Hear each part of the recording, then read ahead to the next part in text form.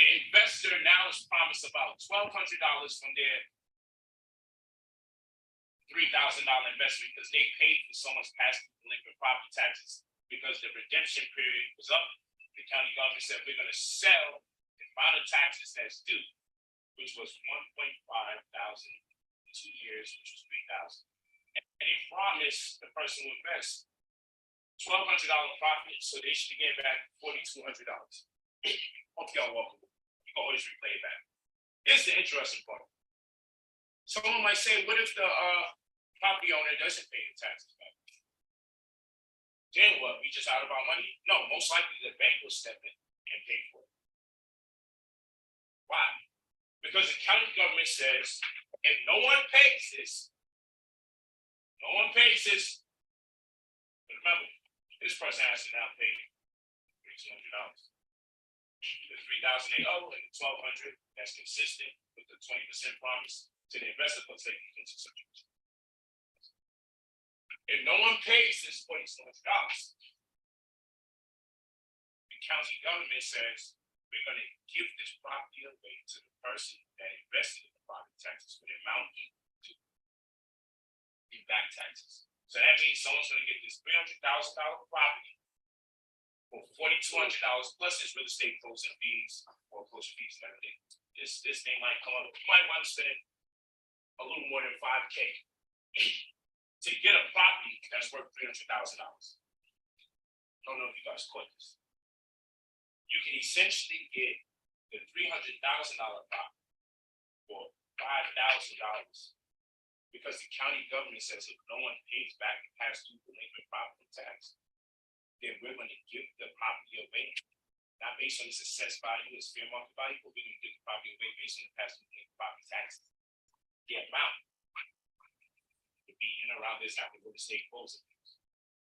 You want things to go bad. Because if things go right, then you get a $1,200 profit. If things go bad, you get the actual profit. This is called a tax lien. You can skip this process and just go get a tax deed. You just buy the foreclosed property straight up because it already went through this process. This is a cheaper way or more lengthy time period. Might take you 2 months, might take you 6 months, might take you 8 months. But what you do is your due diligence to see how likely it is that nobody will redeem and that you would get the property. And then what you do, you bank on investing on tax liens that you feel no one will redeem on. And in doing so, you make sure when you invest, you make sure it's in a highly reputable school district, low crime rate, maybe a single family household because that sells the most. And then you do the comps to see how many people are interested in properties that are similar to this within a 2 to 3 mile, maybe 5 mile square radius. When you do it this way, you set yourself up for your 20% plus. But if it doesn't work, you set yourself up to have a property that's $300,000 you pay $5,000 for. And what you're going to do, because you did your due diligence already, you're going to sell this property for 40% below its fair market value. So 40% of $30,000 is $120K. So that means you're going to sell this property for $180,000 below its fair market value at 40%. Because none of the properties that's similar to it that sell in that community can compete with this asking price of $180K.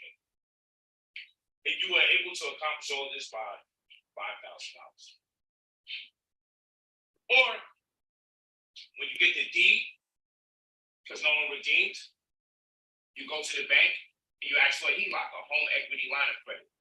They'll give you a card and they'll give you anywhere between 40%, which is $180K, or 60%. 40% of the $300K, which is $120K. Or they'll give you 60%, which would be $180K, on a card. That'd be a revolving line of credit that you don't have to pay back until after the first year. In most instances, you can use that in investing businesses. Get the return from your businesses, pay that back, still have this revolving line of credit at your disposal. All of this was accomplished, $180,000, $120,000 to $180,000 available to you on a card. with a lower APR than a credit card. You can accomplish all of this inside of a span of about 3, 6, 8 months or so. What if I ain't had to 5K? Or what if brother like fix your credit? Gives you a credit card that you don't have late fees on. And you swipe your credit card for 5K and you use this business model. I got so many ways for you to make money. I don't know if people really understood what I just did. Well, the moral of the story is don't buy a house outright because too many properties have already been foreclosed on. So it's kind of stupid to just buy a house outright unless you really got a working model and you know what to do. Don't get houses for as low as fucking $1. And I know that shit sounds stupid. But there's properties available to you through government programs and $1 or $1. These are different things that I teach.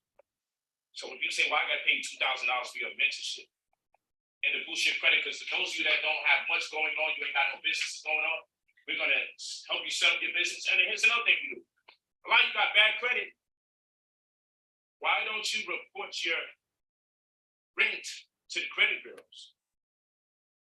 I don't know how to teach you. You people got poor credit, and don't you know if you report your rent to credit bureaus, we can raise your score up 50 plus points? We can raise your score up 50 plus points. Just by reporting your rent. Now, don't you think credit bureaus all know people are paying rent?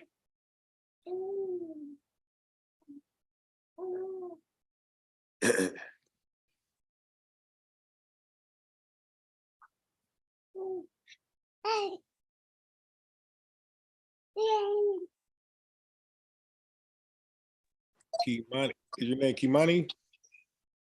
Yeah, well, my Hebrew name is Darash, but yeah.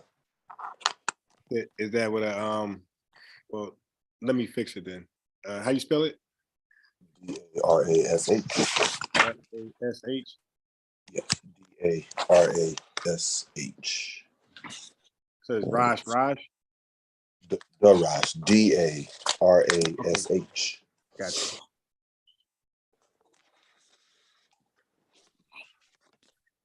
I got it.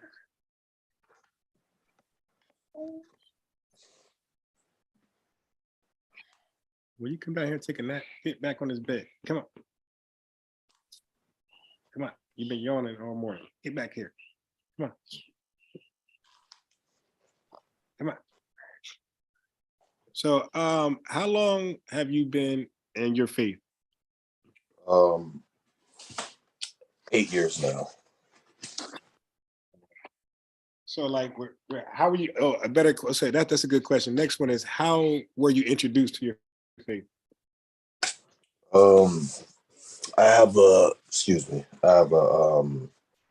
younger brother, well, younger stepbrother. He actually was the one that found out about it. He was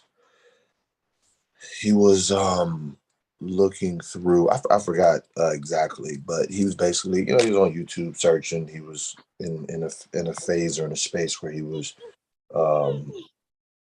looking for truth, trying to figure things out. Right. He came across this, and it made sense to him. He brought it to me shortly after, probably like a month or so, and we did our research, we did our studying, and we was like, this makes sense.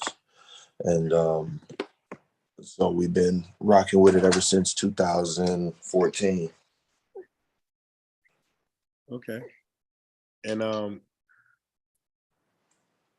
have you, I'm sure you came across like other camps? Yeah, we've come across other congregations. Yeah. Like more like popular ones like GMS. Yeah, we've come across them. Is there like a brotherly relationship or no? We haven't really because there's not many GMS camps in California. We've met a couple of brothers from there. We're cordial and respectful. We've met brothers from IUIC. We have a working respectful relationship with them brothers. Come across brothers like Sakari. We have respect, and we have respect for them brothers as well. So everyone that we come across, give me like 10 seconds. Where is So um, you're go ahead. everyone that we've come across personally, you know, everybody has their beefs or whatever. Right. We probably don't have any issues with anyone. We've only individuals we've had issues with are brothers from ISUPK, and that's because um, you know, those brothers are I guess separatists within you know, a separatist group. I mean, Right, a right. separatist already, you know. So Yeah. brothers are it's a respect thing, and brothers, you know, are disrespectful. So them is probably the only ones we've kind of had like a run in with that we still, you know, we're like they're Israelites too. We're not going to sit up here and bash brothers, but we don't really rock with them like that. So you're in California. So did you come across We Got Next, Brother Z-Rock and them? No, I have personally not come across the brothers. Okay. I haven't seen them brothers. Yeah. Brother Z-Rock been doing it for a long, long time. Originally from New York, Times Square, and then they moved, they spread out there to California, other places trying to, you know, grow. Mm-hmm. I haven't personally. We personally haven't come across those brothers. I see people, you know, that rock the T-shirt and whatnot, but I don't think they're like officially a part of. Right. You know, We Got The camp. Next. All right. So I listened to a couple camps. You know, I hear similar teachings between camps, but then I see a difference. And what I do is I was trying to tell a brother this. Like what I do is I try to look at where the disagreement is, and Mm-hmm. then try to listen to the arguments, Mm-hmm. and then discern for myself. Like, you know, for myself, I'm not trying to resolve their issues, just for myself. Right. Which one makes more sense to me, like the doctrine? So like, Right. so I was I think GOCC had an interesting doctrine at some point that I came across. They were the only ones that at that time that was teaching the Gentiles can be grafted in, and you know, Gentiles, including white folks, can be grafted in. So that was like unpopular amongst Israel at that time. It's still pretty unpopular. Okay. And the first time I heard the lineage of the difference in lineage between Luke 3 and Matthew's 1 was from Tazadokian and his I forgot Israel, God and Jesus Christ, something like that. Yeah. I know what you're talking about. Yeah. ICGJC or something like that. Yeah. So they were the first ones to like point out the difference in the genealogy in Luke. And then recently I came across like right after I watched your video, or you know, your camp's video, I came across IUIC, and they said the same thing. I'm like, okay, you know, there's a couple camps that paid attention to the genealogy and know that it's not the same. Mm-hmm. Like I came across Captain Cesariak, ISBK, the captain of them. He made a big error, and he said they were both Josephs. Mm-hmm. There's many people that have said, you know, that specifically. Yeah. So then, but the problem is that it's impossible. You know, anybody who know about genealogies, know about genes, ancestry, all that type of stuff, you know, you can't have two different genealogies from the same father. You know, so I would love to talk to him, which I did talk to one of his flunkies, and you know, it's crazy. I gotta say flunky because they come disrespectful, aggressive. You know, like God damn, dude, we didn't even exchange a word. You're already aggressive and like trying to stab this authority. Yeah. So when I go ahead. So when I pointed that out to him, he was confused and kind of lost at first. And but he seemed to get it, and he got humbled really fast. Like, okay, wow, this doesn't make sense. You know, it just been a good look for him. Like the dude from the door was very combative. Yeah. That's majority of them brothers, unfortunately. So I could say I watched different camps, different teachings. Really quickly, I'm about to I'm about to get onto the same Zoom call. I'm just pulling it up from my computer, so Okay. you're about to see me request the access for that. All right. And there we go. So I'm actually planning on calling in. Like, my voice is just better. My voice was terrible yesterday, and it was worse the day before, and even worse the day before that. I just beat a cold. So but I am planning on calling in Cross the Line Radio with the captain from ISBK. You know, I don't really expect much from the call, but I just feel like I just need to do it. Just, see where it goes. Sometimes you can surprise yourself. And I want to talk about different things, different aspects of their doctrine, because I find some things interesting. Right. And so you guys, so what are your thoughts on the Gentiles and their role in this whole thing? And when I say Gentiles, I'm exclusively speaking to white folks. Give me a second. I can hear you through my phone. I don't Oh, hear you gotta mute one of my... your you gotta mute one of your, actually not even mute, you gotta disconnect one of your audios, and then you won't get the echo anymore.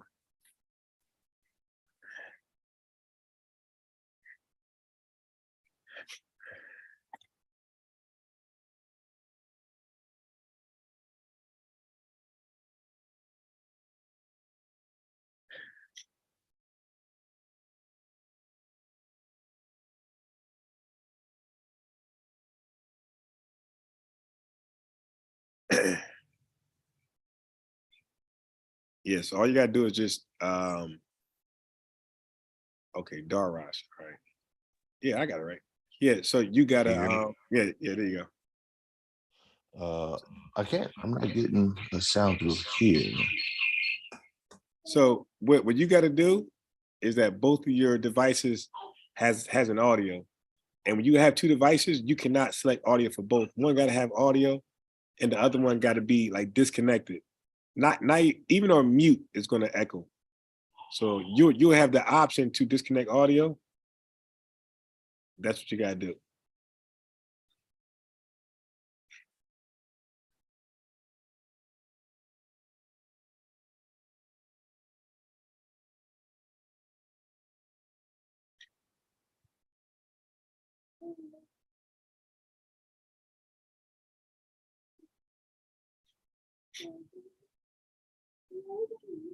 Okay, I can hear you like that. Let me see if I can get the sound through the headphones.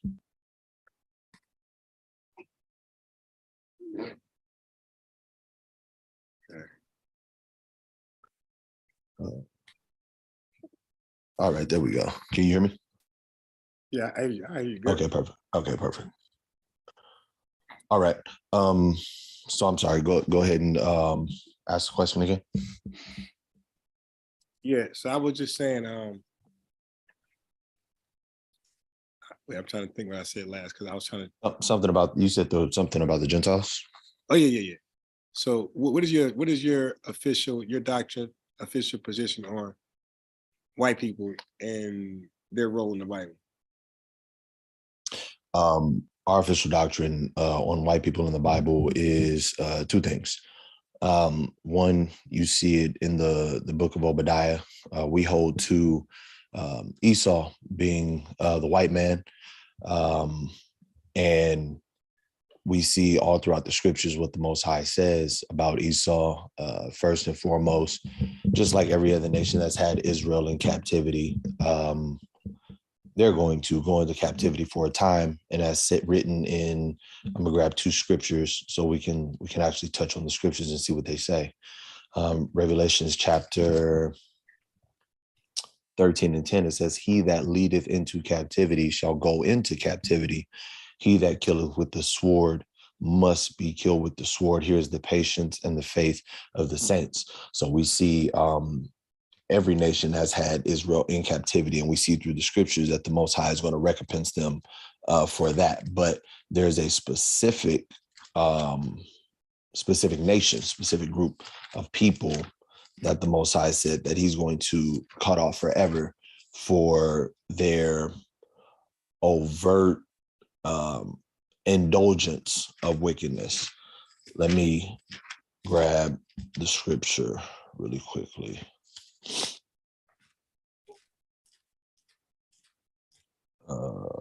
Obadiah that's Hosea.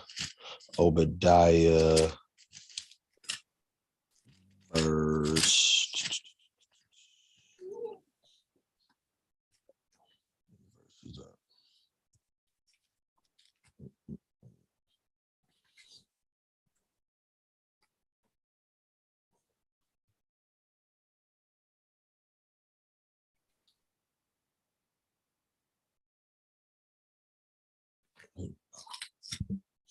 Obadiah verse. I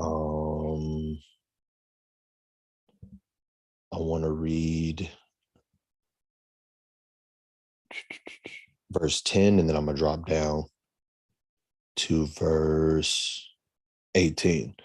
Obadiah verse 10, it says, "For thy violence against thy brother Jacob, shame shall cover thee, and thou shalt be cut off forever." Then when you drop down to verse 18, it says, "And the house of Jacob shall be a fire, and the house of Joseph a flame, and the house of Esau for stubble, and they shall kindle in them and devour them, and there shall not be any remaining of the house of Esau, for the Lord hath spoken it." You also see in Romans chapter 9, and I want to say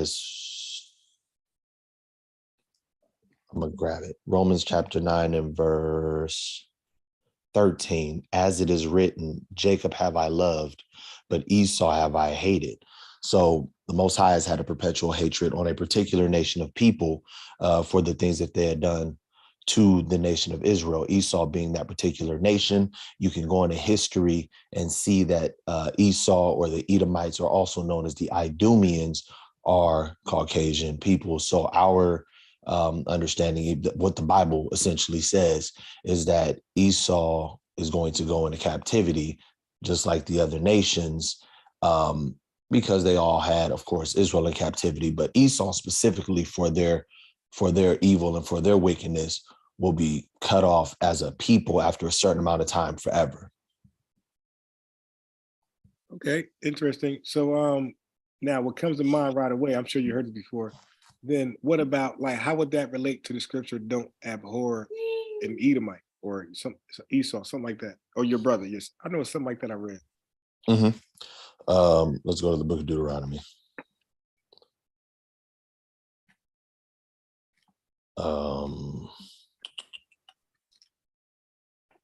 Deuteronomy chapter.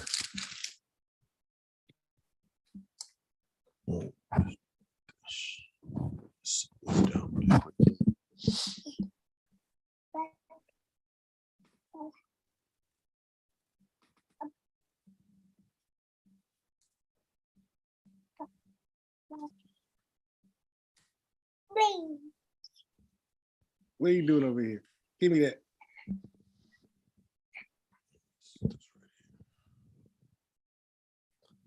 "23.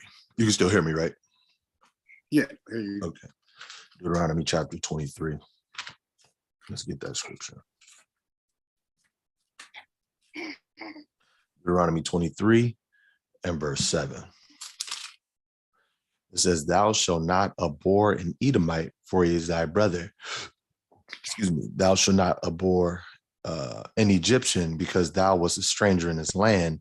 The children that are begotten of them shall enter into the congregation of the Lord in their third generation. When thou goest, when the host goeth forth against thine enemies, then keep thee from every wicked thing." Okay, I just need a 7 and 8. So first and foremost, this is a law that references when we are in our land. And second off, I didn't say anything about hating an Edomite. You also have to remember in the book of Romans chapter, I want to say it's 12. Romans chapter 12 and verse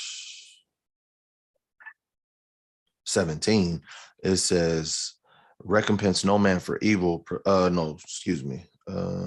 18, if it be possible, as much as lieth in you, live peaceable with all men. So what I'm referencing is specifically what was written in the Bible. It has nothing to do with how I personally feel. The scriptures tell us to live peaceable with all men.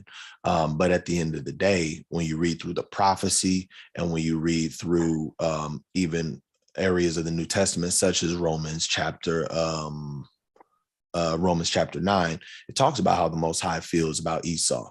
If the Most High hates them, that the Most High hates them, you know? Right. So it has nothing to do with the commandment that he gave us, because at the end of the day, remember, the scriptures talk about vengeance is the Most High. I think you read that in verse 19 of Romans 12.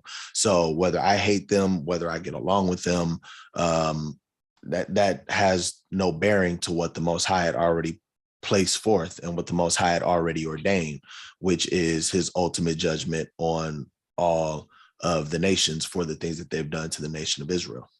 All right. It's interesting. So I'm going to see. So I'm gonna leave. Yeah. So I have no more questions on that. Mhm. So you know, I'm going to leave that alone. I'm going to show. If I find it. How much? Damn it! I knew that was going to happen. All right. Let me take it out. Let me take it out the trash. All right. What do I do with it? All right. Okay. So I was going to share my screen at three verses that I know you're probably very familiar with, but okay. So I'm going to do this. Okay. Here we go. I got it.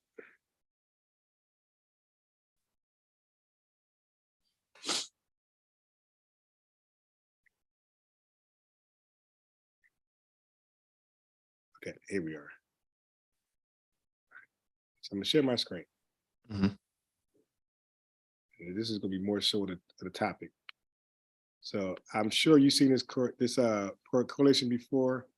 Oh, and what the argument is. So can you see my screen? Yes. So you'll get this from most of Christianity in this order. You'll get Isaiah 7:14, you get Luke 1:34, and then you get Matthew 1:18, and then the average Christian will dust their hand off like that and say, there you go. Mhm. That's all I need, and Right. like that's pretty much the background I come from. Like that's there, like how you said, the Most High said what he said about Esau, and Mhm. that's just it. So this is what we would do. We'll say, here you go. And what would you do with that? Like Are we referring to the what the world refers to as, or what Christianity refers to as, the Immaculate Conception? yeah, I was, yeah. So the virgin birth. So how would you this is our go-to, like, yo, this is it. Boom. It's done. We're right. These three verses say so. How would you respond to that? Okay, give me 1 second. Let me see if I can share my screen as well. Yeah, let me pull my Bible up, my online Bible. No problem. There we go. I'm gonna pull it up for this one particular verse, and then we're gonna run through the scriptures.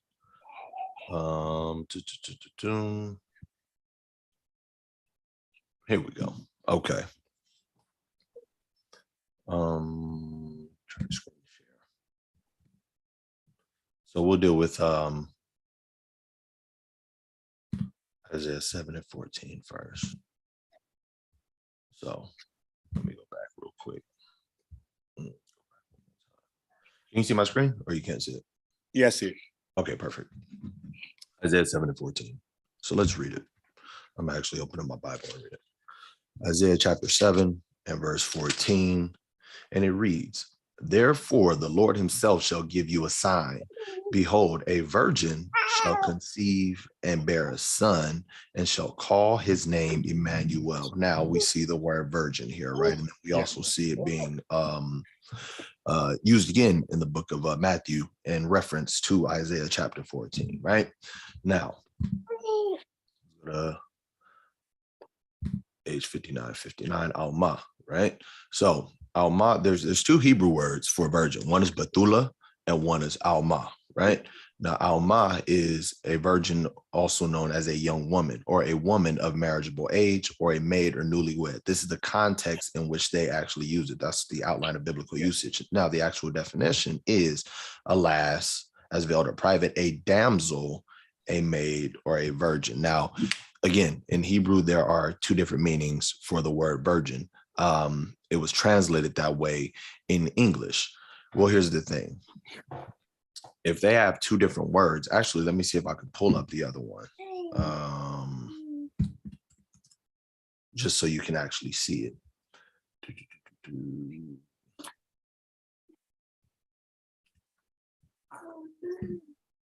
see if I can pull it up really quickly.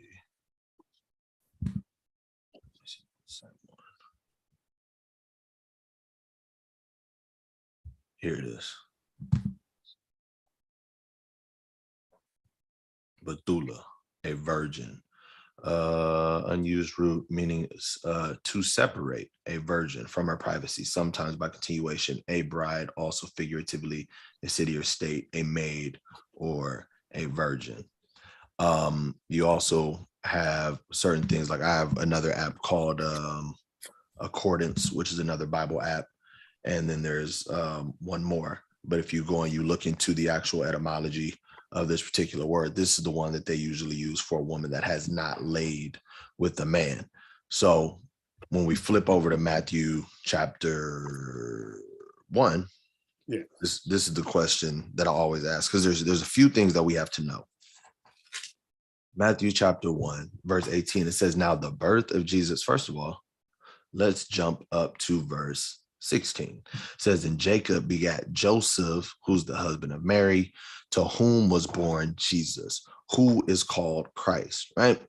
So this is going down the lineage of Christ. And here's the thing. It says, this is the book of the generation of Jesus Christ, the son of David, the son of Abraham. And it says, Abraham begat Isaac, Isaac begat Jacob. I'm going to drop down to verse 13 because it's just going down his lineage. And Zerubbabel begat Abiud, and Abiud begat Eliakim. Eliakim begat Azor. I'll drop down to 15. And Eliud begat Eleazar. Eleazar begat Mathan, and Mathan begat Jacob, and Jacob begat Joseph. So it says, this is the generation in verse 1 of Jesus Christ. Then verse 16, it says, and Jacob begat Joseph. So if in the generations of Jesus Christ, Christ's ancestors begat Joseph, we see that this is a direct descendancy in Christ's lineage, right? Now, when you flip over to Luke, that's where they talk about, well, this is Mary's lineage. Well, even playing devil's advocate of saying this is Mary's lineage, there is something very important that we have to know about Christ. So you agree, I want to ask you, so you agree that there are two different lineages, right? Yeah. This one is Joseph's and the other one is Mary's. Is that that's what you stand on? Okay. So I'm going to go over to Luke really quickly.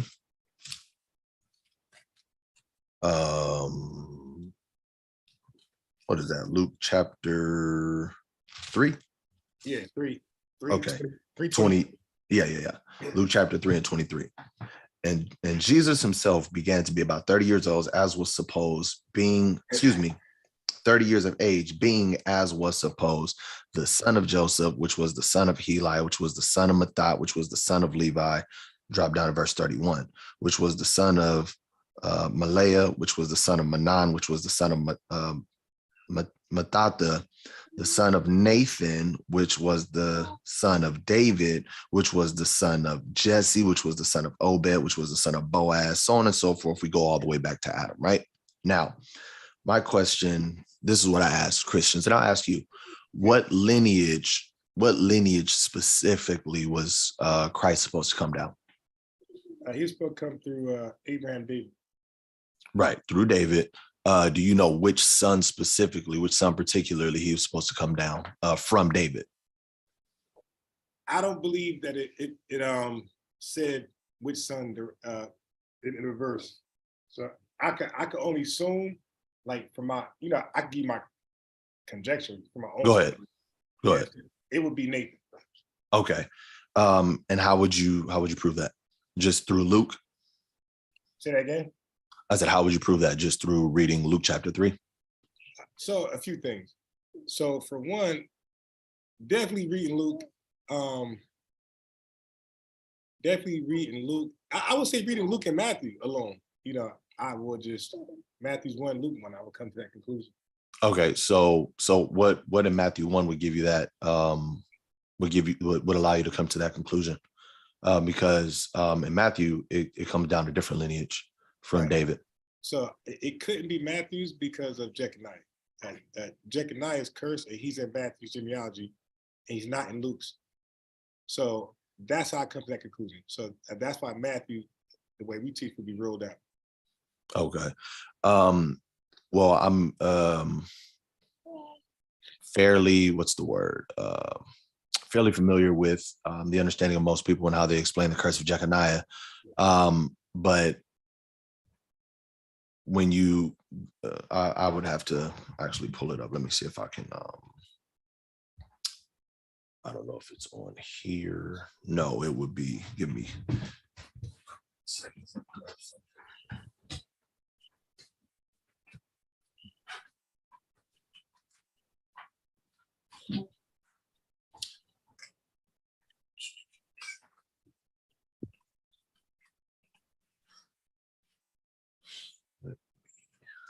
I'm going to pull this out for one quick second.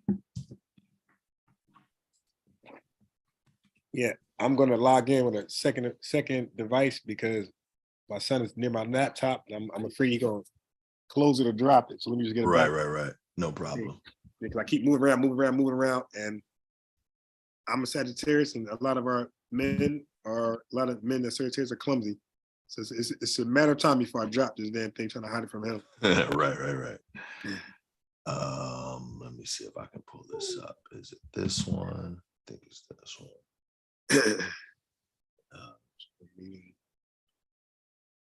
Yada. Yeah, that's not that one.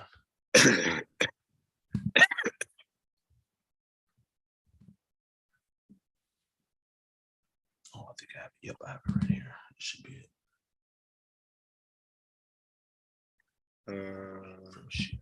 Oh, okay.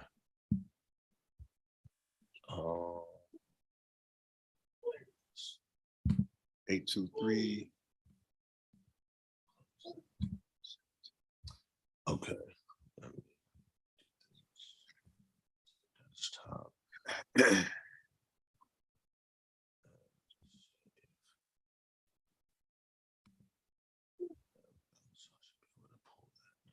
Oh shit. Yeah, so that's just me. And like I said, if you notice at the second device, there's no microphone at all attached to it. Right. Because I didn't select the audio. And this is the only way to have two devices, unless you're in different rooms without, the echoing. Without the echo, right. Okay. Okay. Yada. Here we go. Okay. Now, let's move this out of my way. Okay. Let's go to, there's a few things that I have to grab, but let's go to 2 Samuel really quickly. You want me to share my screen and go to the verse?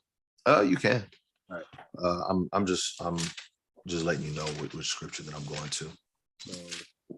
So, So 2 Samuel chapter 7, right? And this is the prophet Nathan, and he's talking to King David. I'll read verse 10. It says, moreover, I will appoint a place for my people, and will plant them. Actually, I could drop down to verse 12. And I'll read. The king sat in the house. Let me see where I can get straight to the point. Here it is. Verse 5. It says, go and tell my servant David, thus saith the Lord, shalt thou build me a house for me to dwell in? Then it continues on. I just wanted to establish the premise of the Most High is talking to David right now. He went through the prophet Nathan to speak to David. Drop down to verse 12. And when thy days be fulfilled, and thou shalt sleep with thy fathers, meaning when he dies, I will set up thy seed after thee, which shall proceed out of thy bowels, and I will establish his kingdom.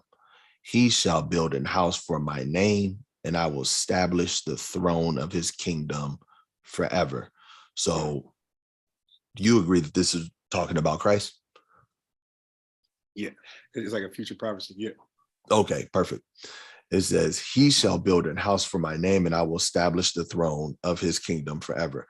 I will be his father, and he shall be my son. If he commit iniquity, I will chasten him with the rod of men and with the stripes of the children of men. Right now, this is what's called manifold or twofold, because he actually had a literal house built.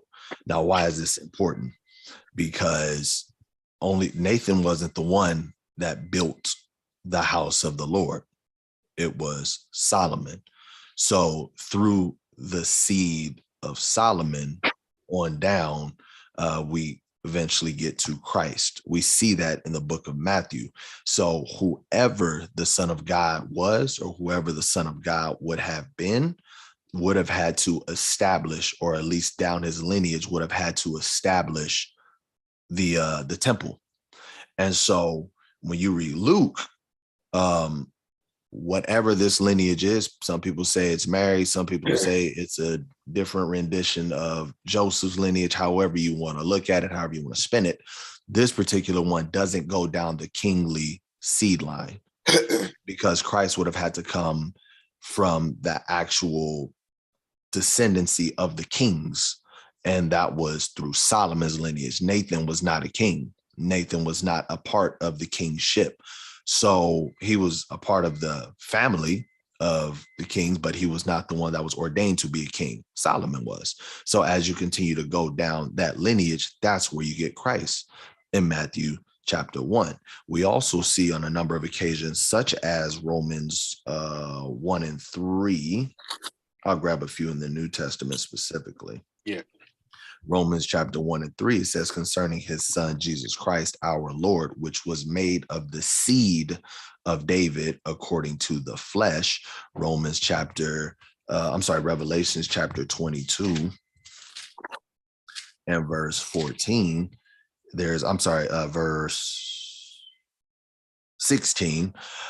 I, Jesus, have sent mine angel to testify unto you these things in the churches. I am the root and the offspring of David and the bright and morning star. There's a number of other scriptures that says the exact same thing, showing that he had direct descendancy from David. And then here is one of the other ones that I ask people about, Hebrews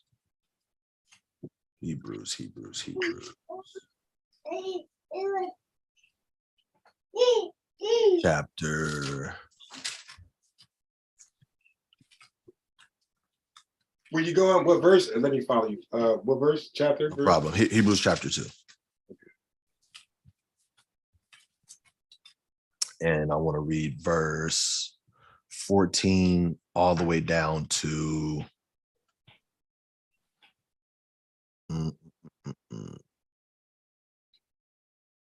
17. So it says, So it says, for as much then as children are partakers of flesh and blood, he also himself likewise took part of the same, that through death he might destroy him that have power of death, that is the devil, and deliver them who through fear of death were all their lifetime subject to bondage. Verse 16, for verily he took not on him the nature of angels, but he took on him the seed of Abraham. Therefore, in all things it behooved him to be made like unto his brethren, that he might be a merciful and faithful high priest in things pertaining to God, to make reconciliation for the sins of people, right? So Hebrews 2:17, it says, he in all things it behooved him to be made like unto his brethren. Yeah. So we know that every man was made of the seed of man. You even determine, say it again. Are you sure every man was made like that? Every man was made like unto the seed of man, with the exception of the first people on earth, because the scriptures say, let us make man in our image, and then Adam. Of course, yeah. I'm sorry, as far as names, like individual names. So we definitely got Adam, right? Mm-hmm. Right. So Adam was a one-off, and I will argue that Jesus is a one-off. But what about Melchizedek? I would say probably Melchizedek too, because it says it talks about his what is it called? It talks about when he came down, it said having neither mother nor father, something right. to that degree in Hebrews. So excuse me. You have a few people that were brought up in that way, but we also see here Melchizedek didn't have a tribe, right? We also know that Adam didn't have a tribe. He was one of the first individuals created, or at the very least, the first individual that the Most High actually was dealing with, because that's where the story of Israel begins, from Adam on down to Seth, Enoch, so on and so forth. But when you read verse 17, that's why it says he was made like unto his brethren. So he literally had other brothers. And you also see that, the people around him, Peter, John, Matthew, Bartholomew, all of them are also his brother. If he was made like unto his brethren, that means he came down the exact same way that they did. He didn't partake of the nature of angels. You see other messengers, they don't specify how they got there, or other angels, they don't specify how they got there, like the men that went into Sodom and Gomorrah. We don't know if those were people that the Most High just placed down here, but we know that the scriptures refer to them as angels. And if we're going to say like, oh no, those were actual angels, or even the cherubims and those types of angels, the scriptures say that Christ didn't partake or didn't come down in the same nature as those angels. It said he came down like the rest of his brethren. We also have to look at Matthew chapter 1, which is the only book that references Solomon in the kingly lineage. And if Christ is coming from the lineage of kings, he would have had to come down the actual lineage of kings, which is Solomon's line. When you look at Luke is through Nathan, the son of David. When you look at Matthew is Solomon, the son of David. And we see that is the lineage of Joseph. Because when you read Matthew 1 and I think it's 16, it says Jacob begot Joseph. When you read Matthew 1:1, it says that this is the lineage or the generations of Jesus Christ. So are you saying this is, I would ask you this, are you saying that this is his step parents lineage? Yeah. Okay. We don't see that anywhere in Torah, where you determine your step parents lineage as your lineage, because you cannot adopt a lineage. Are you sure? Yes, you don't see that in Torah where you can adopt an actual lineage and say, oh, I am now a part of this tribe or a part of this lineage because my mom married this particular person. I was already born. Let's say my mom's a widow. Right. She gets married to another person. I now take on that lineage. You don't see that. Yeah, I'm going to argue that you do. And I'm going to say there's two instances in the Old Testament where that happened. Which is where? So I'm a first go to a situation where it happened. Then I'm gonna go into the law, mm-hmm. that it's supposed to be that way. Mm-hmm. Okay. But first I want to address the you read a couple things and I'm following you. You know, I'm really paying attention. So, and that's what I'm gonna say this. Some people would say, you know, my name is Ron Harrison, of course. So some people would say, yeah, but why talk to the brother Daraj when you guys are coming up from different backgrounds? You know, at the end of the day, you're gonna go back to what you do and he go back to what he does, and people see these dialogues as fruitless. And I argue differently. I would say no. I say it's not my job to change anything Daraj is doing in his direction. It's not his job to change my direction. What we're doing is really just comparing notes. That's all we're doing. And if I say something that Daraj can make an adjustment somewhere in his doctrine, that's great, you know, for me. And if Daraj can say something that can make me make an adjustment in my previous position, that's great. And guess what? If there's nothing you say that can make me change my direction, that's also great. And if there's nothing I can say to change the direction, that's also great, because at least we attempted. At least we got together, we sat down, you did it respectfully, nobody's arguing, nobody's debating, there's no feelings involved, and we're really just dialoguing like men, really. Right.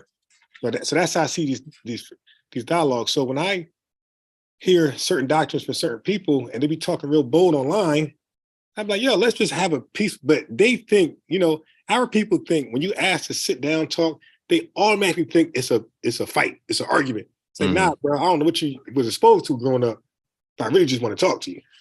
You know, that's it. And we could go our different ways after that. You know, some of us just want to be heard. So right. So I would say that even though Nathan wasn't the king himself, I would say that the emphasis isn't on the kings, even though it's coming from I would say that the emphasis is coming from the lineage of kings. So even though Nathan was not a king himself, his father was like the greatest king ever to live. And I think that's the focal point where I'm concerned when I read that. I would disagree, but go ahead, because I know you said you wanted to deal with that and then touch on the point that I made. Go ahead though. I'm listening. So that's where I would come from. And secondly, so I would say that's how I respond to that one. Like Nathan was definitely the son of David. And I would say that because I'm open to, like, you know, learn different stuff. I don't know if the focus was just on Jesus being king, because we also mentioned, you actually read just now, that the priest, being a priest somewhere in there. And we know Melchizedek was a priest. And what else? Yes, I don't know if he was supposed to be a king.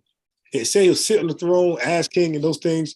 You know, we can look at Zerubbabel sitting as governor, and it also calls the prophecy in Isaiah 7:14 says he's everlasting, blah, blah, blah. We think that's Jesus. And it said that he'll be governor. And it didn't say king, said governor. So that's the angle I would come from. Okay. And I guess I'll touch on that after you bring out your other points. Yeah, I'm done. Okay. Oh, you didn't have anything pertaining to there's something that you said you wanted to speak on.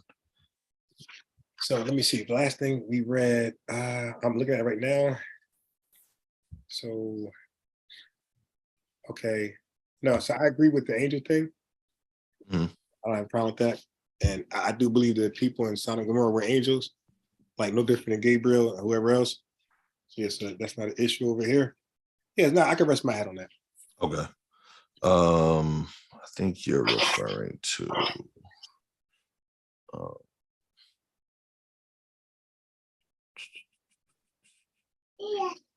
Isaiah 7.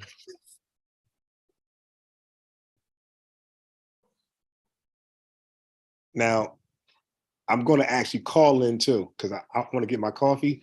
So I'm going to call in right now, and I'll still hear you. I'm just going to be in the car, you know, heading to Wawa. Okay, no problem. No problem. Because I'm weird, bro. If I don't get it at a certain time, I'm good. Right. I don't even want it. That's funny. It got to be morning. It can't be 11:30, 12. No. Right.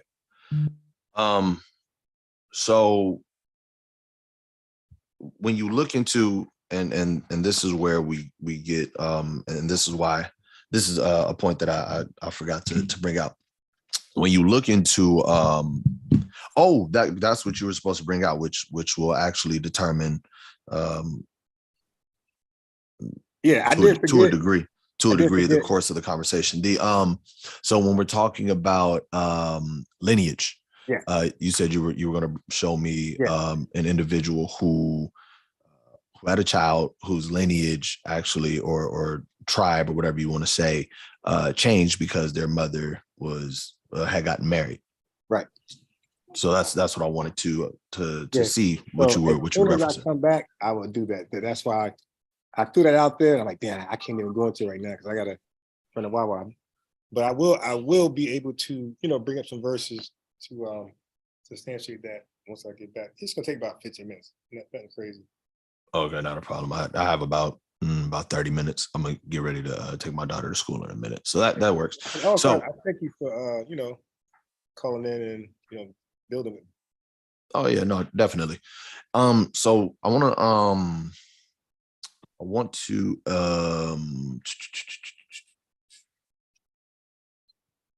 what am I looking for? Oh, I want to go over to the book of Numbers, and I want to read chapter 1. Are you going to? Okay, number. All right, I'm getting that with you. No problem. Numbers chapter 1 and verse 18. And it says, and they assembled all the congregation together on the first day of the second month, and they declared their pedigrees, which is, of course, their genealogy, their lineage, after their families, by the house of their fathers, according to the number of the names, from 20 years old and upwards, by their polls. So we see here, and in addition to, even when you're reading, even when you're reading the lineage of Christ, everything is patrilineal. So you have to know where, and even when you look at the priestly lineage in the book of Ezra, they're trying to figure out where your father is from. That's also part of the reason why when we look into history, when we would go to war, we would kill all of the men and the women who had laid with men. And they would also try to kill all of our men. You can read that in the Maccabean history. Whether I don't know if you subscribe to the Apocrypha or not, but we do know that the Maccabean history is true history according to academia. And it actually is in the original King James Version Bible before it was removed. Yeah. I don't subscribe to it, but I don't have a problem when brothers read from it. Okay. And so that's the only reason I stayed away from it, because there is a scripture in Wisdom of Solomon that talks about kings. But we do know Maccabean history to be factual. We also see it referenced in the New Testament as well. So we can say at the very least that the book of the Maccabees was something that was being adhered to in the in the time of the New Testament, rather. I agree with some of that stuff, but let me insert this real quick. Good. I would see that as man customs. When Mark 7:9 says you have disobeyed the commandments following traditions of men. So I would say a lot of things Israel did wasn't a commandment from anybody. It just became a tradition, a custom. So I would say, yeah, sure. They was going through the, like you said, patriarchal. I would say I had no problem with that, but I don't believe that was law. I don't believe that was like the divine order. So if you go back to Numbers chapter 1, right? Mm-hmm. Start from verse 1. Numbers chapter 1. Because there was a reason why they was doing this. Yeah. I don't disagree with that, but the whole point that I was making was that we see both here, we see in the book of Chronicles, we see even in the New Testament, that everything, the way that we determine your tribe, the way that we determine where you come from, your lineage is determined by who your father is. We even see that in the book of Ezra, because they were like, if your father wasn't a priest, you cannot be a part of the priesthood. So we see that they held dearly to patrilineal patrilineal acknowledgement to know who you are, what tribe you are from. So, now, Numbers 1 and 18 is just what clearly says it verbatim. They declared their pedigrees by the house of their fathers. Yeah, but that was for a certain reason, though. They were separating the men from the women for a particular thing, and that's why it was supposed to be that way for a particular thing. They wasn't really doing a genealogy check. They was like really doing something else. I can't remember off top, but it's in the early verses. So they were doing that for a particular reason. That's But it fine, wasn't to like show. Yeah. but this is solely to establish the fact that this is just one of the areas where it clearly says it. But this is solely to establish the fact that the Most High, when He's dealing with who you are and who your tribe is, He always says your Father. So Oh, yeah, I agree. yeah, that's all. That's all the purpose of this was to establish. So I was saying that to say, Christ didn't have to say that now Christ, which is why I would personally go to the Book of Wisdom of Solomon. It says there is no king in this world that will not have come from a man and a woman, or from, what do they call it, the act of the pleasure of sleep. Wisdom of Solomon 7, I believe it is, the act that follows with the pleasure of sleep, which is talking about sex. So you would need to be from a particular seed. We also see in the scriptures in Mark chapter 12, it says angels neither marry nor are given unto marriage. Now we know, because we even see where he talks about in the time of Noah, there will be drinking and marriages and given unto marriage. And essentially it's talking about, sex. And so when we're looking in the book of Mark, where it talks about the angels don't do that, a lot of people will say, oh, well, the Holy Spirit came upon Mary and that's what impregnated her. Well, then that would directly contradict what Christ said. Angels don't marry nor are given unto marriage, because the angel has impregnated her. Yeah, now I would. Angels that might don't be do some that. Catholic stuff. That might be some Catholic stuff, but I don't, subscribe to an angel and Mary having sex. Okay. So what do you, when we're talking about the, what they refer to as the Immaculate Conception, how did Mary become pregnant? All right. So let me first address the king thing. Go ahead. So, so there was a woman king in the Bible, right? No, there wasn't a woman king. There was a queen in the Bible. I could swear I read. Yeah, was the queen? Yeah, I could be. Jezebel was a queen of consort, and Athaliah was a queen because her son was too young to rule, and everyone else had died. So those were the two queens that you see in history in the Bible. So my point in saying that was like you will see a condition, right? Mm-hmm. A term and condition where it's allowed, and the Bible shows you that, case of the case where it's originally this way, but then there's a term and condition where it can go the opposite way. So if you can provide, scriptural evidence, then, maybe we can have an actual conversation about that. I would disagree. Yeah. I would definitely disagree with that, because you have only a few situations and only a few anomalies to those particular situations. But when we're talking about kingship, it wasn't that it was allowed. It was that the Bible is just it chronicles history. So in this particular time, you had an issue where all of the men had died, and the child who was supposed to come from the seed line that was supposed to be next up as king couldn't become king. And so you had the queen, because I believe she was actually the one that killed everybody, with the exception of this particular son. She was an evil person. Right. And so she got to rule. And this isn't to say that, God was like, oh, it's okay, or whatever the case is. This was, the Most High said, we're going to let everything run its course. And so she ended up dying. And whoever was supposed to be king in that time was actually reestablished as king. So I'm saying that to say we have various anomalies in the scriptures, but it's not to say, oh, this has happened a number of times, and this was what what was accepted or allowed to happen in the Bible. No, this was just the Bible chronicling the history of what actually went on. Because you have situations like, for example, in the book of Judges, where Samson the Nazarite was he was supposed to be a Nazarite. He wasn't supposed to touch any dead things, so on and so forth. And he did a number of things that was contrary to what he's supposed to do as a Nazarite. Now, was it okay? It doesn't say. It's just chronicling the history of what happened. So that's what the Bible does. It's a book of history, and it's a book of laws. Yes. So my thing was, those anomalies you speak of, they happen and they're one-offs. And I would say that the virgin conception is one of those anomalies that's a one-off. I would throw that in that same bucket with Melchizedek, and because you keep seeing those stories. So let me just.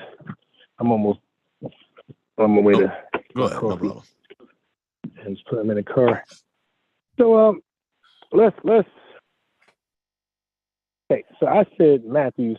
I said he couldn't come from Matthews because of the curse of Jeconiah. Scripture says that Jeconiah kids, his offspring, the seed, as you say, was cursed, and nobody will be paraphrasing, be worthy to sit on the throne, King David's throne. So that was done. They suspended that. Then But we see that they had children though, or Jeconiah had actual children. So when it references rendering Jeconiah childless, because that's what a lot of people go to. Oh, he didn't have any children. Yeah, he did actually. You see that in First Chronicles chapter 3. No, that's not what I go to. Like I know that, and I'm familiar with the argument. No, when it said childless, because the Bible clearly mentions his 3 sons. So it wasn't saying childless like no children. It was saying childless that nobody's going to be heirs to the throne. Like he'll be childless as far as heirs to the throne. Mm-hmm. Oh shit! You heard me? Yeah, I heard you. Yeah, I was giving you place to expound. Yeah, that's the angle we come from. Yeah, because he clearly mentioned 3 kids. He was not talking about that, and then So if you look at when you look at the different genealogies, like most people probably don't care, but don't see that they split. For one, that's important to point out. And then you'll see that Jeconiah is in one genealogy, the cursed guy, is not in the other one. But his son, Zerubbabel's in both. So that means that Matthew and Luke deliberately put him there and took him out. And for us, when we study, we say that was a sign that's looked over. Like he's in one to suspend it.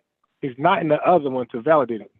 Well, I would disagree. When you read about the curse of Coniah or the curse of Jeconiah, because they're essentially the same thing. When you drop down a verse, and like you said, nobody will be found worthy of the throne, which the Most High didn't lie, right? When we read, Matthew chapter 1 and verse 11, and Josiah begat Jeconias and his brethren about the time they were carried away to Babylon. And afterward they were brought to Babylon. Jeconias begat Salathiel, and Salathiel begat Zerubbabel, so on and so forth. Now, where do we see the Most High didn't lie in this? The kingdom of Judah was taken over at this point. He didn't have any seat that was on the throne, because the throne was now taken away. We were now in captivity. And from the Babylonian captivity on down, we never were able to be established as our own sovereign kingdom again. So it wasn't wrong. Right here, it shows that, he was taken from the throne.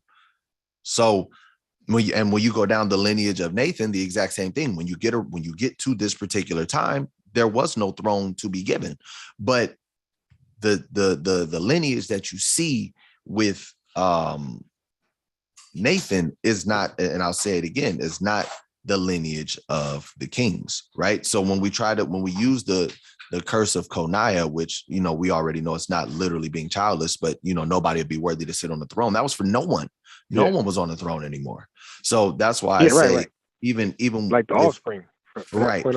So even with that being said, I would personally argue that this is for anyone, but Christ is still of the descendancy of Coniah or Jeconiah. So when he said you guys will no longer sit on the throne, we see it right here, because even when Christ came, he wasn't sitting on the throne. Christ came at this particular time to be a sacrifice, to be a teacher, to show mercy, and to show us how to perfectly keep the law. We see that a number of things had to be fulfilled. We see it in Matthew 5. We see it in Luke 24 and 44. He said these are the things that had to be fulfilled first and foremost, and then he's supposed to come back and establish his actual kingdom. Yeah, so that's why we what's a good thing?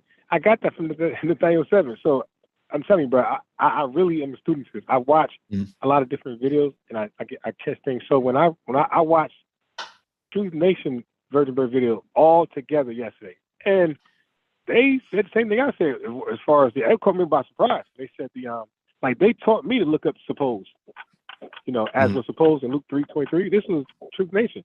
So I'm like, oh shit, I never thought to do that.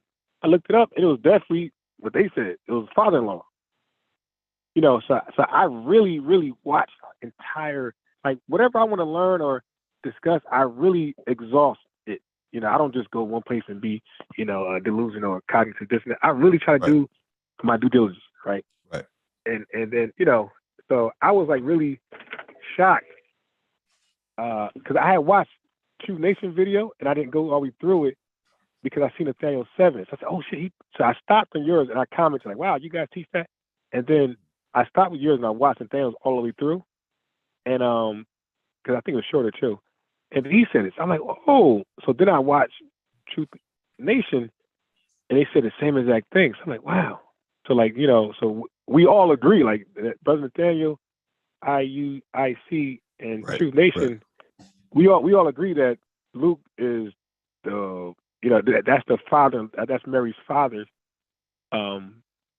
genealogy, which caught me complete left field. See, and that's true research. I'm not going in, I'm not watching the videos to debunk them, or to argue. I'm actually learning. Right. And I'm jotting down, and I'm seeing where we disagree at. And I don't think because I disagree is that you're wrong. I say, shit, I might be wrong. So I put it on me first. I said, okay, let me just double check to make sure I'm confident with my stance. And if I double check, triple check, and I think my stance is solid, then I say, okay, I think these brothers might have been a little off here, and let me see why they went off, whatever. I try to think for you, and then I ultimately say, let me just talk to them outright, and get it from the horse's mouth. Right. So I say all of that to say, but I'm just telling you my position is not to say it's better than yours or to convince you anywhere else. I'm just saying where I'm coming from, right? Like my logic, the way I compute things. So because we don't put focus on the lineage of kings, like the actual, king himself, like you said, Nathan did not come. He was not a king. So even though he come from David, his still changes from Solomon, because Solomon was actually king. So that is a clear difference. You dig? Right. Solomon was a king and blood. That's more stronger than somebody just being blood. Right. Yeah. So I agree with that. So I would say. So I'm saying where my mind computes this. It is open. We're human. So if I hear something contrary, I'm not gonna tell you. I believe it. I'm gonna sleep on it. You dig? I'm gonna go back and read and listen to this over. And I'm sorry. Go ahead. Yeah, no, I was telling you how my mind works. So I'm not, just because I might stand on something at the end of the phone call doesn't mean like that's my end game. Like there's a chance I'm going to go back and just like I said, I'm going to try to either verify myself or verify you. Right.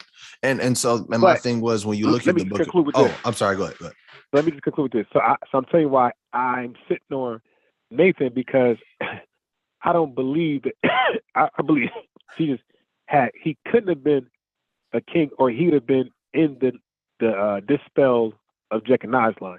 So I'm saying he got lucky because he was not a king or come from the lineage of kings, and this is why he's qualified to do what he did. You could go. Okay, so when we speak on the I guess the dispel of Jeconiah's line, again, this isn't referencing,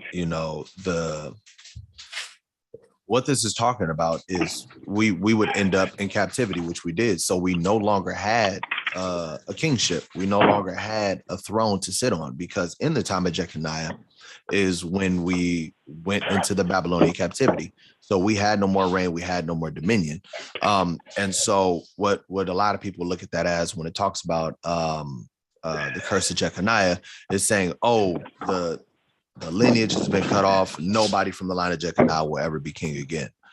Yeah. Which technically is correct, but at the same time, it's not, because again, we see that this is the genealogy of Christ when we read Matthew 1:1. It opens up with it. the book of the generation of Jesus Christ. So when we're talking about the generations, we're talking about genealogy, we're talking about pedigree. It says this is Jesus Christ's pedigree, and it goes all the way down to Joseph. Right now, unless you're able to show in the scriptures where a child was able to adopt the I'm gonna show you that once I get my car. Okay. I'm here now with my coffee. Okay. And unless you're able to show in the scripture somewhere where somebody was like, well, originally I am the tribe of such and such, or the son of such and such, but we're going to go ahead and now take on my stepfather's lineage, then I can't agree with what you're saying unless you can show me an instance of that in the scriptures. Yeah, so right now I'm rushing. I'm putting my sugar in a cup, and I will be with you in 5 minutes. And the reason why I wanted to get coffee right now, not that, of course, it's the time, it's morning, and I can't wait later, but my son was fighting his sleep. Now he's totally asleep. I knew if he get in the car, he'll go to sleep. He'll go to sleep. Yeah, it worked out. The strategy worked out to get him in the car and pull off. So he's asleep. Right. So therefore, he's not going to try to attack my laptop. Believe me, he keep attacking it. When I'm talking Right. He keep trying to grab it and close it. All right. So, but we still can, talk until so that burden of proof is on me. Mm-hmm. And I would get to you in a second. So let me see if I got any questions on. And then also I'm gonna grab First Chronicles really quickly while you're, because I know you're about to be en route back home. First Chronicles chapter 28, verse 5. And this is King David speaking, and this is King David speaking on what the Lord expressed to him. And of all my sons, for the Lord hath given me many, he hath chosen Solomon, my son, to sit upon the throne of the kingdom of the Lord over Israel. Now watch this. And he said unto me, Solomon thy son, he shall build my house and my courts, for I have chosen him to be my son, and I will be his father. Now we heard that in 2 Samuel, right? Then he says, moreover, I will establish his, which is Solomon, kingdom forever, if he be constant to do my commandments and my judgments as at this day. Now we see that his kingdom was to be established forever. So it had to be Solomon's seed, Solomon's line. It was conditional, right? Because you just read it was conditional. He does a few things, right? Yeah.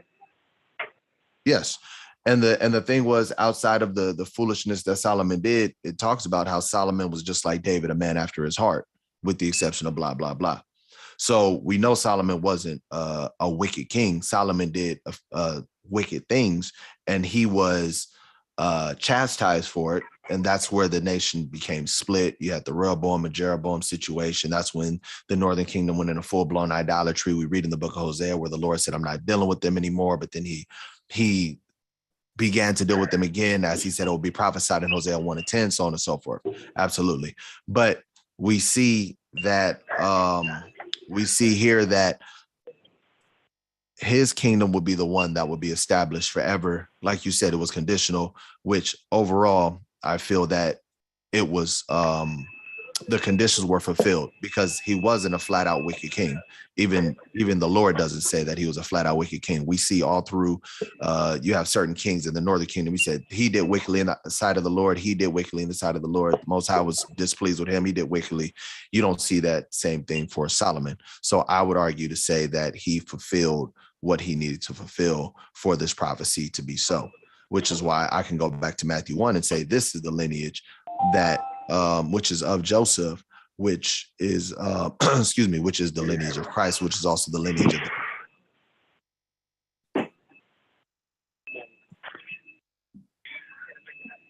are you on mute? Right. Hello? Yeah. Oh, yeah, now I can't hear anything. Did you stop or were you on mute? Yeah, no, I stopped. I said, okay, I got it. Okay, I'm going to say, the last thing that I said is, which is why I can sit here and I can argue to him being on, when he goes on to say that he established it forever. I can sit there and argue the case for him being the lineage that Christ actually came from. Yeah. So I'm gonna have. I got more than one bullet point on why Matthews couldn't be the lineage. So the first bullet point was checking out. So that was just one.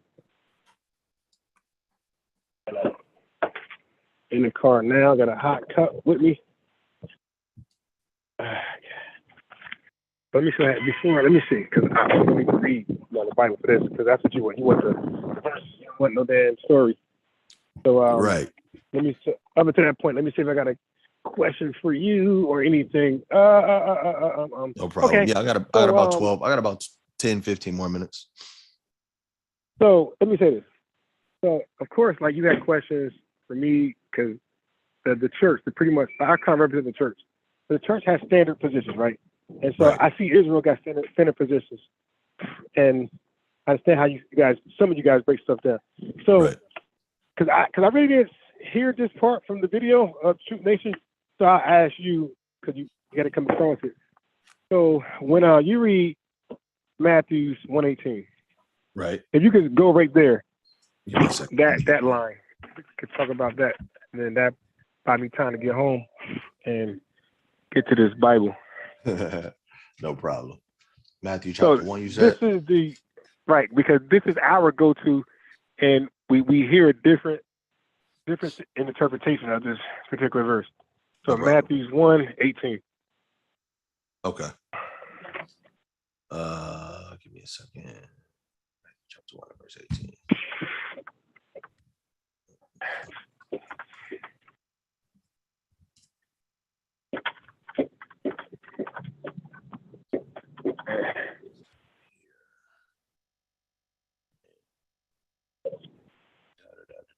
Here it is. Okay. By the time you even finish this verse, I should be home. No problem. Matthew chapter 1 and verse 18. It says, "Now the birth of Jesus Christ was on this wise, when as his mother Mary was espoused to Joseph, before they came together, she was found with child of the Holy Ghost." Right?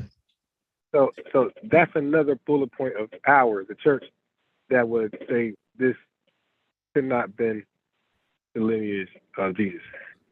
Right. Because I'm assuming you're saying that came together is before they laid down with each other? Yes. No problem. No problem. Okay, let me boom, screen share. Now, let me go back one. Okay. This is Blue Letter Bible, Matthew 1:18. What you doing? Matthew 1:18.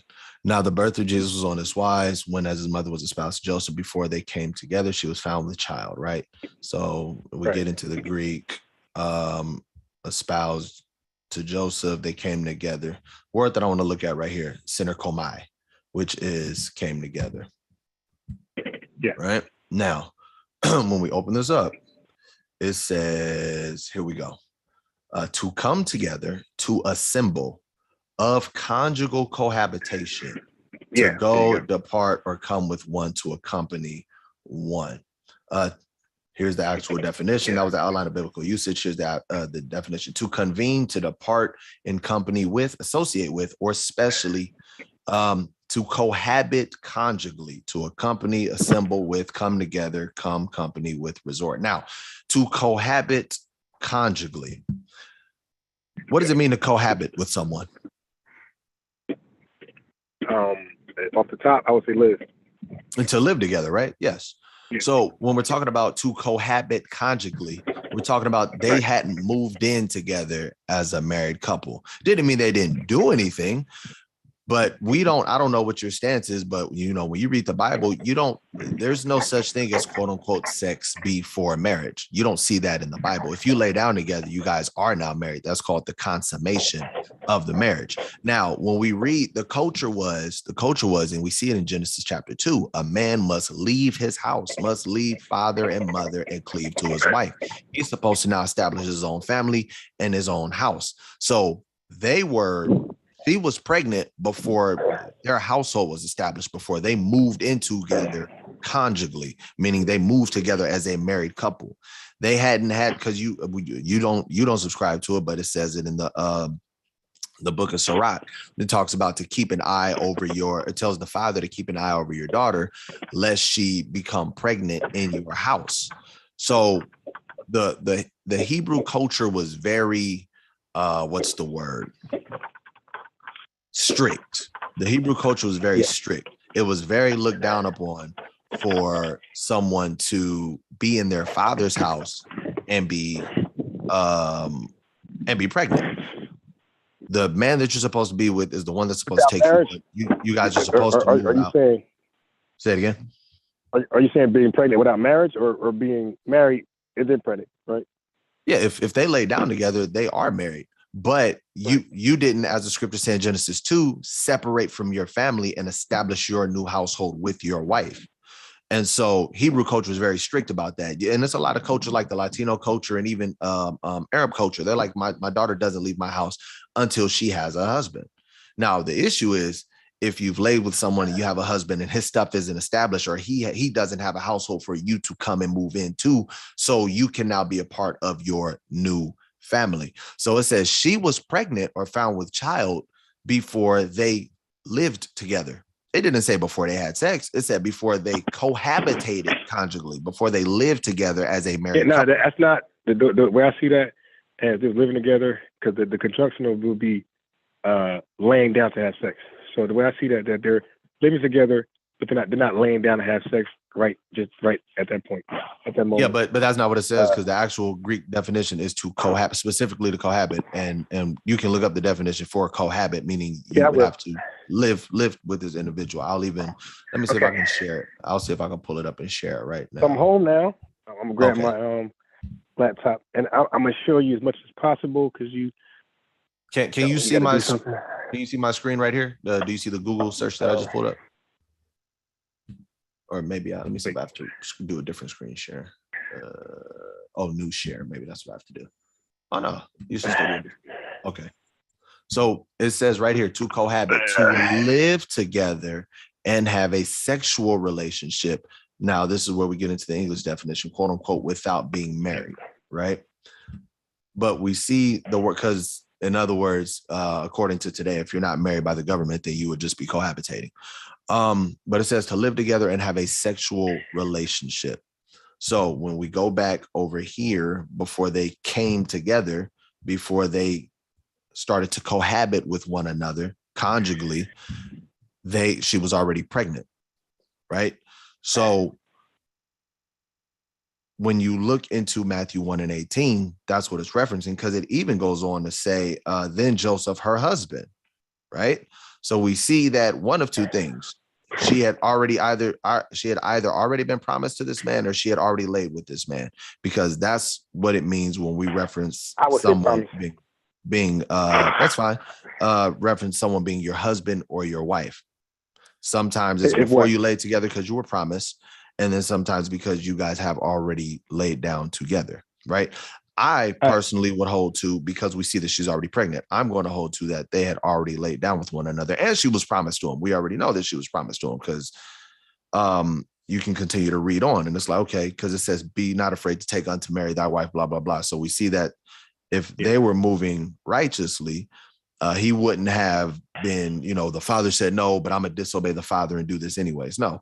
Hebrew culture is very strict in that regard. And then he would have to pay the shekels and blah, blah, blah. We see he didn't have to pay any shekels or anything like that. So clearly, or the damsel, what is it called? The dowry of virgins. So clearly this was something that the father was perfectly fine with. The issue was she's pregnant in her father's house, because before they came together, before they came to cohabit or live together, she was pregnant. So that's our understanding, because we see it right here in the scriptures, and all you have to do is simply go into the original text, which is the Greek, that talks about this this situation. All right. So let me give you a counter argument that can't be true. No problem. So first, I'm gonna bring you. I'm gonna bring you back to Matthew, because I'm glad we're able to go to Strong's, read the Greek, because I joined many Greek Facebook groups, and I've been learning Greek with the English. a little bit of Spanish, also, and not just that, but I would say that I'm basic English grammar savvy. Okay, so Mhm. so there's a couple things that's looked past when we look at this English translated Bible. So the first thing that you need to know is that when it comes to verbs in Spanish and English, they're different. Spanish Mhm. has two different type of forms of to be. They got estar and to be. I mean, ser, right? Mhm. You got como estás and you got ella es. So both are conjugated forms of to be. You got, Mhm. but they're different in how they're spoken. So como está is how are you? That's conditional. And if I say she is tall, that's she is actually tall. Right? That's not conditional. That's essential. Right? So Mhm. that's Spanish. But Greek and English, their verbs are the same. So that means there's only one way to conjugate to be, and that's I am, she is, he is, and we are, they are. So that's your present tense verb. So that's very important when you read this Bible because you'll see that they use present tense sometimes past, sometimes futuristic, and sometimes you'll see a present participle. So I want to take you to Matthew chapter 1. This is something that's missed a lot. Mm. Okay, so I'm gonna share my screen. Let me check this out. Okay, so we go to Matthew's. So I'm gonna read 2, 3, 5, and then to Jesus. 2, 3, So 5. Okay, go ahead. so when you look at Matthew chapter 1, it says Abraham begot Isaac. Who's Isaac's father? Abraham. How you know? Because he begot him. And then Mhm. it says Isaac begot Jacob. You could read it backwards, or you could say who. You could answer the question: Who begot Jacob? It was Isaac. Jacob begot Judas. Who's the father of Judas? Jacob. He begot him. And then you Mhm. got Judas begot Phares and Zara. Okay. Right. So when it comes to the male, the man is initiating the action, and Mhm. when it mentions the women in genealogy, she's the recipient of the action. So this is how we read. And Judas begot Phares and Zamar. Zara. Judas begot Zara. So the question would be, who did Judas beget? He begot Phares and Zara. And who is Phares and Zara of? They're of their mother Tamar. So the Bible shows you the man got the action, begot verb, and of is a preposition of belonging to. So Judas begot Phares and Phares and Zara belonged to Tamar. So that's how that could be read. So verse 5, it says, and Solomon begot Booz of Rechab. So again, Solomon begot Booz, and who is Booz of? He's of his mother Rechab. Then it says, and Booz begot Obed. So Booz begot Obed, but Obed is of his mother Ruth. Then we go down to verse 6. And David the king begot Solomon, who's of Bathsheba. So Solomon's father is David because he begot him, and Solomon's mother is Bathsheba because he's of his mother. So if you look at verse 16, it's very interesting because it says, and Jacob begot Joseph, and actually the lineage stops right there. There's no more begetting. So it says, and Jacob begot Joseph, and then it explains who Joseph is, like his role. Joseph is the husband of Mary, and then it tells you about Mary of whom was born Jesus. So that's actually how I read. So look, so allow me to do this for you. Allow me to do this. Can I edit? God damn. I can't edit. Okay. They won't let me edit. So watch this. Come on. Won't let me edit. Come on. Come on. All right. You know what? Let me just insert another text box. I'm not gonna fight with it. Okay, so we can see this right here. Jacob, matter of fact, I already got it somewhere here. It's right here. Okay, so the question would be who begot? So this is the other bullet point, how this couldn't be Jesus' lineage, because nobody begot Jesus. It says, who begot Joseph? We know Jacob did because it says Jacob begot Joseph. Well, who's Joseph? Joseph, the husband of Mary. Who's Mary? Mary of whom was born Jesus. So like that's exactly how it's read. So Joseph don't have any children at this point in his own lineage. So this is how we go back to Luke chapter 3 and say, okay, this must be Jesus' lineage and not through his mother Mary, her father. So basically, it's Mary's father's lineage, and that's how Jesus is added to the offspring of David. It wouldn't be. So question, who knows this? And what I mean by that is they both understand that Christ is the son or the lineage of God, right? That they're not, this isn't Joseph's son. They understand this, right? Right. Jacob, Mary, and possibly Elizabeth and Zachariah. I'm not sure on that one. Okay. Here's why I ask. Let's go back to Luke, and then I'm gonna log back in on my phone. I'm about to take my daughter to school. Let's flip over in the book of Luke, chapter 2. Okay. And we'll start at verse 45. And it says, and when they found him not, they turned back again to Jerusalem seeking him. This is after Passover. And it came to pass that after 3 days, they found him in the temple, sitting in the midst of the doctors, both hearing them and asking them questions. And all that heard him were astonished at his understanding and answers. And when they saw him, they were amazed. And his mother said unto him, Son, why hast thou thus dealt with us? Behold, thy father and I have sought thee sorrowing. So she's saying, me and your dad were looking for you, and you had us scared. He said unto them, how is it that ye sought me? Wist ye not that I must be about my father's business? Right. And they understood not the saying which he spake unto them. So my question is this: if they know that this is the Son of God, the angel already came to Mary and told her, what was up, what's supposed to be going on.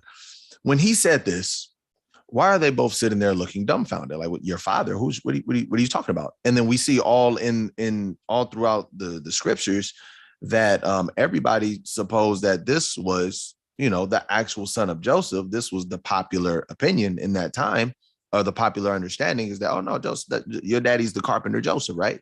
So how come even right here you have Joseph and Mary sitting there looking, flabbergasted, like, what your father's been? What are you talking about? What, you told him to do something? I ain't told him to do nothing.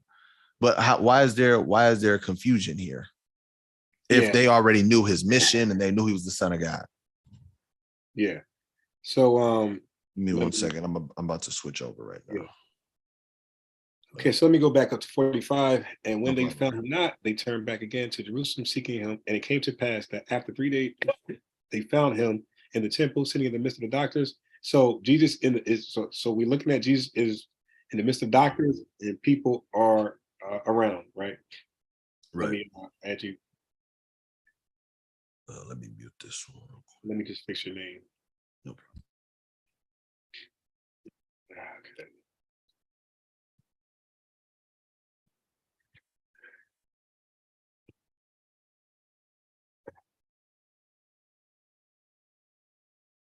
All right. You can hear me? Yeah. Okay. So this is a good verse to bring out. I heard it before. I never really looked into it like that. So let me look into it now. And I'm not trying to be right on every point. You dig? If I got to get back to something. No problem. No problem. So let me see. So, and when they found him not, they turned back into Jerusalem seeking him. And it came to pass that after these days, okay, so Mr. Doctor was both hearing them and asking questions. And all that heard him were astonished at his understanding and answers. When they saw him, they were amazed, and his mother said unto him, Son, why hast thou dealt with us? Behold, thy father and I have sought thee sorrowing. That's why I hate reading like the old English. I be trying to read the modern versions for modern English, because I'll be kind of lost. I don't use thee in my everyday language. So it says, and he said unto them, how is it that you sought me? Wish you know that I must be my father's business. I mean, I understood not what he was saying, which he spake unto them, and went down with them, and it came to Nazareth, and was subject unto them. But his mother kept all these things in her heart, and Jesus increased in wisdom and stature and in favor. So just off the top, must be my father's business. I don't even know. That's something I got to look into a little further. Yeah, so that right there, I if I could just wing it, I would say maybe they forgot what he was supposed to, like his mission. I don't know. So I just wing it. I would definitely say don't wing it. Yeah, but I won't go too far. I'll leave it right there as in I'm not really sure. Like I said, I haven't really looked into that too much. But that's something for me, as I said before, when somebody brings something up that I'm not unaware of or I never really look into, I don't dismiss it. What I do is I go look at it later, Right. and when we build again, I'll give you my thoughts. Or I'll just let that go as that's just what it said. You dig? Right. And that's respectable because I've heard many of people just sit there and whatever can come to their head to combat the conversation, they're gonna throw it out there. It can sound as dumb can be, but no, that's what I'm sticking to. No, you just don't understand. And so Right. Yeah. I don't like that when people can't make sense of something. All of a sudden, the Holy Spirit, with you, all that Catholic stuff. Yeah. Right. So yeah, I'll just leave it just like that. It said what it said, and I'm not sure exactly why it went that route. So I'll just leave it like that for me. That's fair. But that and that's in addition to, like I said, we have come over to the side. We have a number of scriptures where it talks about him being of this particular lineage, and the Chronicle scripture is a big one because it says that Solomon. So my question is this: because this is something that I would like to know your thoughts on. Do you feel that Solomon fulfilled what he needed to fulfill as how would I say it, as king? Do you feel like Solomon was, hold on real quick, okay, do you feel that Solomon fulfilled righteousness, or was he a wicked king in the eyes of God, or what do you feel about that? Yeah, I'm going to say I'm not the guy for Solomon. I got to look back on, I know other stories better, but I'm not the most. I'm not the most well versed right now on Solomon's plight. So I got to that's some more homework I got to go back and do before I answer that question. But I do want to say, so yes, I'll get back to you on that. I'll get back to you on Luke chapter 2, verse 45 to 50 to 50. I'm sorry, it was connecting to my Bluetooth, so then I lost yeah, so I said I'll get back to you on Solomon, and I've been kind of lazy lately. I've been kind of lazy because people have been bringing up Solomon, and I haven't doubled back. So now I'm put on a spot, so I gotta just go ahead and do that and just do it. But from Luke 2, verse 49, what he said about my father's business. So apparently it said that they didn't know what he was talking about. And then Mary kept it in her heart. So she kept it in her remembrance. Like, what the hell is he talking about? She thought about that. Yeah. She was like, dang, what does that mean? What is he talking about? So, and it said he increased with stature and favor God. But I will say this. So leading up to that, if we go all the way down to up when the verse starts, chapter 2. I'm sharing my screen, but you can't see it. But when we go,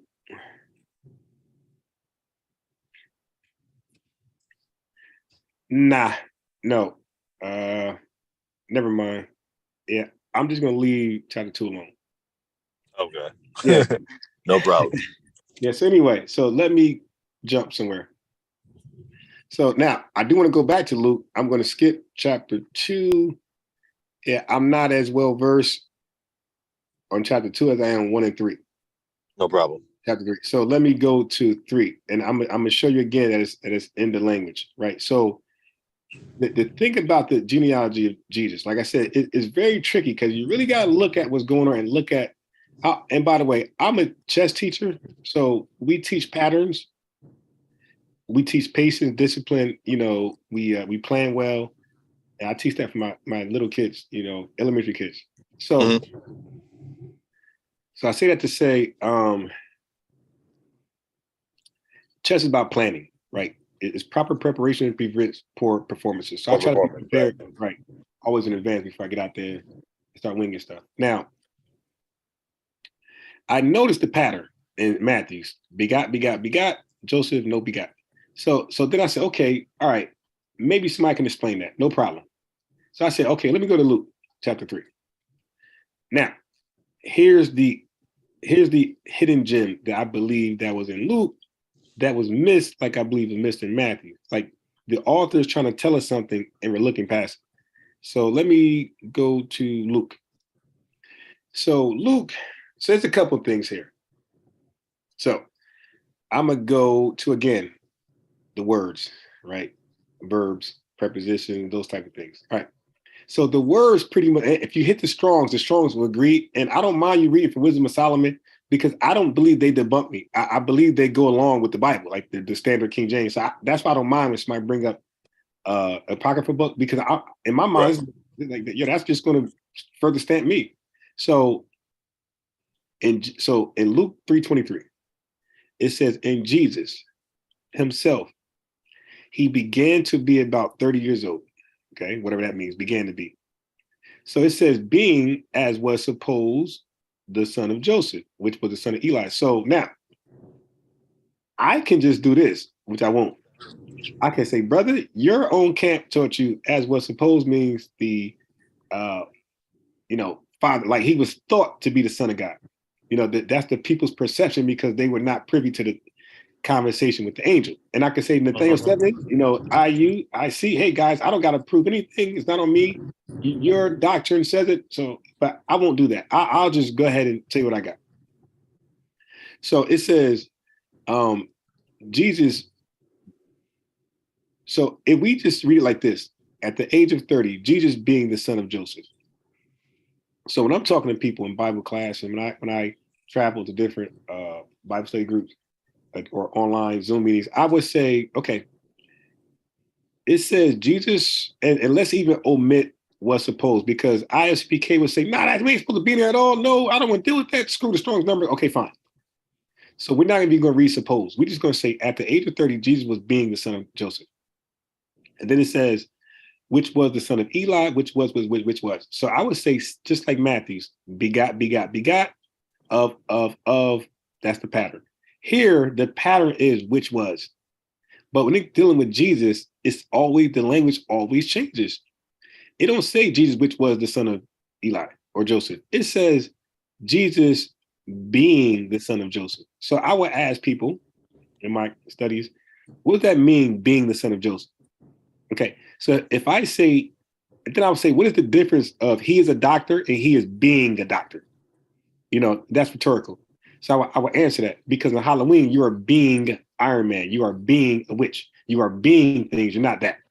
Now, when it says he is, that's equal. So the word is analogous with equal. So if I say she is tall, she's tall. But if I say she's acting tall, she got stilts, she's on somebody's shoulders, she's behaving in a way where it appears that she's tall. So the proof of that is, and you can confirm this later, when you're dealing with verbs, like I said, this is kind of my area, verbs. Being is a conjugated form of to be as well. But the thing about he is, I am, they are, those are present tense verbs. Being is not. Being is a present participle, which sometimes act as a gerund. So it's kind of confusing, but this is the only verb that can act as a noun, the being verb. So human being, human being, that's the whole thing is a noun. But let me say this though, without confusing anybody. Swimming is a verb because you're doing something, but it acts as a noun, because when somebody says swimming, you envision somebody's in the water and there's something going on. So there's a movement. So that's the noun. You think somebody's in the water swimming. The action just can't happen without some type of human or some type of intervention. So driving can't happen unless somebody's in the car. Singing can't happen unless somebody's actually doing that. So it's a verb that acts like a noun. But let me get to where I'm going. So it's a noun, it's a verb that acts like a noun, but it's temporary. So if I'm swimming, at some point, I'm going to stop. If I am driving, if I'm singing, at some point, common sense say I'm going to stop at some point. If I'm being the son of Joseph, at some point, I'm going to stop. But when it says which was, that's just who you was. When it says you are, that's who you are now. So was is past tense. So when it says which was the son, that's who these people were in the past. And if it says you are or she is, that's who you are right now. And if it says you will or shall, that's the future. But being in this continual sense is something that's temporary. I could say, Darash, why are you acting like that? So being is another way to say acting and behaving. Look how this works. I could say, man, I was with Darash and he was acting nervous.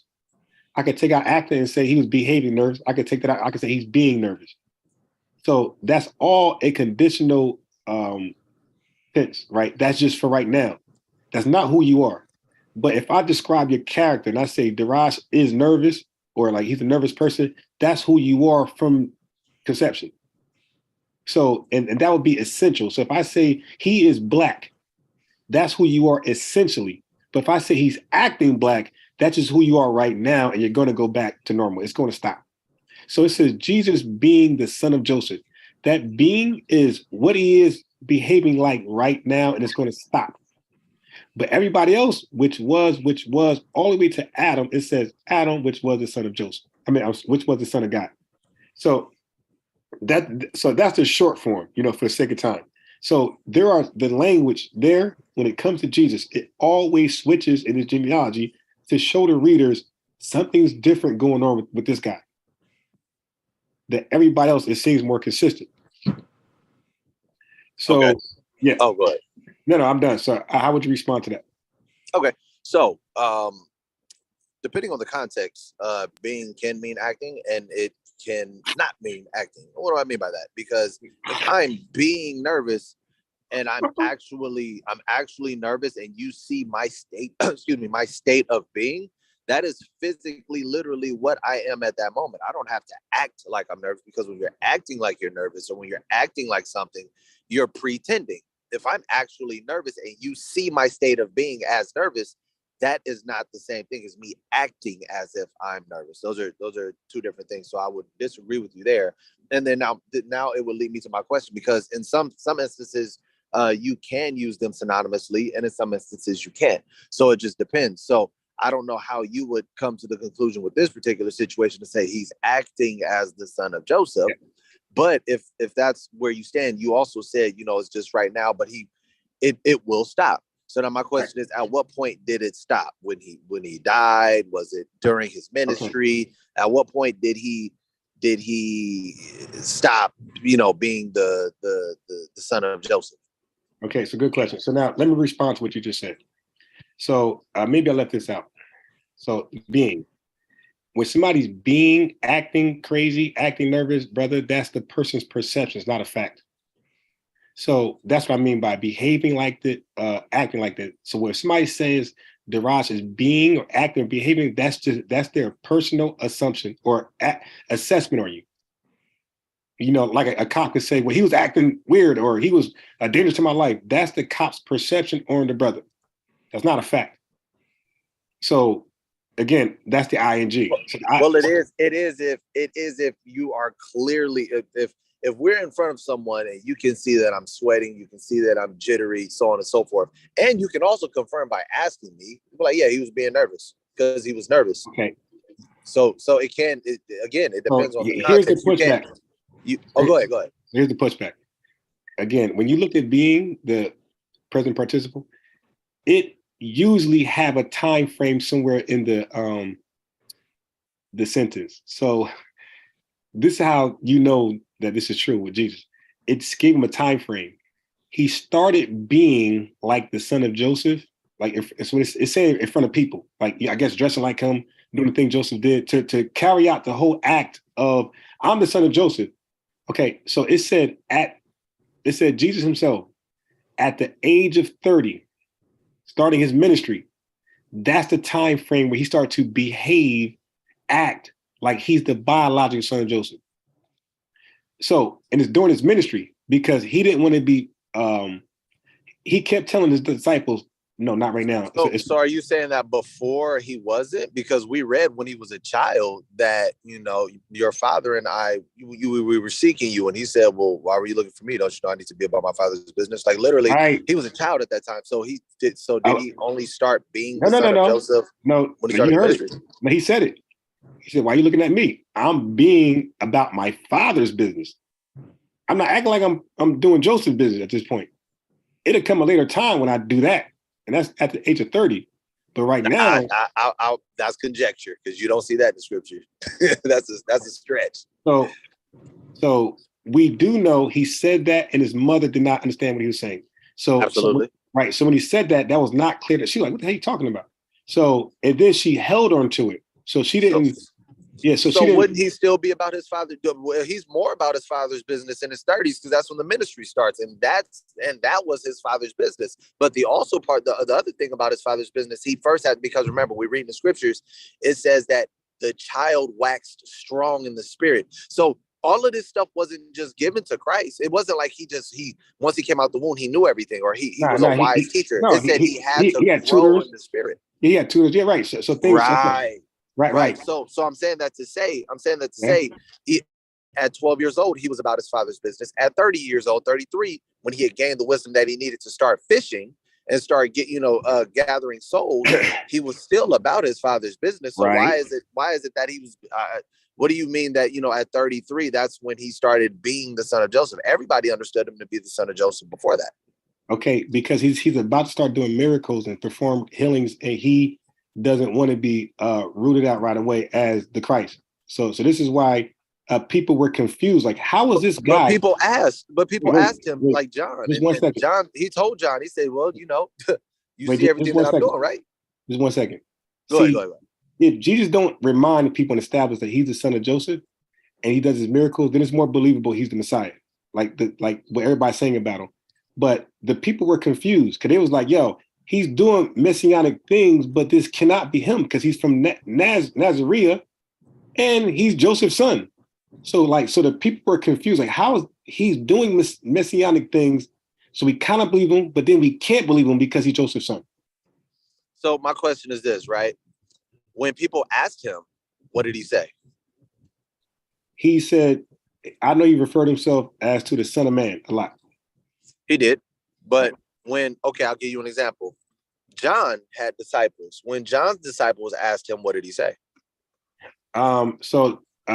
They said Elias, they said John the Baptist, they said the prophet of Deuteronomy 18:18. No. So two things. One, that's not what they said.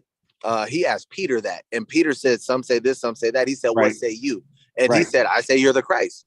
And so he said, all right, cool. The son of God, not Joseph, right? He said the son of the living God. Right. Now, but remember, John the Baptist had followers that went to him and said, John wants to know, are you him that was sent?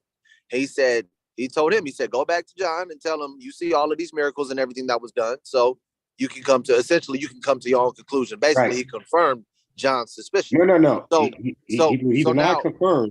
He was saying, use your, like you just said, go do your own due diligence and come back and let me know who you think. He said, you see everything that I'm doing.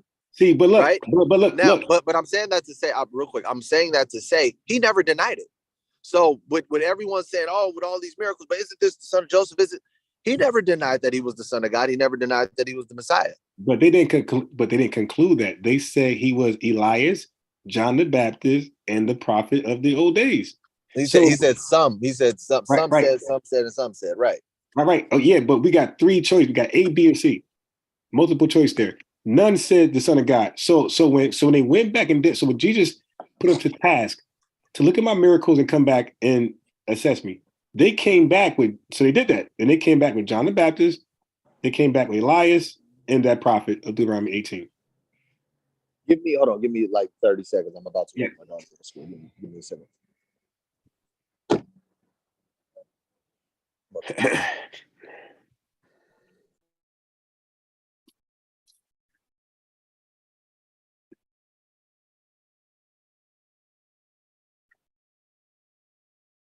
Let me. Yeah. He's around 30. What the hell? Oh, man. Yeah, so I gotta really get my Solomon information back up. Like, damn, like I only know like the like the mainstream stories about Solomon. I gotta get back and go back and read what King Solomon's about, because I if it ain't mainstream, like talking books and stuff, I'm not gonna be able to tell you much about King Solomon, so I got to definitely go back and read up on Solomon. All right. I'm back. Yeah. So you said what you said, and I'm adding to it. Jesus asked them to go back and look at what I've done before you, and then come back and assess who I am. I don't need to tell you because the Bible says 2 or 3 witnesses got to testify anyway. So he's not just going to say I am so and so. You need 2 or 3 witnesses to confirm that. So you guys go back and consider what I've done before you, and come back and tell me who I am. And they did that, and they came back and said, okay, you must either be Elias, you must either be John the Baptist, or you must either be. So they upgraded from the son of Joseph. Like this is a clear upgrade. So they said, okay, now you're not the son of Joseph.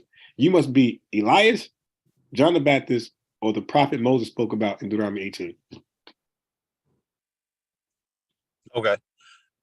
So let me see.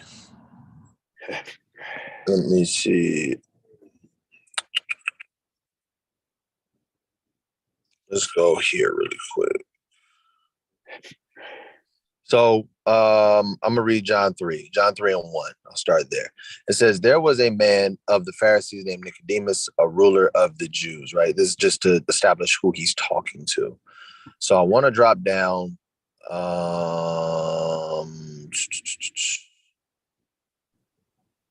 Nicodemus was asking, actually, let's read verse 2. The same came to Jesus by night and said unto him, Rabbi, we know thou art a teacher from God, for no man can do these miracles that thou doest except God be with him. Jesus answered and said unto him, verily, verily, I say unto thee, except the man be born again, he cannot see the kingdom of God. So now I'm going to drop down to verse, give me a second, verse 17. For God sent not his son into the world to condemn the world, but that the world through him might be saved. Verse 18. He that believeth on him is not condemned, but he that believeth not is condemned already, because he have not believed in the name of the only begotten Son of God. So we see, excuse me. So we see that he had established who he was to a number of people.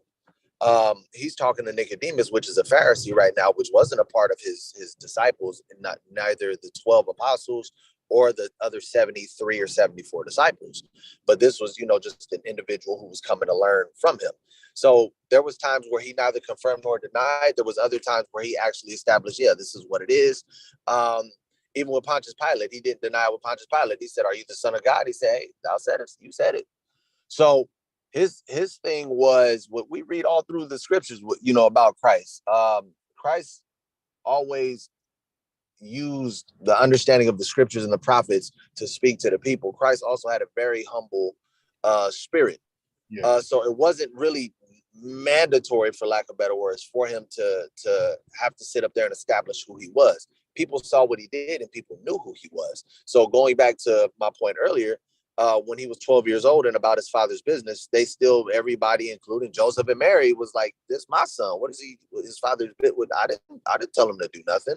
Then when he established his ministry, and he's still being about his father's business, because early on he was doing things in phases. So at 12 years old, he's still learning. That's why he's sitting inside of the temples with the doctors, which are the Pharisees, the scribes, the Levites, so on and so forth, gaining this wisdom and understanding as he continued, as the scriptures say, to wax, which means become, wax strong in the spirit. Then he got to the point where it was time for him to go out and do his ministry. He was still the son of God, but everyone still saw that he was the son of Joseph. Nothing ever changed. At no point in the scriptures did anyone deny that he was the son of Joseph. Did he deny that he was the son of Joseph? Did Joseph deny that he was the son of Joseph? That Joseph even was like, I don't want to talk about it. It was none of that, because even when everyone's walking around saying, this is Joseph, this is ain't you the son of Joseph? When we read the scriptures, everyone looks at it and says, well, Mary was pregnant. Joseph was like, oh, like, you pregnant and we didn't lay together. At some point, either Christ or Joseph, maybe even Mary, when Joseph got of that age, that was a conversation that could have been had anywhere in the scriptures, but they never had that conversation. And in fact, there was confusion when Christ referenced his father or referenced his father's business, and he wasn't referring to Joseph specifically. But we do see all through the scriptures that Christ was the son of God. Nobody's going to argue that. But we also see that, people like Adam was the son of God. We look at Enoch, which was the son of God. That whole lineage were, sons Wait a of minute. God. No, Go ahead. the Bible says that he chose them. Okay, so now listen. That's what made them sons, because we read Wait, that wait. in Romans 8 as well.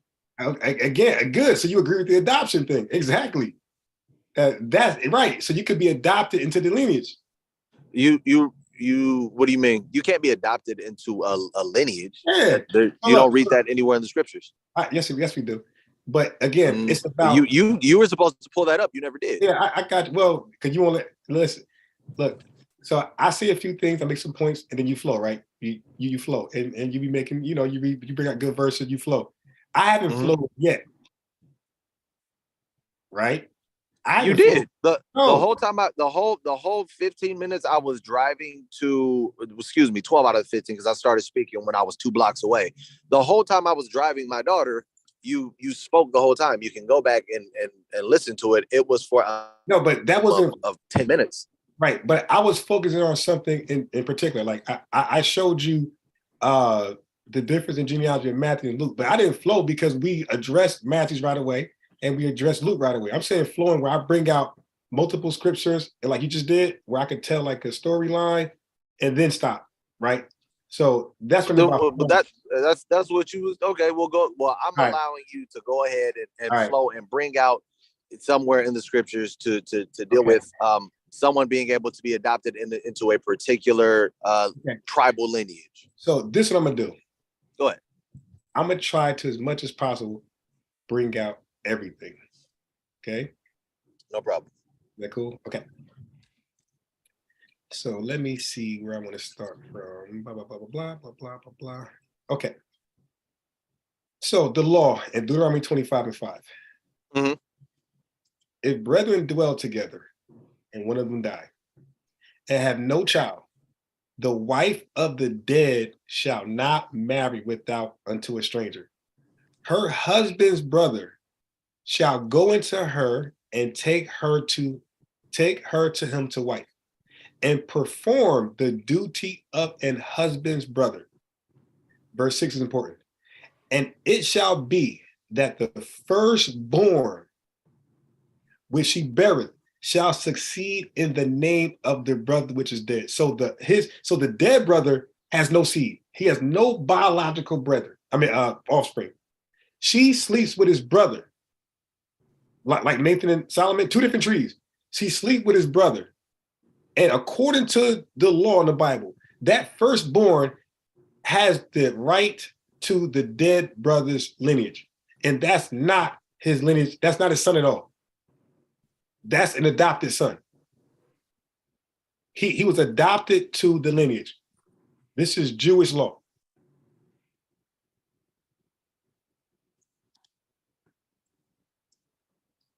I'm letting you flow. Okay. I didn't want to jump in. All right. So her firstborn, the law is her firstborn, she's supposed to dedicate it to the brother who's dead that has no relation with that kid at all. No seed. You want to say seed? No seed relations at all to that kid. But that kid takes on the heir of whatever he left. So that brother, and then that kid have kids, that kid's generation will have no ties to their father, to their adopted father. Because at that point, it'd be adopted father. Because he has no blood relationship to that kid. No seed, no gene, none of that, no sperm. So he will be adopted father. But all those kids that have no relation to that, no direct relation to that brother, are heirs to his genealogy and whatever he in his possessions. Okay. So when we look at so now here's another example of that. Okay. If you look at Numbers, and I'm showing my screen, if you look at Numbers chapter 26:33, and it said, and Zelophehad had no sons but daughters. So this is Numbers chapter 26 verse 33. And Zelophehad had no sons but daughters. And the names were Mala, Noah, Hagla, Milcah, and Tirzah. The next chapter, first verse.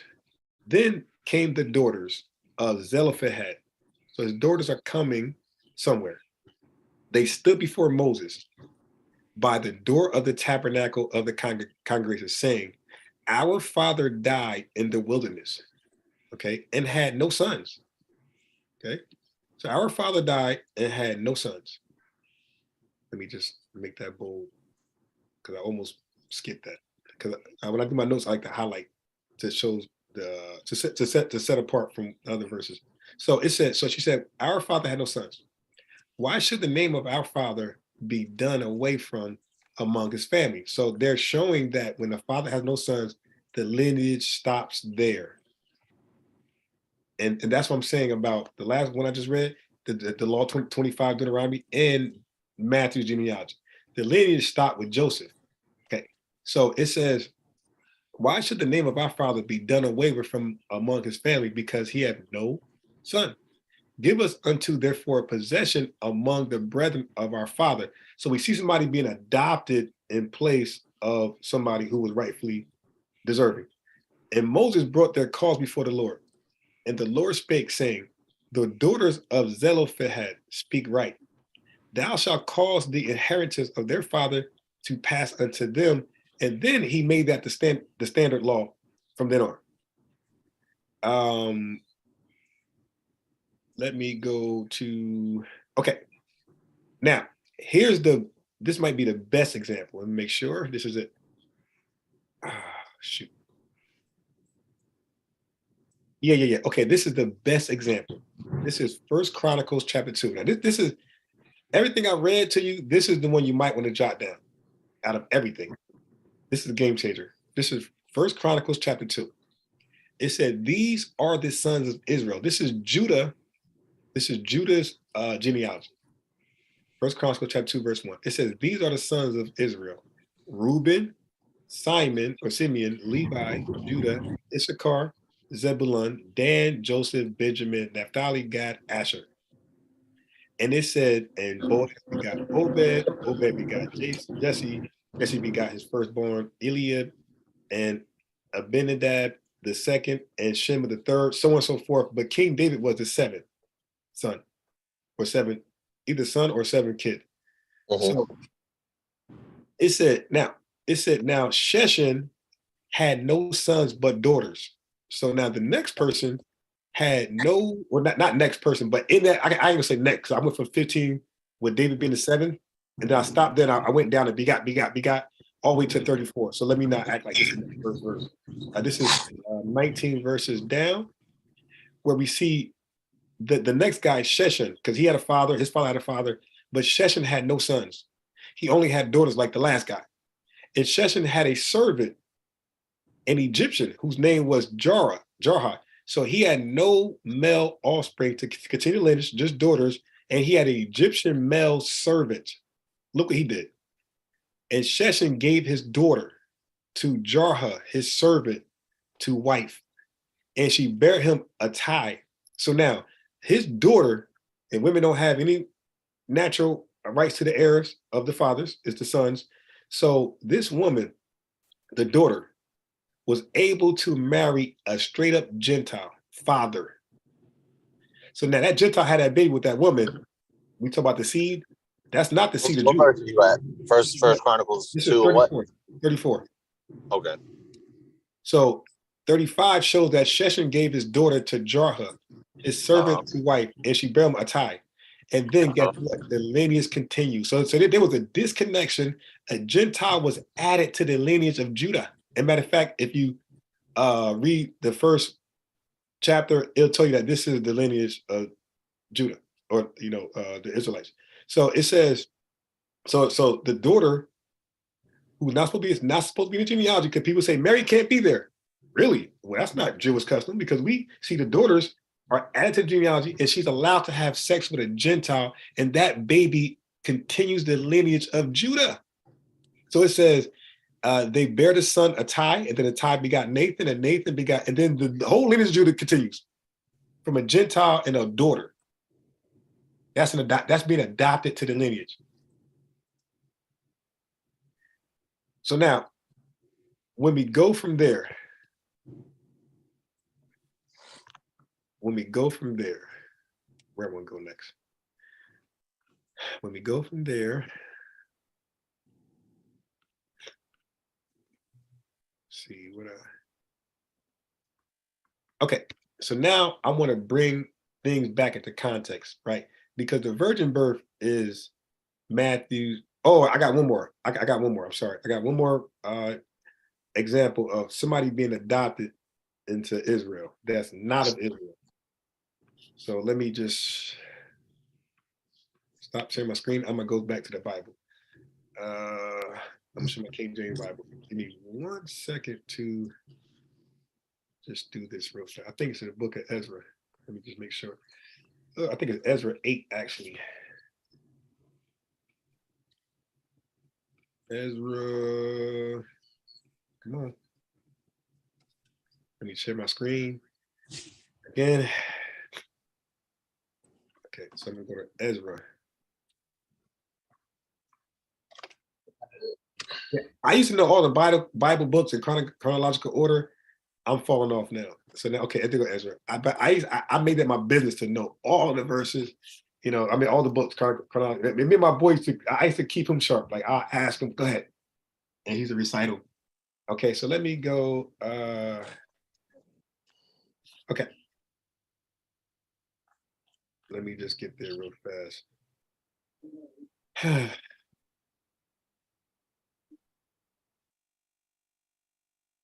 me just make sure this is it.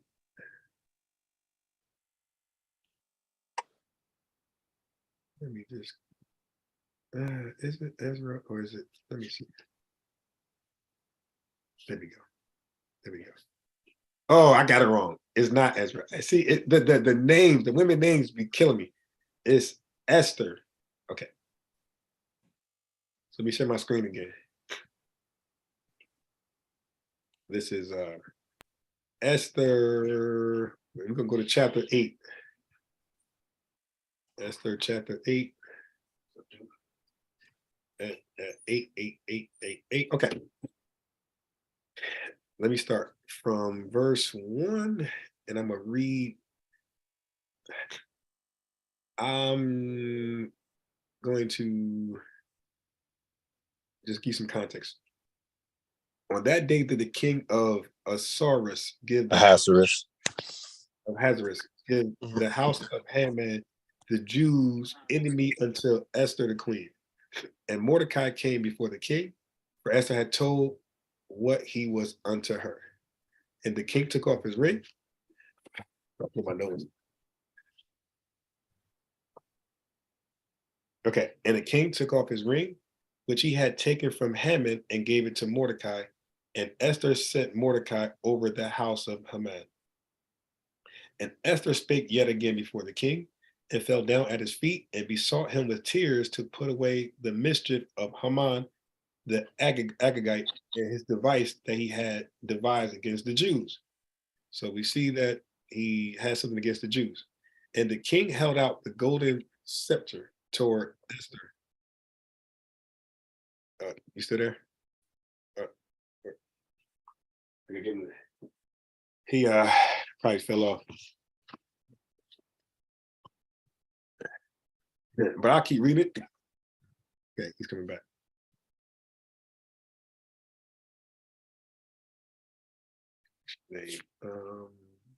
My bad. I accidentally, I was on my phone and accidentally swiped the Zoom.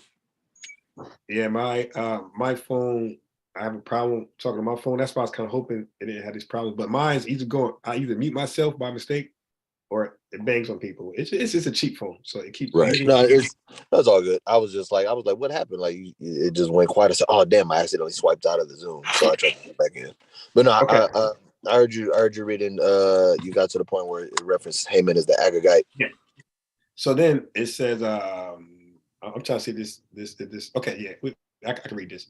And it said, if it please the king, and if I have found favor in his sight, and the thing seem right before the king, and I be pleasing in his eyes, let it be written to reverse the letters devised by Haman, the son of Hammedatha, the Agagite.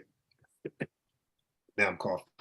Which he wrote to destroy the Jews, which are in all the king's provinces. So this is for a brother that I spoke to, and he thought the word Jew was New Testament only. And I told him that there's Jews in the Old Testament.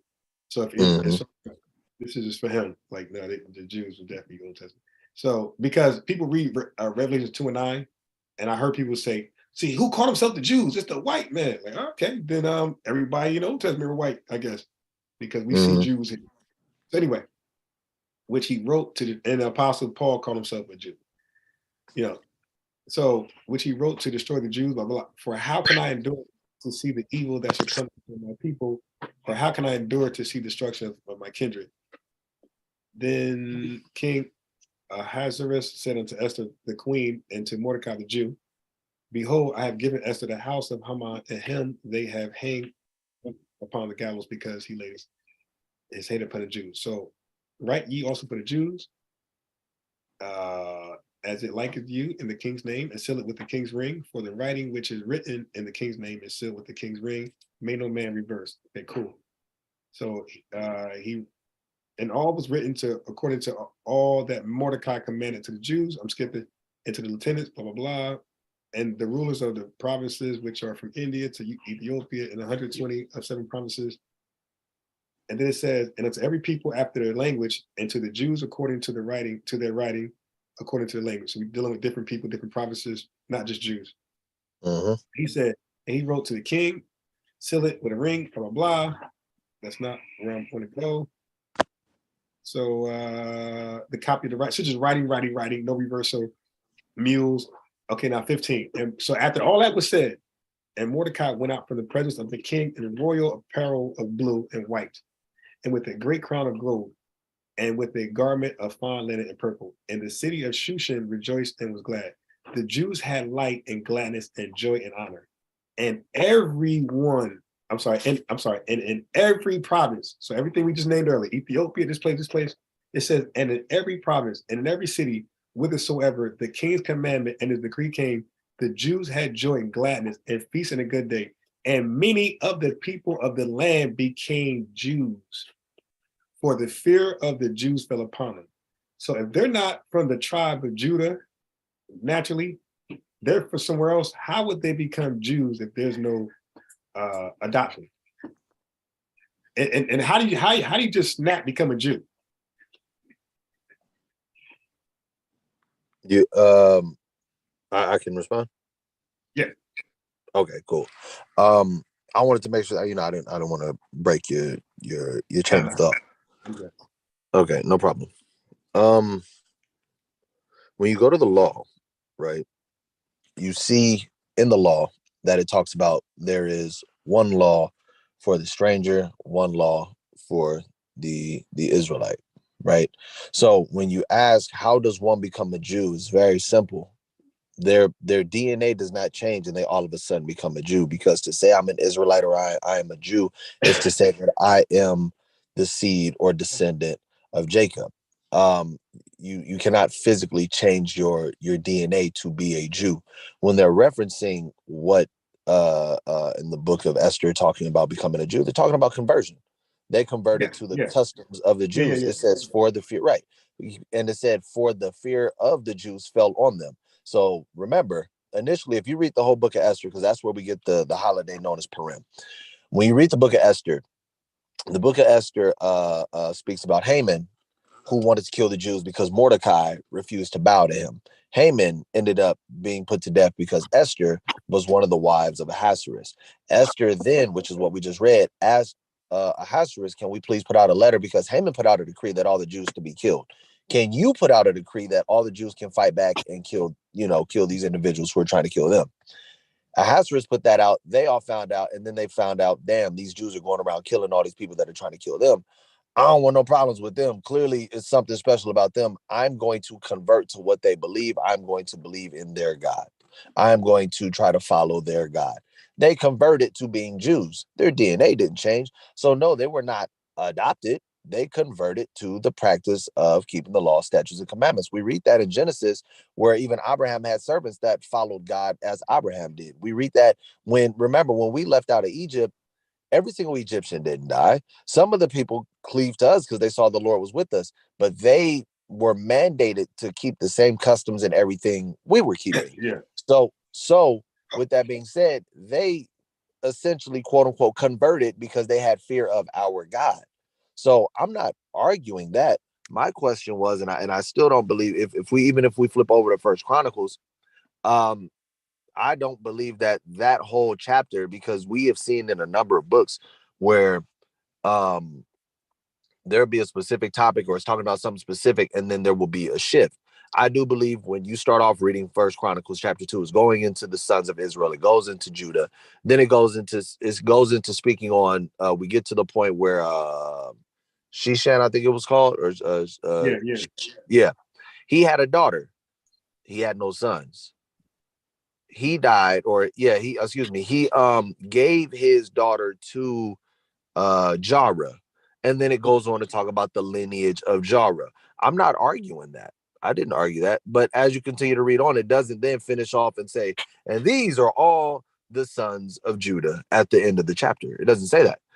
It went on to speak about the sons of Jara. I don't argue that, but I'm not going to sit here and say that because we read it through this chapter. Look, nope. So this is talking about Jara being now grafted in as a Judite.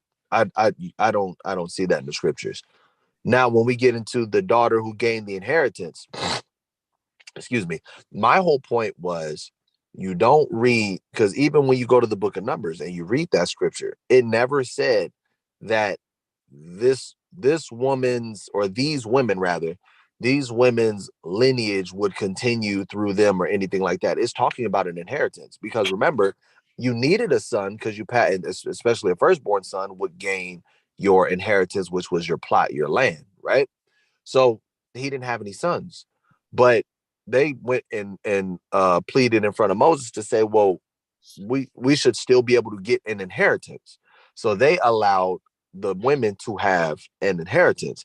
Nowhere did their lineage switch. Did they get married and now they're Judah? They got married and now they're Reuben. We don't see any of that. Their lineage, their DNA is still their DNA. When we talk about the duty to a husband's brother, we see the same situation with Ruth and Boaz, the nearest of kin, because your brother has almost the exact same DNA as you. When you lay down with this particular woman, you guys essentially have the same last name. That's the same lineage as your father, right? So you guys are all coming from that child's grandfather, which would be your father.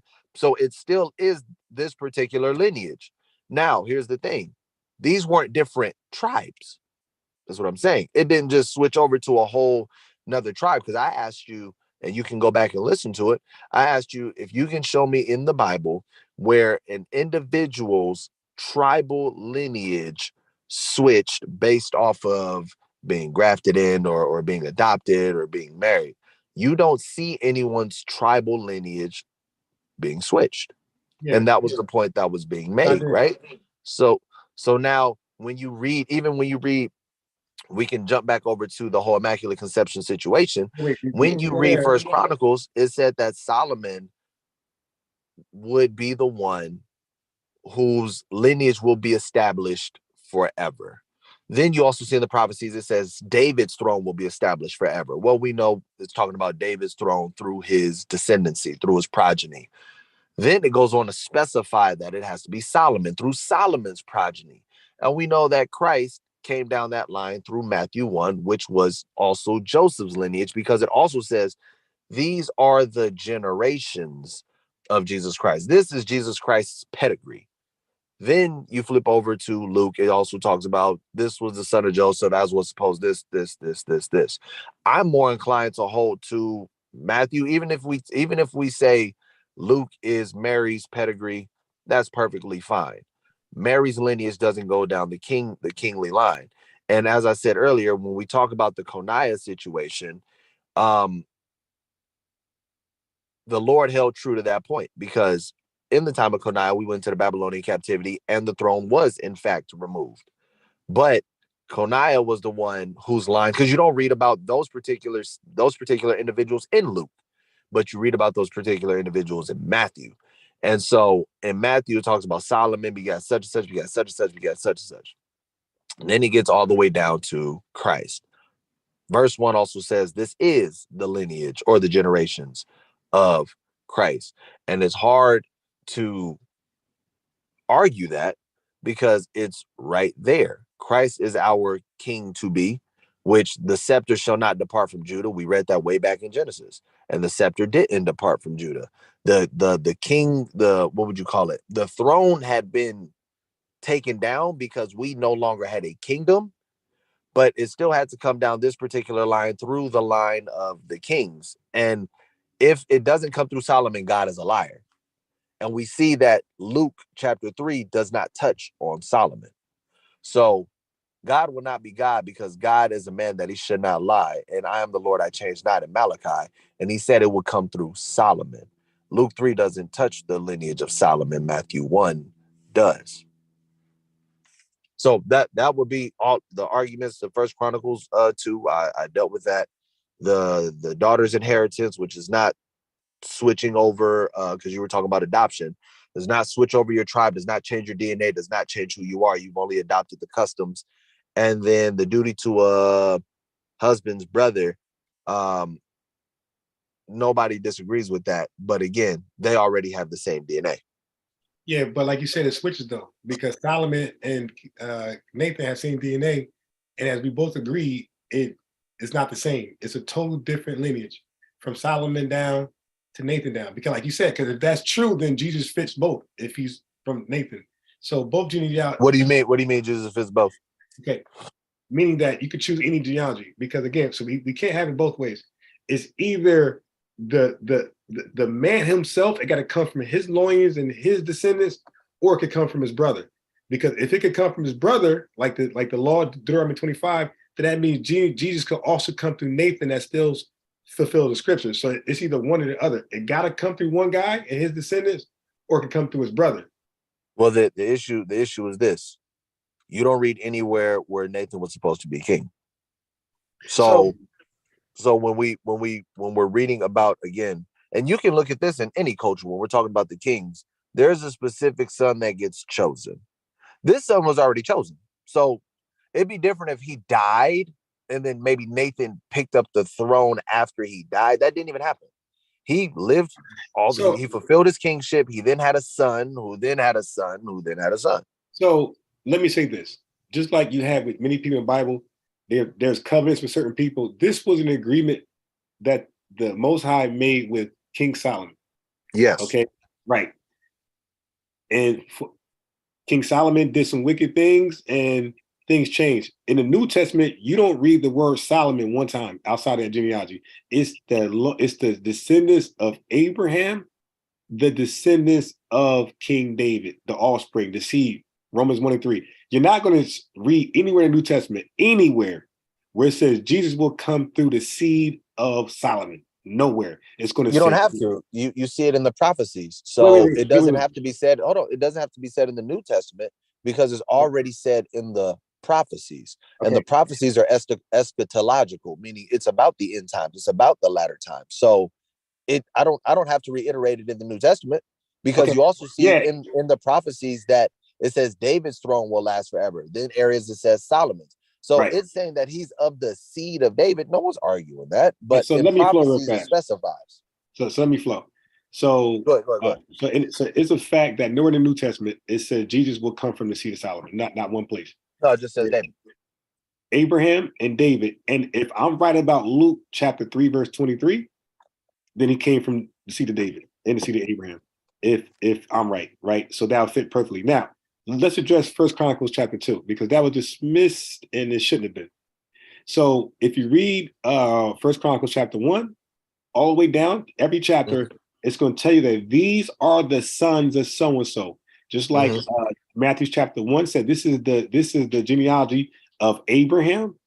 Well, chapter 2, it says that these are the sons of Israel. It goes all the way down past Jahar, past their son Attai, and goes all the way down. So this is the entire chapter. Look, chapter 3.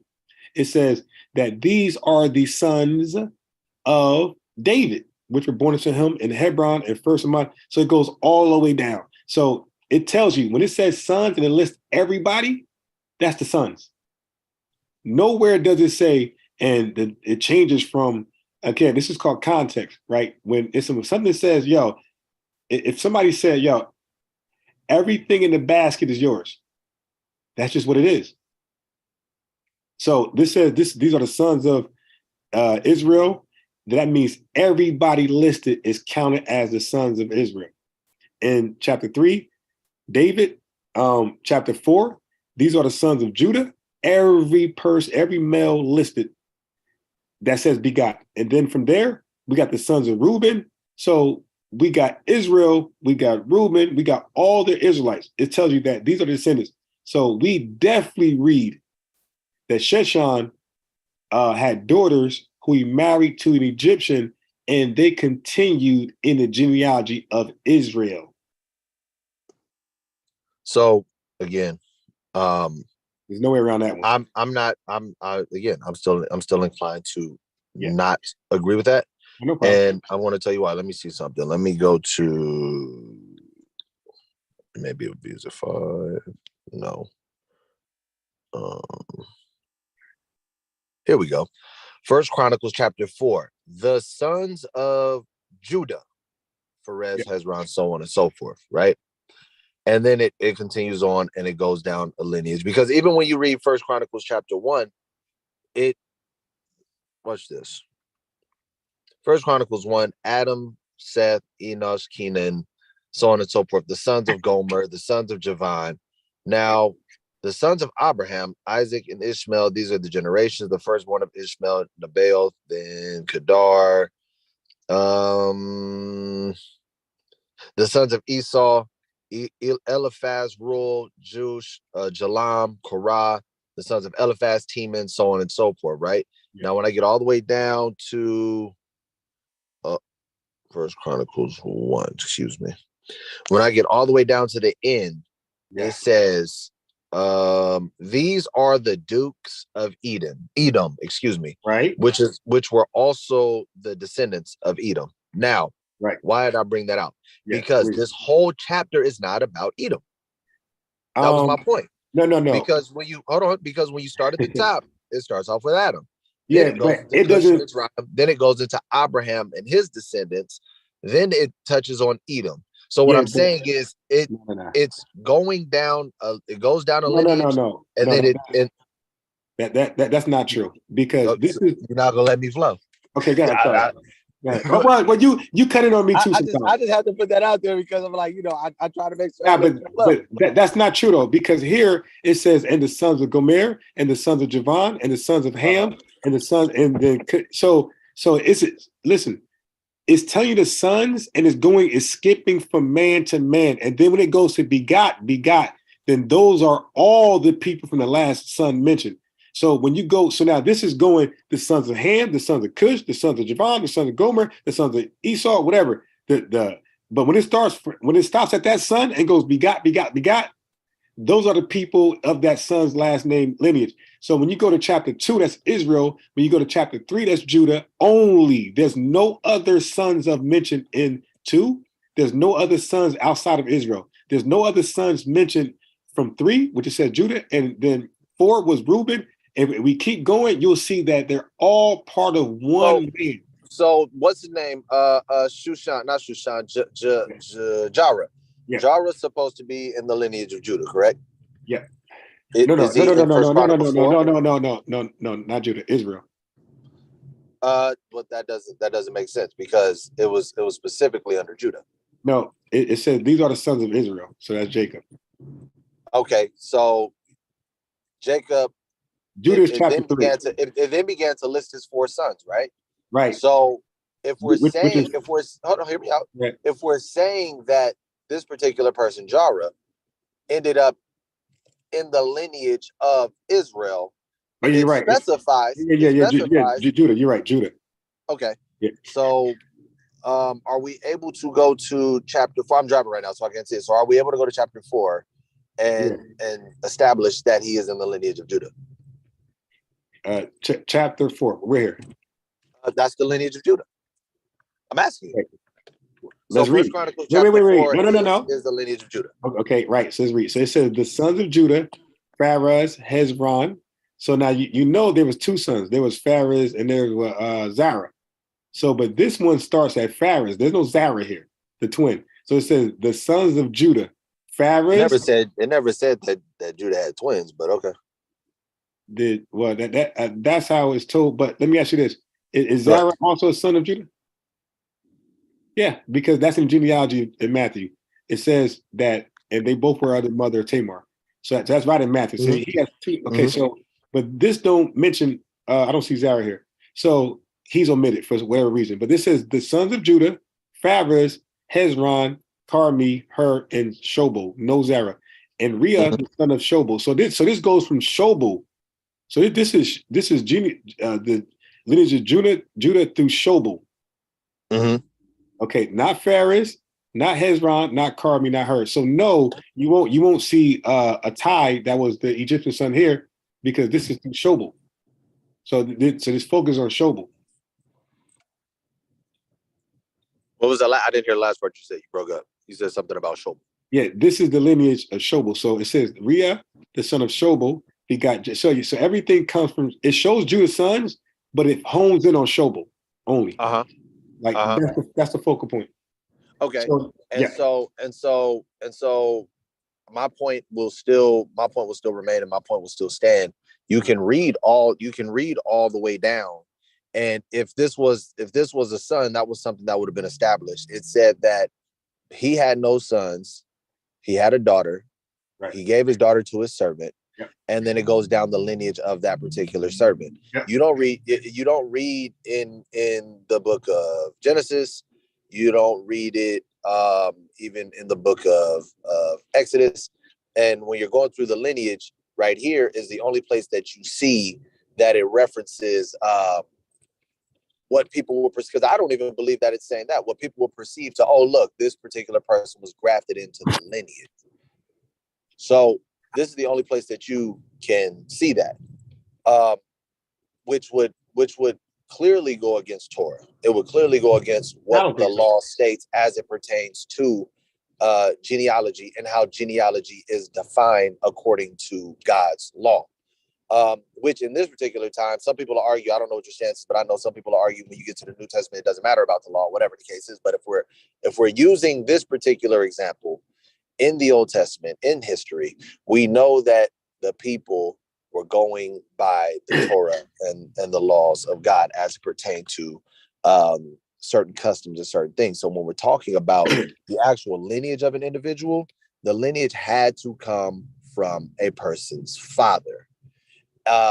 And so if this person is an actual Egyptian, I will not argue that he converted over to the practice of Judaism, but I'm not going to sit here and say his lineage was now adopted into the lineage of Judah, because again, you would literally, your literal DNA would have to be shifted. Now that he married this woman does not make him of the chosen seed line. You don't see that. That's actually physically, biologically impossible.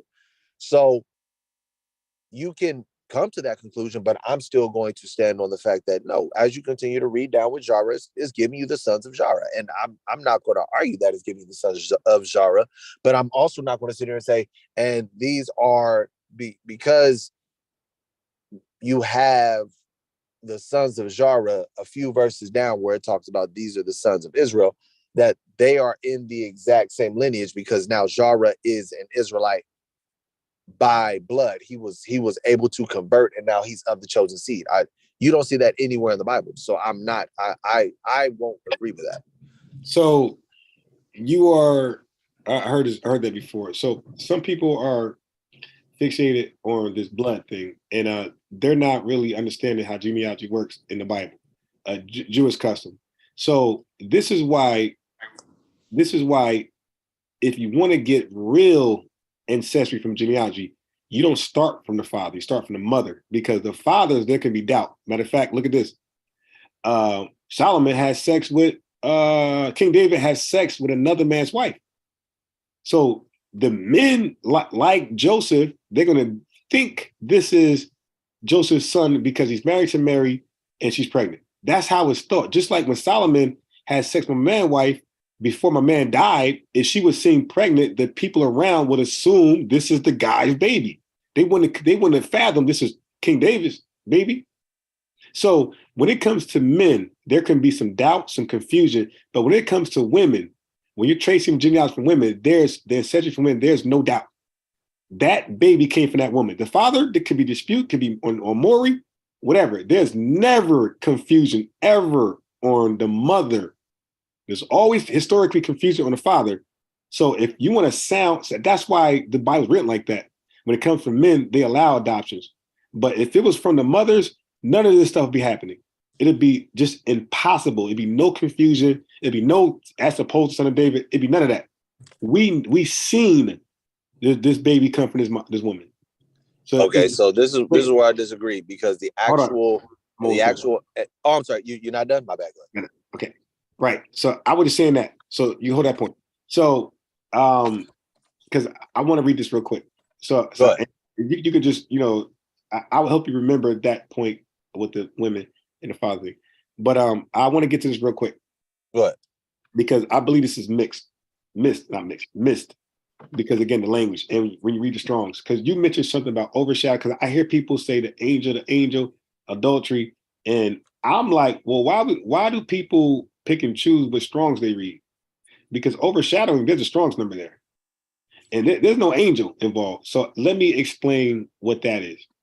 So first, I go to Luke 1, and I won't even read because I think we both know the story of Elizabeth and Zacharias. So you're not a beginner, neither am I, so we ain't got to read every last verse. We could just sum it up with Zacharias was visited by an angel. The angel said, you guys, even though in spite of you guys not having kids because you're old age and she's barren, the Most High is going to make it a way where she's going to be able to conceive seed like Manoah's wife and like Sarah, right? So there you go. You got one of those barren women who are now able to conceive seed. So Zacharias did not understand the message. He doubted. The angel made him silent for a period of time. Okay, so when you go with that to the scripture says that the women were Elizabeth was perceived to be barren by the people. So this is a miracle. When somebody's old and when somebody's barren, the people around, when it's understood that you're barren, the people around know you cannot have kids. So that's why angel usually visit these women, because there's no other way to have kids unless an angel visits you. Once you're barren, you're done. So all three instances, the angel had to intervene with God's message. So the angel didn't have sex with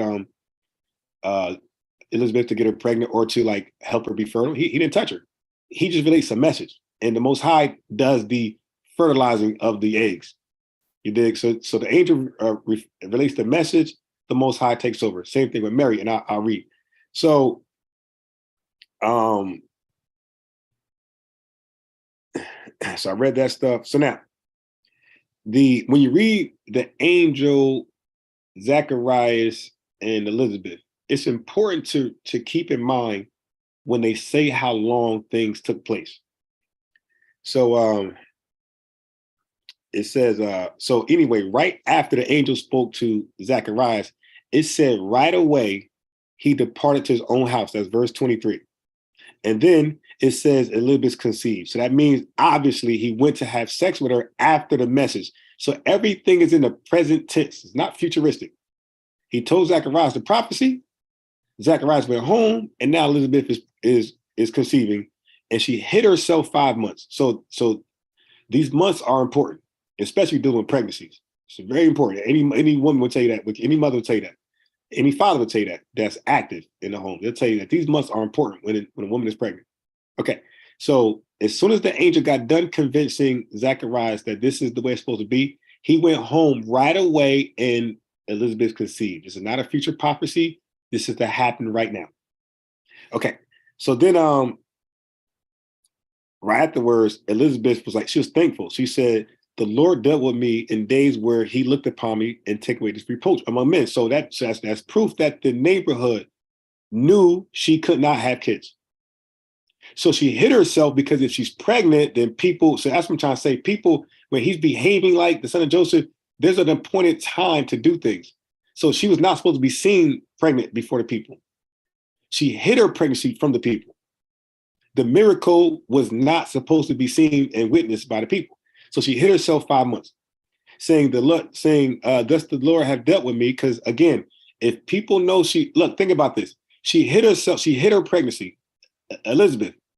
So when she's walking around with a baby, nobody's gonna think it's hers because she can't have kids. But if they see her pregnant, then they know that is no doubt that's her kid. So this is why people hide themselves from the public, because they don't want it to be confirmed. So she said, the Lord took away this reproach of men from me. And in the 6 months, so again, so now this is 1 month later after she conceived seed. 1 month later, the angel in the 6th month of Elizabeth's pregnancy was sent from God. So she down about the birth. So Elizabeth is clearly showing. So anybody see her knows she's gonna have a kid, and they're gonna know about John the Baptist. So this is why people say, well, how can people think Jesus is John the Baptist? That's because they don't even know about John the Baptist. They think Elizabeth is still without kids. So so in the 6th month of Elizabeth's pregnancy, verse 27 says, the angel Gabriel, and this same angel never really tells his name. He never reveals it to anybody, especially when dealing with Manoah. That they begged for the angel name. He said, nah, you're going to basically get cursed if you keep trying to inquire. So this angel, Gabriel, was sent from Zachariah's home, or his experience, not his home, but his experience, to a virgin spouse to Joseph. Now, this virgin word is not like Alma. This is Pathanos. And in the Greek, this is always an actual virgin. Like, the hell? Phone talking to me?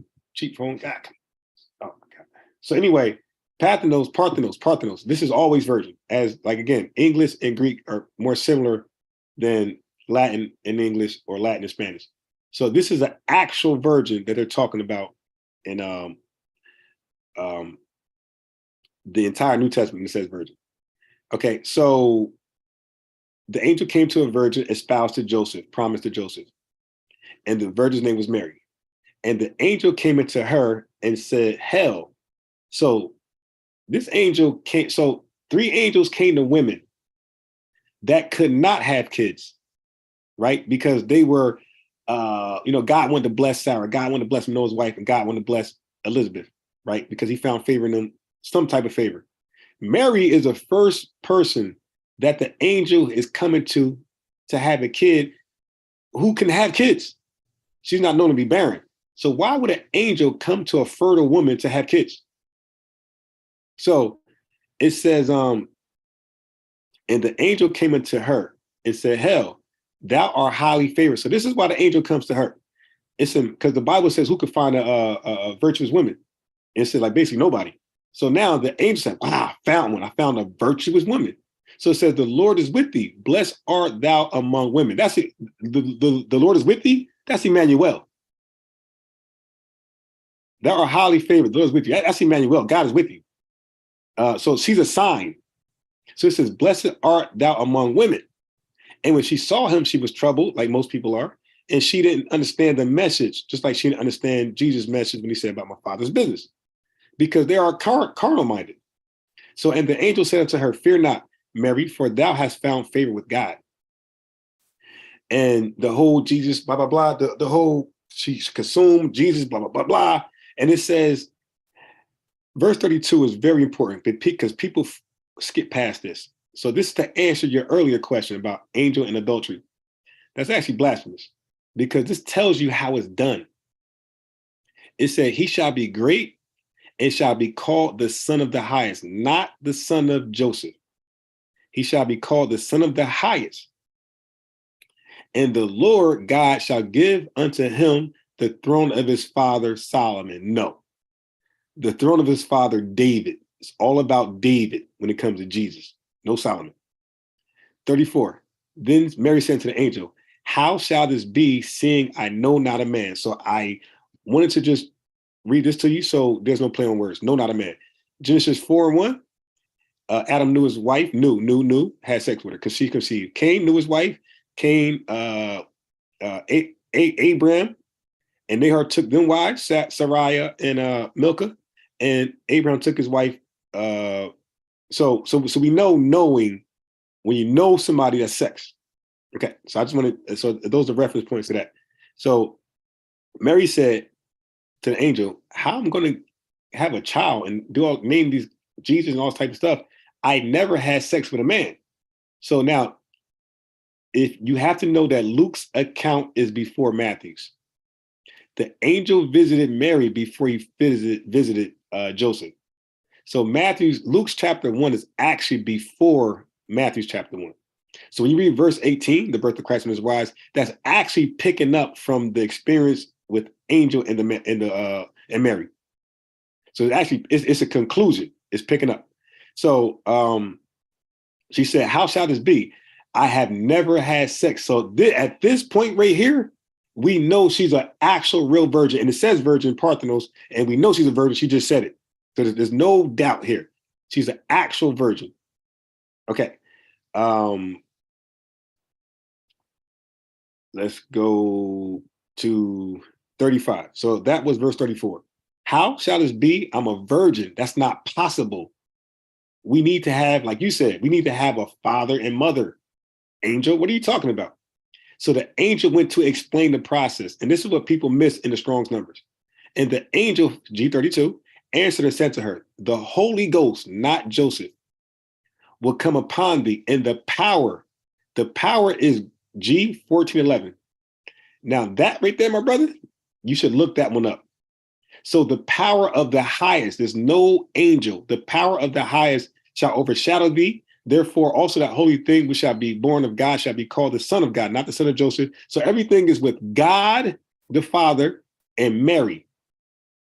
Now, what does the power mean? So G1411, the Holy Ghost shall come upon thee, and the power, it's not angel. The power literally means the miracle works of God.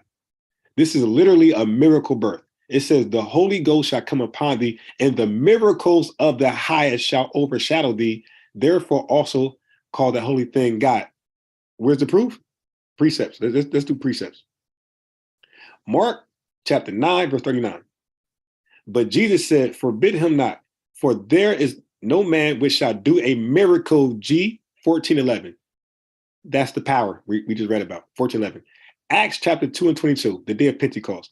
Ye men of Israel, hear these words. Jesus of Nazareth, a man approved of God among you by miracles, G1411. So we know that power in Luke 35 is that G1411. That's actually the word miracle. Wonderful works, great signs, all that's synonymous with the miracle works of God. So if we read that correctly, the angel answered, he told her the process. The Holy Ghost shall come upon you, and the miracles of the Most High shall overshadow thee. Therefore, also that holy thing inside you will be born of thee, and he should be called the Son of God, because that's literally his damn son. He has everything to do with it. So now Mary is in disbelief, so he gave her an example. He said, "And behold, your cousin Elizabeth, you know how she can't have kids? Well, she's already pregnant in her 6th month. So only you know this. You, Zacharias, and myself know this. And of course, Elizabeth, but nobody else. So this is a secret between us that your cousin is actually pregnant. Nobody believes she can have kids. She's barren. The reproach is among her." So this is the confidence, like, yo, believe what I'm saying. I also visited Elizabeth, and now she's pregnant through the same power, through the same miracle. And I'm going to read that too with Elizabeth. So she was called barren. And look at 37.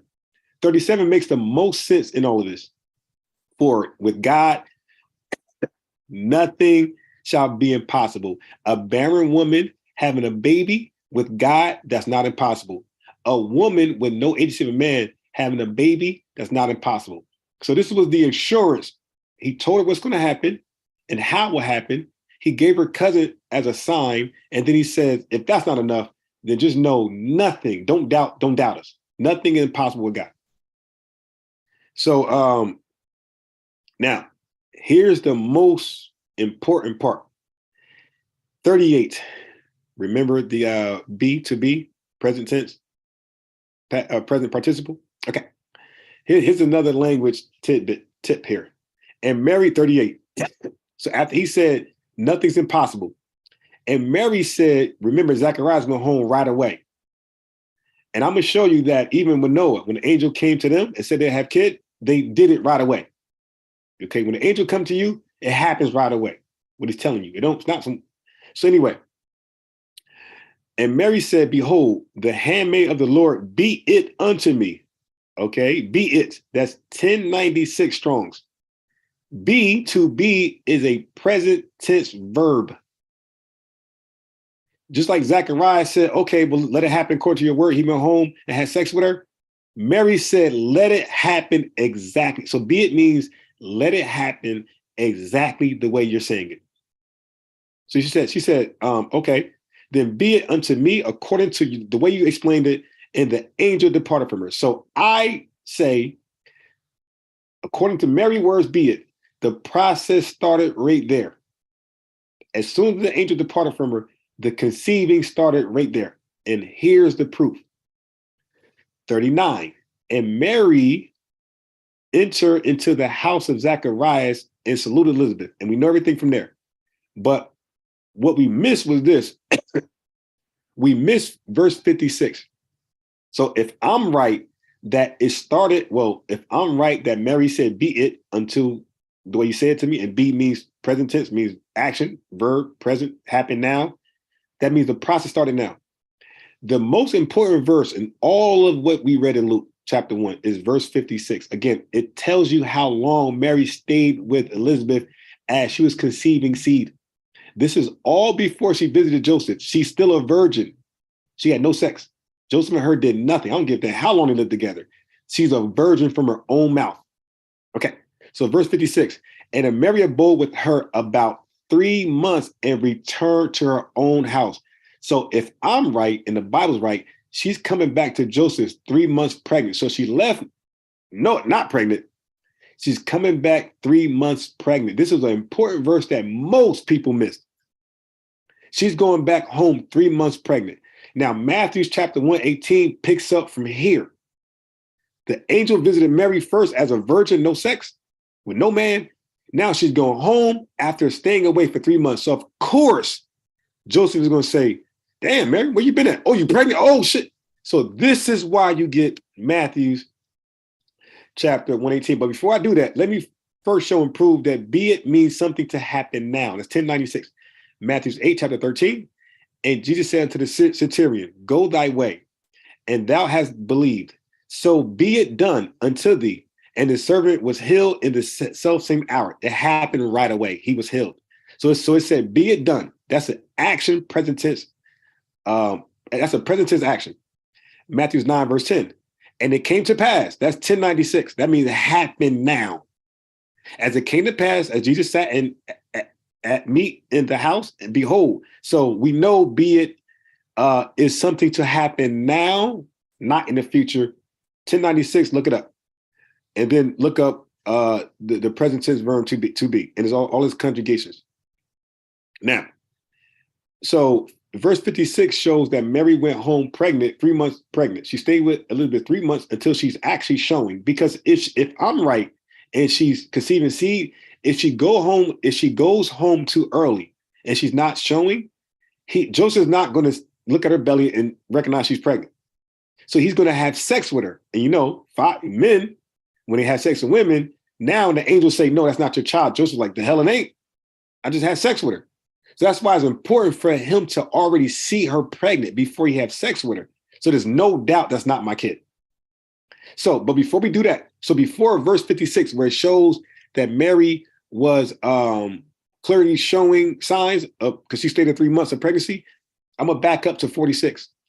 And Mary said, my soul doth magnify the Lord. So this is after she said, be it done to me the way you said it's going to be. So Mary said, for he that is mighty, that's G 14:15, has done me a great thing. That's G 31:67. That great thing, my brother, is, if you look at the Strongs, that's considered a miracle. Strong's G3167. She said, and he have done great things to me, and holy is his name. Then she says, and his mercy is on them that fear him from generation to generation. And then she showed this great thing that happened to her. She compared that same great work of God to what God did in Exodus and everywhere else. Verse 51, he has showed me strength with his arm. He has scattered the proud in the imagination heart. If you read verse 52, 53, she just talked about the great, wonderful works that God did amongst Israel, the wonderful works, the wonderful signs. So verse 49 is very important, like the rest of them. For he that is mighty have done a great thing to me. That great thing is translated as a wonderful work, a great sign, a wonder, which is a miracle. Those are the same synonymous words in G1411, which actually says miracle. So, strong G3167, Magilios, it means a great thing, a wonderful work, and a wonderful work is synonymous with miracle. If you don't believe me, look up strong G1411 and you'll see the word miracle and you'll see great thing, wonderful work, all those great things, all those great attributes, adjectives. So now, to respond to something you said earlier. So now I'm not done. I'm going to read Matthew 18, show how it picks up and it makes sense. But first, let me explain to how when the Bible says Jesus would be made like his brethren, what that actually means. Galatians 4:4. Jesus was made like his brethren, meaning that they all came from women. Galatians 4:4. But when the fullness of the time was come, God sent forth his son, made of a woman, made under law. So all those that claim this is adulterous, that's all blasphemy, because God said this was under the law how he was made. Made of a woman, not a man, made of a woman, made under the law.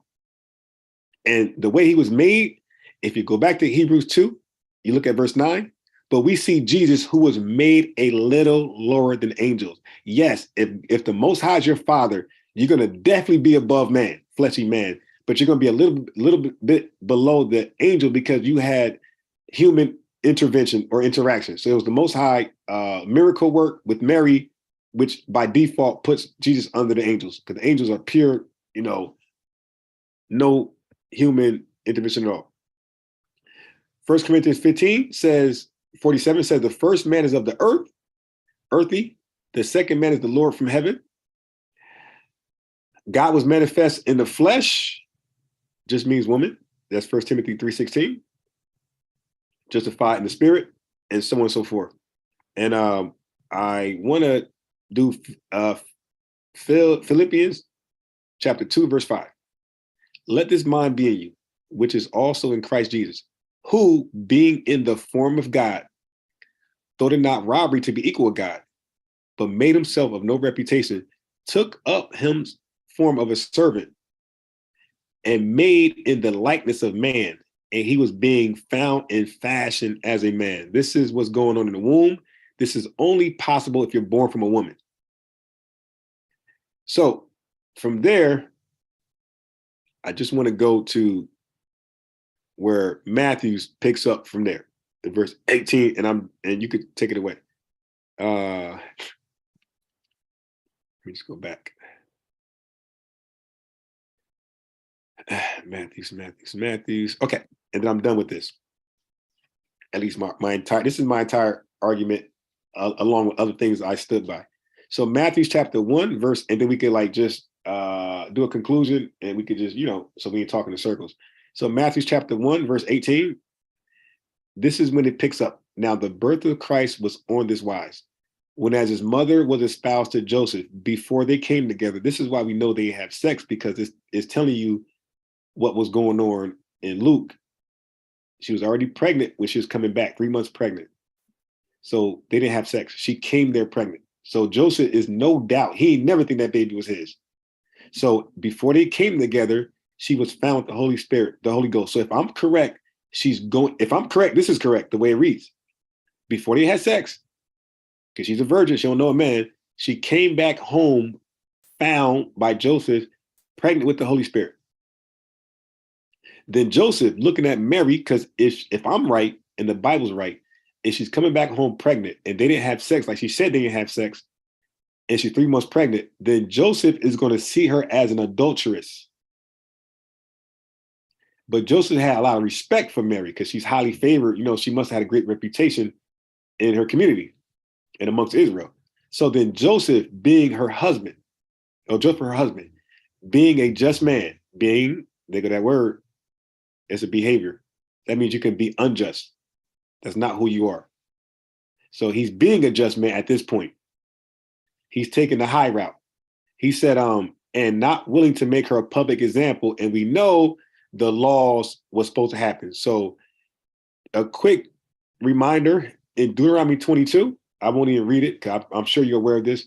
The law states that if a man go into a woman and find her not a virgin, he will put her on blast, right? And it's up to the father and mother of the damsel to prove she was a virgin. Otherwise, she'll be stoned.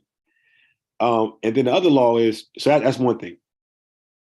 The other thing is, if she did commit adultery, like Joseph is believing right now, if Joseph still takes her as his wife, now they're both going to die. So if Mary commit adultery and Joseph make her an example, she just dies because he didn't touch her. But if Joseph touches her after he believes she committed adultery, then they're both going to die. So Joseph was not about to have sex with her. So that's why he said, I'm going to not get you stoned. I'm going to hide you until you had this baby. So, but he was minded to divorce her. So put her away privately just means divorce her. So he's looking like, damn, my wife is adulteress. I can't touch her. So, but I'm going to put her away. I won't let it be known that what she did, but I ain't going to touch her. I got to divorce this woman. I can't stay married to her. Otherwise I will be held by the law. So while he thought on these things, behold, the angel of the Lord appeared unto him in a dream, saying, Joseph, thou son of David, fear not to take Mary, fear not to marry her in spite of her being pregnant, because he knows that if he take her, he's going to die. He'd be stoned by the people. So it says, fear not to take her, for which is conceived in her is of the Holy Ghost. So the angel is finally including Joseph to the plan. And this is interesting because when you see the angel that visited Manoah's wife, the angel told Manoah to tell your wife what's going on. It wasn't hid from the wife. So everybody's in on the plan. When the angel came to Zacharias, they was all in on the plan. Now the angel comes to Mary alone. Joseph is clueless to the plot until it's too late because they wanted Joseph to have a natural reaction. So Joseph is in fear to take Mary as his wife because she, in his mind, is an adulteress. So the angel came to him in a dream, in a vision, and said, nah, that's not what's going on here. She's pregnant because the Most High made her that way by his miracle, wondrous works that he displayed all in Egypt and everywhere else. Okay, so so the next verse says this. Well, actually, 24 says, because in between that, it's just going to say Jesus will be great. He'll sit on the throne of David. His name should be called Jesus, all those things. So I skip all that. 24. Then Joseph, being raised from his sleep, did as the angel. See, it's always present tense. So he did what the angel said.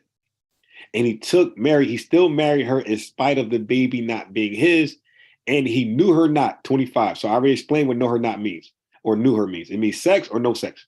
So he knew her not. He did not have sex with her because if he had sex with her, then there's confusion on who is the father. So he cannot have sex with her. So there's no confusion when she gives birth. Joseph knows I'm not the father. And I'll end it right here. He knew her not till she had brought forth her firstborn son. So he had sex with her until the Son of God was born and was called Jesus. So I will stop it right there. Okay. Give me 1 second.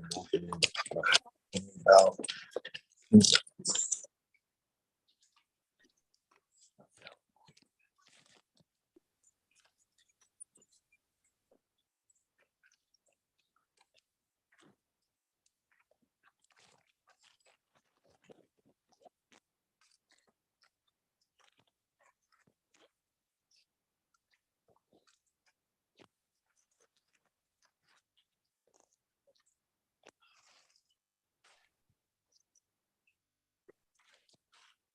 Yeah, I can't. If you're talking, I can't hear you. I had to go check the baby because he was asleep in his coat. So I had to make sure he's good. Because I didn't take No, him. it's fine. I wasn't talking yet. I was putting up some stuff in the house really quickly. Yeah, so All right. I didn't take his coat off because I didn't want him to wake up. So I said, I'm gonna keep Right, everything. lay him down warm. Now, this is what I'll say. I emphatically disagree with a number of things that you said. Okay. One of which is I'll start because I was trying to write it down. I was running around, but I was trying to make sure I put in my notes every time you made a point. I might have missed a few, but I tried to get all of them. Okay, so one of the main ones. You said if you're right and if the Bible is right, which I don't think the Bible is ever wrong, but I do believe that sometimes an individual can misrepresent it or misconstrue what's being said. With that being said, you said Mary came back to Joseph pregnant because it says that. It doesn't say that in the book of Luke. You asserted that because nowhere in there does it say and she went back pregnant or she went back bearing child, she went back with seed. It doesn't say any of that, right? When you say even when you said and the angel told her everything and it said let me see, I'll pull it up myself. Luke chapter, am I in Luke already? Let me see. Luke chapter 1 verse, and Mary said, nope, it's in the 30s. Behold thy cousin, here it is. For with God nothing shall be impossible. And Mary said, behold the handmaid of the Lord, be it unto me according to thy word. And the angel departed from her. You said at that point, the angel departed and she became pregnant. It doesn't say that. It says the angel told her all of this stuff. This is going to happen. She said, okay, let it be. That's what it was. It didn't say that anything activated in that moment that the angel departed, anything from that. It also references that she stayed with her for 3 months, but it never said she was pregnant in those 3 months. You asserted that. We don't read that in the book of Luke. Now, when you read about all of the miracles, because I don't disagree with the word miracle, the Lord made many miracles. You look at Hannah, the mother of Samuel. She was given a miracle. She was able to finally bear seed. Opening a woman's womb is a miracle. So when you're saying that, this seed was placed, I won't say, they slept together, nothing like that. The angel slept with her, anything like that. The seed was placed in her womb. Again, you don't see that happens anywhere in the scriptures. But we do see that the Lord will open up someone's womb. And then you said that Mary came home pregnant, but just now as you closed it out, you said, so Joseph made sure, because here's the thing, you said she was already showing. So at 3 months, she's already showing, she got a baby bump, whatever the case is. You said Joseph didn't lay with her because he didn't want there to be any confusion. If she's already pregnant, he knows it's not going to be his child. Unless you're saying that if he laid with her, she would become pregnant at that point. So those are two counteracting points that you made. That's what I said. I said that if he would have took her as his wife and had sex with her, because remember, the angel was convincing him right. to have sex, to take her as a wife still. So now if he take her as a wife and if he consumes the marriage, consummated, and he goes into her while she's pregnant. How does that breed confusion? That's my point, because she's already pregnant. Right. That's well, he don't believe the angel. When the angel saying this is happening, he's in disbelief. But remember, you said she came 3 months pregnant already. You can see when someone's 3 months pregnant. My wife is 3 months pregnant right now. You can clearly see it. Yeah, of course. So what I'm saying is to avoid confusion. That's why you ain't supposed to go into it. Just to avoid confusion later on. Because if a guy, it's many situations where guys have kids and it turned out it wasn't his, but because he was with the kid for like 2 to 3 months, he thinks the kid looked like him. Because he put himself in the lottery. So anyway, go ahead. I don't want to cut you off. Keep going. Right. No, it's all good. But my point is she was already pregnant. Like you said that they had never laid together. She came back 3 months pregnant. Again, you can look at my wife right now, her belly button sticking out, everything. She's 3 months pregnant right now. You can tell. So if Mary's already pregnant, she got the enlarged belly button sticking out now. She got the round, because you can tell when someone's fat, when someone's pregnant. She got the round baby belly. Joseph, there wouldn't have been no confusion because it's not like when she's pregnant, another egg can drop and his sperm can get inside of it. So there wouldn't have been any confusion.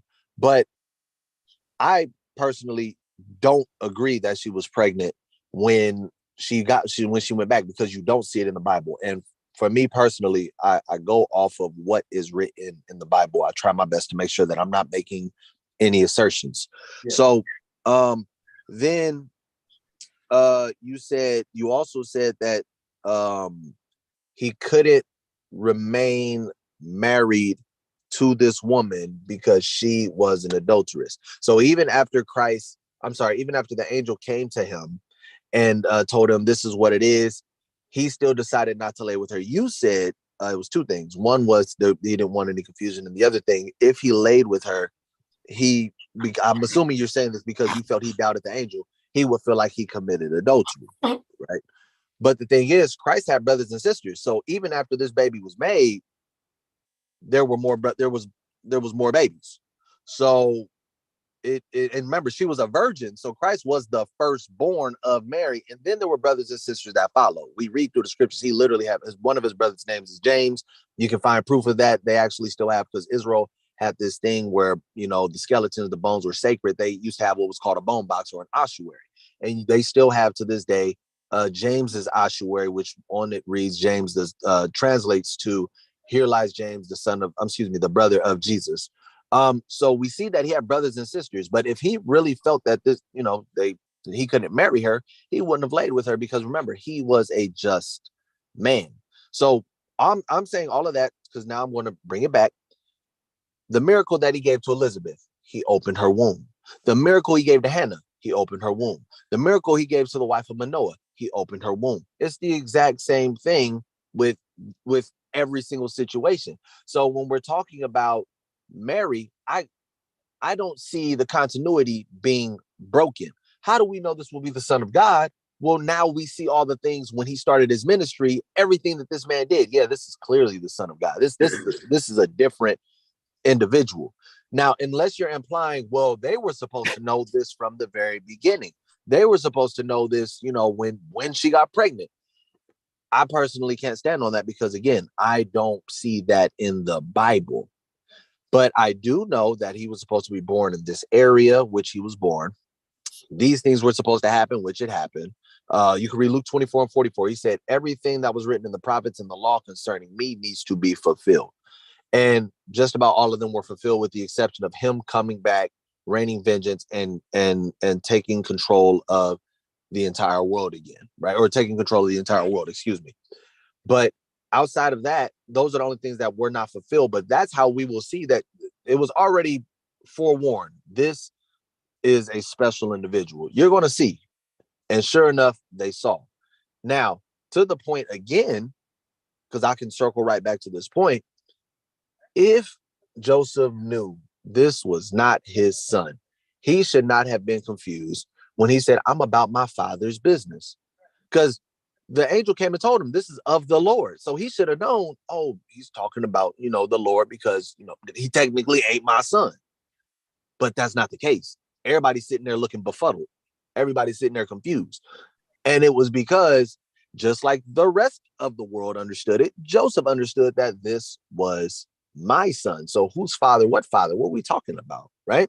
Now, we also get into the actual word. Like, let's go to Romans 3, because this is one of the areas that he refers to himself as the seed of David, right?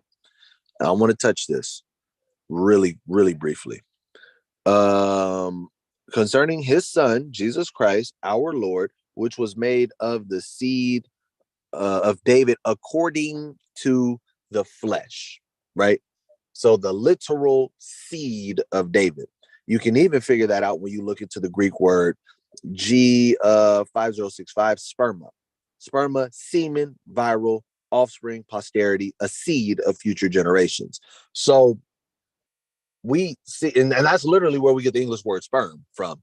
So he's from the actual sperm, the line of David. Well, you need a man to have sperm, because sperm is a physical, biological construct that God gave to men to be able to procreate with women. It says he's of the sperm of David. And that's something that we can't overlook. And two, that a lot of people seem to try to philosophize, like, oh, well, it's not literally. Yeah, it's literally it's literally the sperm. And two, we talked about Matthew 1 earlier today. When they talk about, because that's why I asked you, I said, what does it mean to cohabit? Is referencing living together. Just because they weren't living together didn't mean they didn't lay down together. Again, doing the research in the Hebraic culture, it was a damn near deplorable thing. It wasn't sin, because you don't see it in the law as wrong, but people looked down on a woman that was pregnant and wasn't living with her husband. So we have all of this commotion going on, and Joseph's trying to figure out, man, what am I going to do? Like you said, he's a just man. So if he's a just man and he sees his wife is an adulteress, essentially, him being just, because the scriptures talk about a man who is just rules in the fear of the Lord. The fear of the Lord is the keeping of his commandments. So if he's a righteous man, he's not going off of his emotions. He's going off what he's supposed to do according to the law. That's what a just man is. Whether he wants to do it or not, if he's righteous, if he's just, he's going to do that. That's literally the definition of just.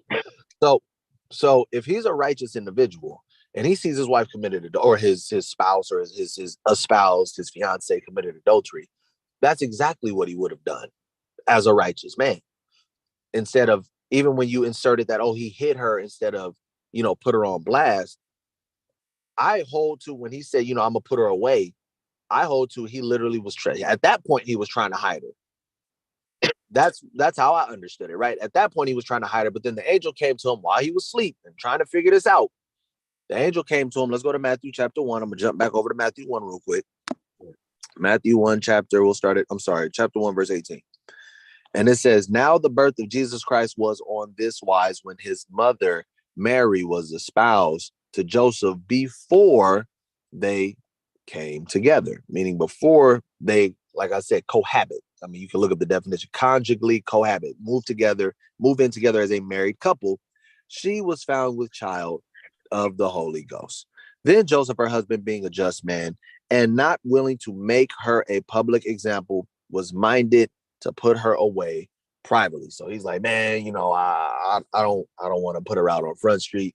I'm just going to try to hide her. I agree with you on that in that regard, that he was thinking about trying to hide her. But while he thought on these things, behold, the angel of the Lord appeared unto him in a dream, saying, Joseph, thou son of David, fear not to take unto thee Mary, thy wife, for that which is conceived, excuse me, let me pull.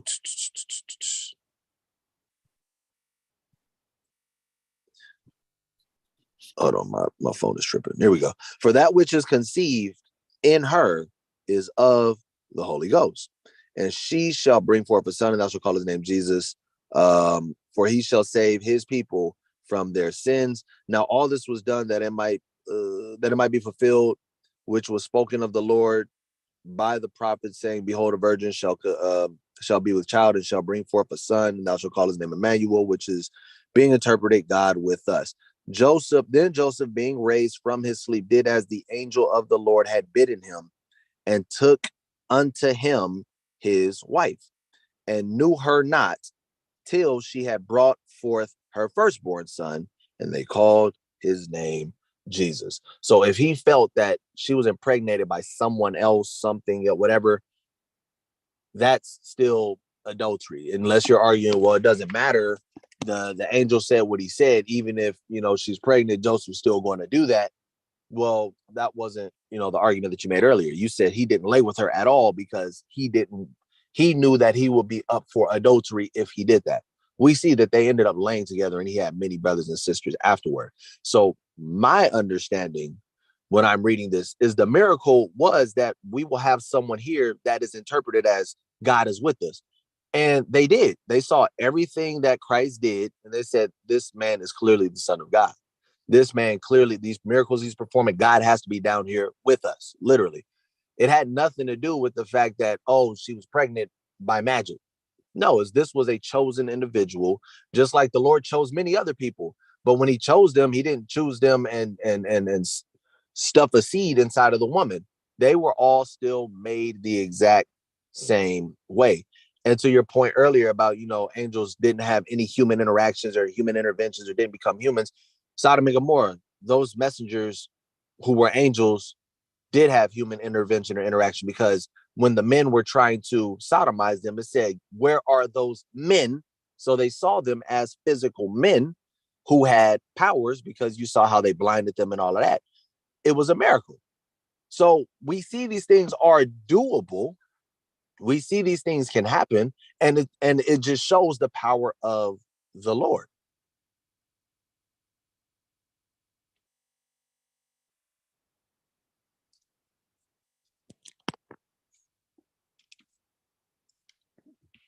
So you would have to go back to Luke, and in Luke, if you can show me where it actually says that she's pregnant, then there may be a conversation to be had. But to insert or assert that she was pregnant and she came back to him 3 months pregnant, you just wouldn't be able to do that. If we're sticking to the actual text and seeing what it says, I'm going by exactly what the text says, and I do my best to make sure I don't try to insert anything extra in it. So if you can show me that, then then there's a conversation to be had. If you can't, I'm still going to stick to Joseph, both because of the Luke 2 situation, and when you're reading Matthew chapter 1, the generation of Christ, Joseph being in that generation. And my understanding is that they had laid together, they just weren't living together yet. And Hebrews chapter 2, where it says he was made like the rest of his brethren. Wisdom of Solomon chapter 7. I know you said you don't especially subscribe to the Apocrypha, but Wisdom of Solomon 7 said there is no king that didn't come by the pleasure that comes with sleep, meaning sex, because when you lay down with a woman, that's the pleasure that comes with sleep. So when I can see all of these scriptures, and then it literally says he's the sperm of David, unless you're saying God took the sperm of the corpse of David, or the DNA from David, and placed that sperm inside of Mary. When I'm seeing all of these things, I can come to the conclusion safely that no, he was born of a man specifically, and he had to come down Solomon's line, which, like you said, was conditional, but Solomon fulfilled those conditions, and you would have to show that Solomon didn't fulfill those conditions. Otherwise, again, we're just asserting things.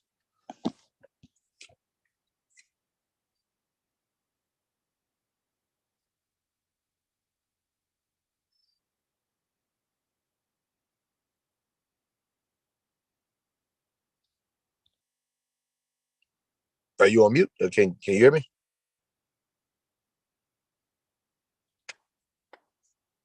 Yeah, I'm sorry. I'm talking on mute. Okay, you were on mute. Okay. Yeah. So I said, I'm just gonna respond to the sperm thing, and then I'm gonna just conclude. No problem.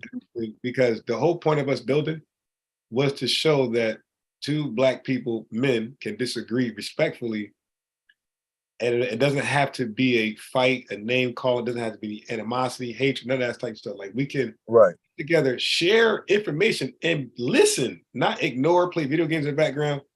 Actually listen to each other's argument, respond, and still don't argue, and still don't. So I'm gonna say, whoever conditioned you did a great job, in your mannerisms and that type of stuff. They did a great job with you, and I would like to think your whole fold, your whole camp behaved that way. So you guys are definitely showing how it's done. How to conduct yourself. But I already knew that when you first said something. I was like, okay, this is a little different. I appreciate it. Yeah, so I already knew that. And that's why I said it's really not for us to it's for us to share why we are coming from our positions, right? That we're not crazy, we're not just a bambling idiot. Like, we're reading verses, we're tying it to this, tying that, and this is how I got there.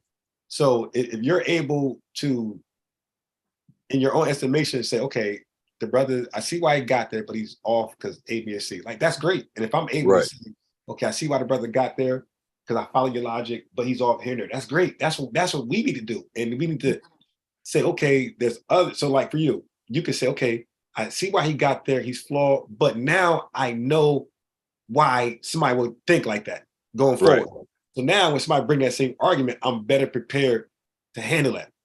Right. You know what I mean? I already know where they're going. I got them. Same thing with me. Okay. Solomon, this and that. So I'm like, okay, because some of your arguments was original. Like, you know, I ain't really hear too many people make those points. So now it's like, okay, well, let me go back and see if it lines up. Go back and research. Go back to the drawing board. Check it out. You know, exactly. make your determination. So I want to respond to the sperma. Go ahead. Okay. So, like I said before, I'm in the Greek groups. So they tell you Greek is more closer to English than Latin and Spanish in the syntaxes of our grammar. So sperma, although its root says sperma, in Greek, it does not necessarily mean sperm. So I'm gonna share my screen. So I'm gonna do a case in point. Romans 1:3. This is where everybody goes.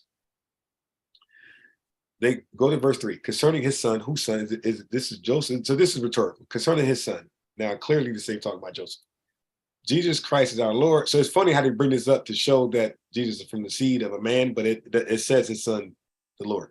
So concerning his son, Jesus Christ our Lord, which was made of the seed of David, not Solomon. According to the flesh, Galatians 4:4, he was made of woman. That she's flesh. So seed here is 4690. And it definitely says spermatin. But what is spermatin? Because when you look at Matthew chapter 13:32, when it talks about the mustard seed, that seed is also 4690. So we cannot conclude that when it says, which indeed is the least of all seeds, but what is grown, we're not talking about sperm in the ground, right? Human sperm.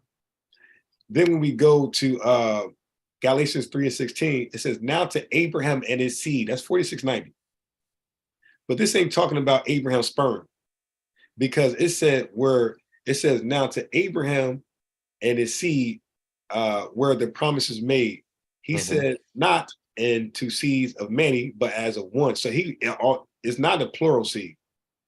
This is talking about a particular person here, and that's what this is telling you. This ain't the seed of many, it's the seed of one, and it's Christ. So it's 46. So in this context, it's talking about the child of Abraham, like one person, not the offspring, nothing. It's talking about that child. So when you go to Genesis chapter 3, verse 15, and I put my enmity between the woman. So I use this for some Israelites and her seed. Is that talking about sperm still? And they'll say no. I say exactly, because it's not. Matter of fact, I will make this argument. It never talks about sperm.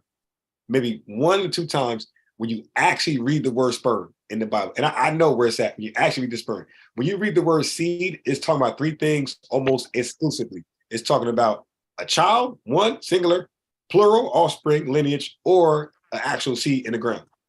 So verse 3 tells you that. Galatians 3:29. And if you be Christ's seed, then are you Abraham's seed and heirs according to the promise. So everybody's part of the shit. You dig? So it's not a physical sperm, nothing. So 3 tenses where it's used. One child, offspring, lineage, or an actual plant. And the proof is when you read the word seed for any verse in the New Testament, we could take out the word seed, we could put offspring, we could put child or an actual plant, and it's going to fit perfectly in that context. But if you say put it in Romans 1:3, then let's hear it that way. Got it. This is beautiful. Concerning his son, Jesus Christ, our Lord, which was made of the lineage of David, made of the offspring of David, not sperm. Because but the issue is you see where the issue comes in, right? It was made of this thing. So it can't be made of the offspring. It can't be made of the lineage. Well, we just read that and so I guess you missed Galatians 3:29. No, I didn't miss it. I don't disagree that you can utilize that Greek word. Right. So according to the faith of yourself, according to your faith in Christ, you can make yourself the seed of Abraham's seed, spiritually, according to the heirs of the promise. So it's not a physical thing necessarily. It's physical and it can be spiritual. And that's Galatians 3:29. But The point is, everywhere you read seed in the Bible, old and new, you're never really talking about sperm. You're talking about offspring, child, and lineage. And only one time, the Bible mentions sperm exclusively. That is when the brother ain't want to give seed to his brother's wife, the dead brother. He spilled it on the ground. That's the only time the Bible says actually sperm. And that word is totally different than the seed of the Old Testament. So when the Old Testament says seed, that definition is it's the same throughout women and men. When it says women give seed, that's the same definition of Abraham's seed in the Old Testament. Only one time seed is different, and that's when we're talking about actually semen, that where the brother spilled his semen on the ground, and that does not say seed there. That's not the same Hebrew strong number, nothing. It's totally different. So I can argue that's the only time where we're talking about literal sperm. Outside of that, it's figurative. So from that, I just want to conclude from my position, right, where I stand, just to wrap it all up, because we read a bunch of verses. So I just want to hone it in just to one small paragraph. So I believe I prove in 1 Chronicles chapter 2 that somebody can be adopted to the genealogy that does not have the same sperm, blood, nothing, a man. And I proved that with Jara. And anybody that can read that chapter to the bottom, it said we're dealing with the Israel lineage, Judah specifically, and it did not waver from Judah. So if anybody say anything different, that's speculation. They cannot read that.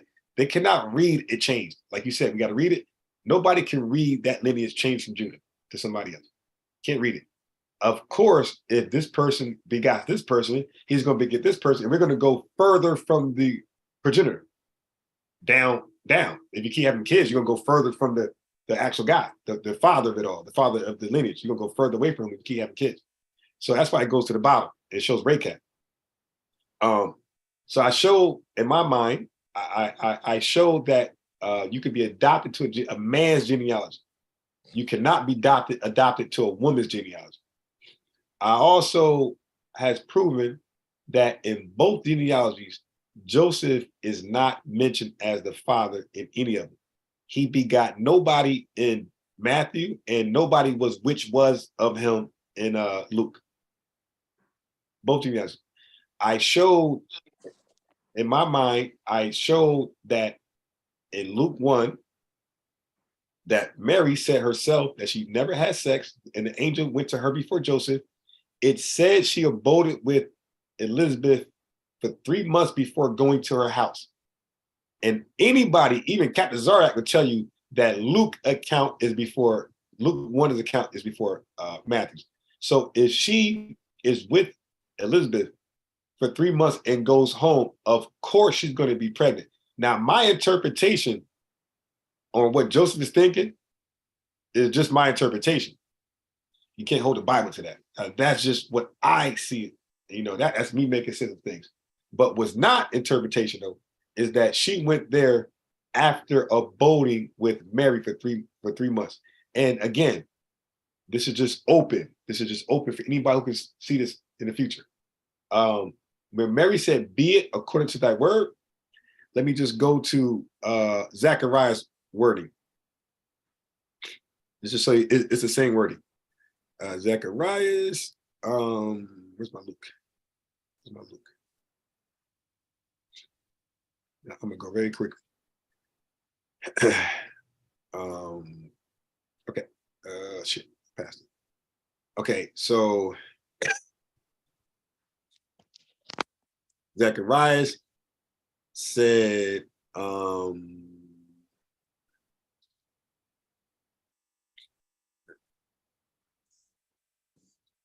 did I pass? Let me just make sure.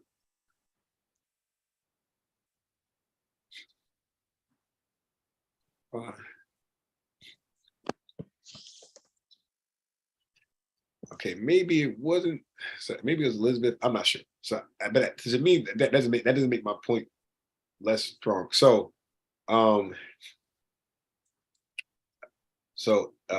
Mary told the angel, be it.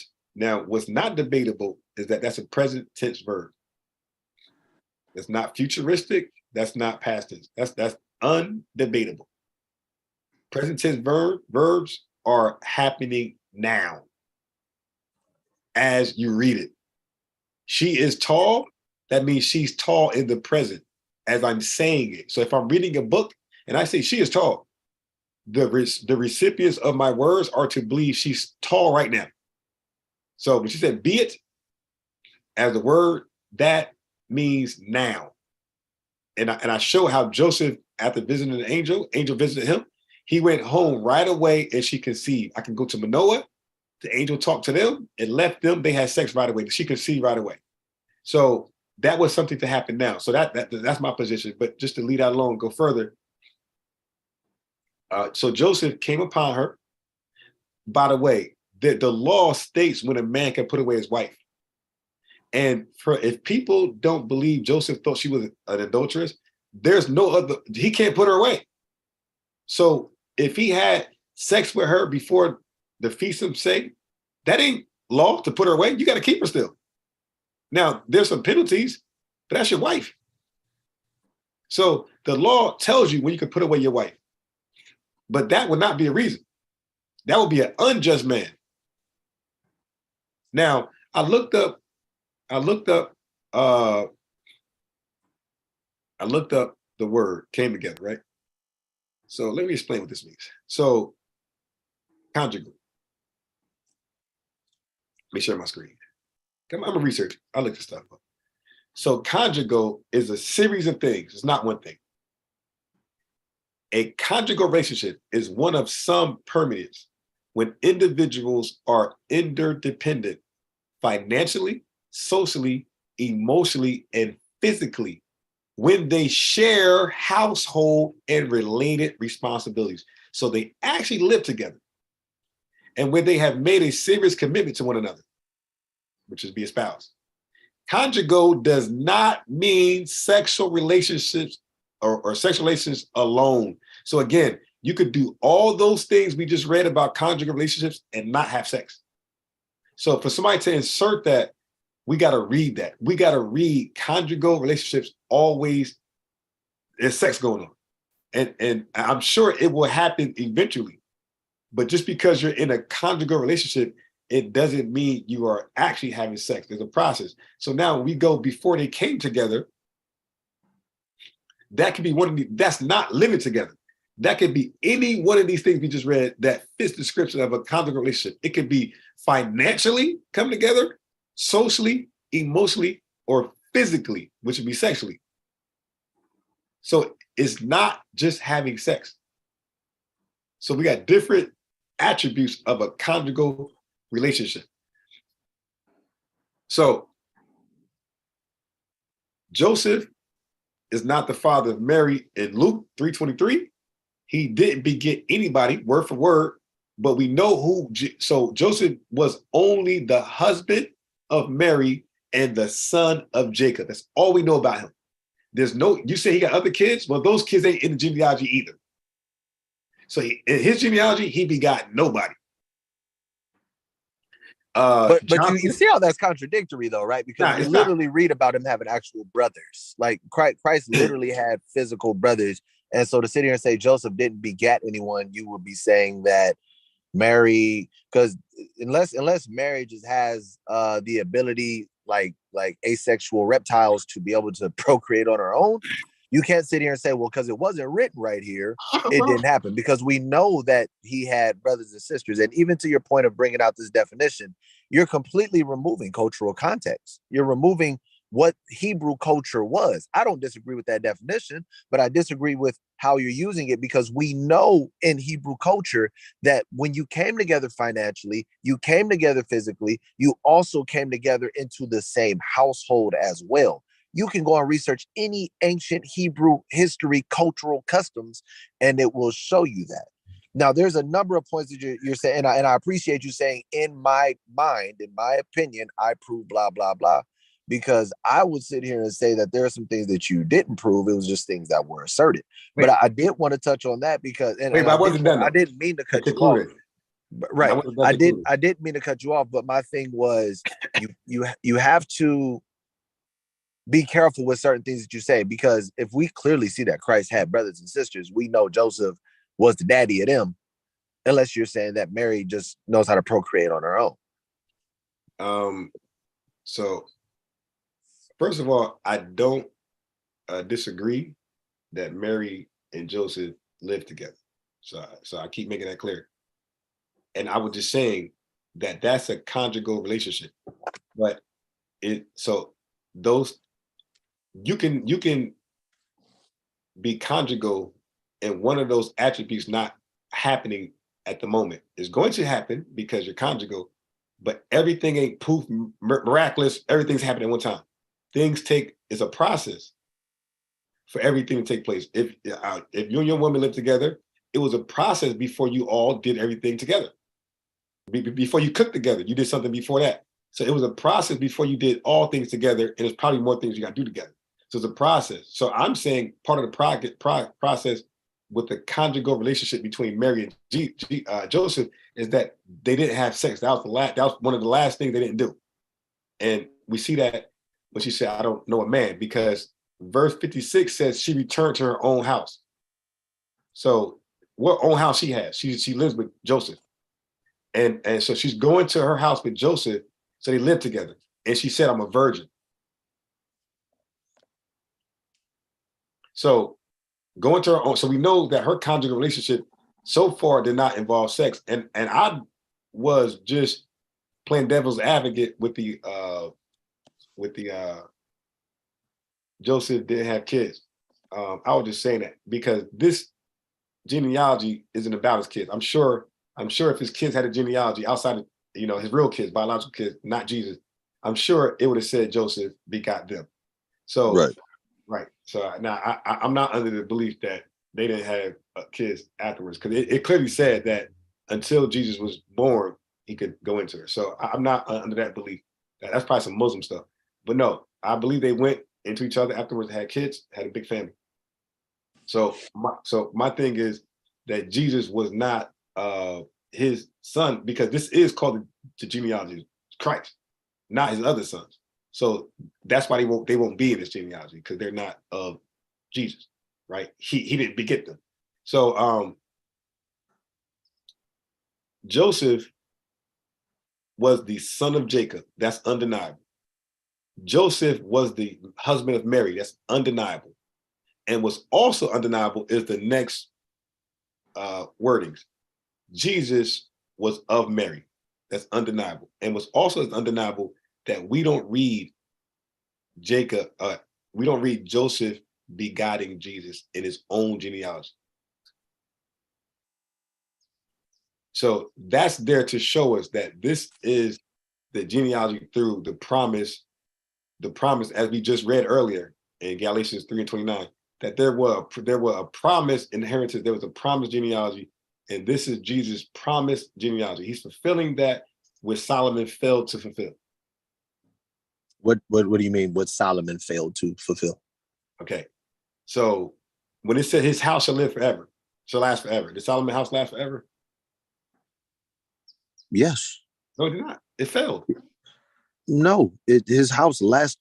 Are you talking about the kingdom, or are you talking about his actual household? Those are two different things, right? It said, "I will establish his." He said, "I will establish his kingdom forever." Yeah, his kingdom, right? But it didn't. So Solomon's kingdom didn't last forever. No, so we know so because Solomon only reigned 40 years himself, so it couldn't have been Solomon's kingdom. Solomon was going to die eventually, but but not the Son of God. That's the whole thing. The Son of God is not going to die eventually. Exactly. I don't. Right. So I'm not following you. I agree with that. So what I'm saying is just like Isaiah 7:14, where he didn't fulfill the entire sign that was given to Ahaz and Ahaz people. He fulfilled partial of it, but not all of it, because he was never called the governor. He was never everlasting. None of that great things happened to. Matter of fact, we don't read much from Isaiah's son. We don't read much from. I don't. Are you referencing Isaiah 9 or Isaiah 7? Isaiah 7 and 9. Okay, Isaiah 9, when it talks about wonderful governor, counselor, all of that, that's talking about Christ. Right, I got it. Right, so we agree. Right. So anyway, yeah, I'm thinking, because I'd be confused because some Israelites won't say that. So I'll be like, so I'm like plastering on you how you would do me with Catholics. You did like, so my fault. I'm thinking You're good. other people. No, you're good. But let me just sum it up. I'm talking myself in circles. Let me just make a point. Okay. So neither genealogy establishes as Joseph having or begetting or having Jesus as his kid.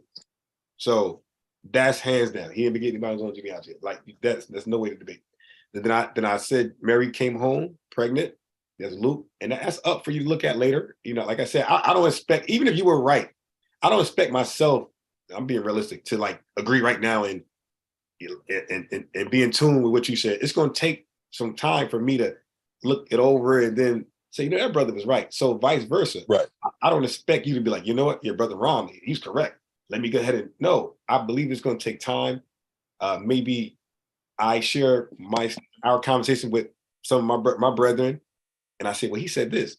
I get, you do a playback. You go back to the table and say, hell, he said this, he said that. So what do you say that? And sometimes if they don't have a response, you're like, well, maybe he was right. So vice versa, Right. you might go back to your camp and say, well, he said this.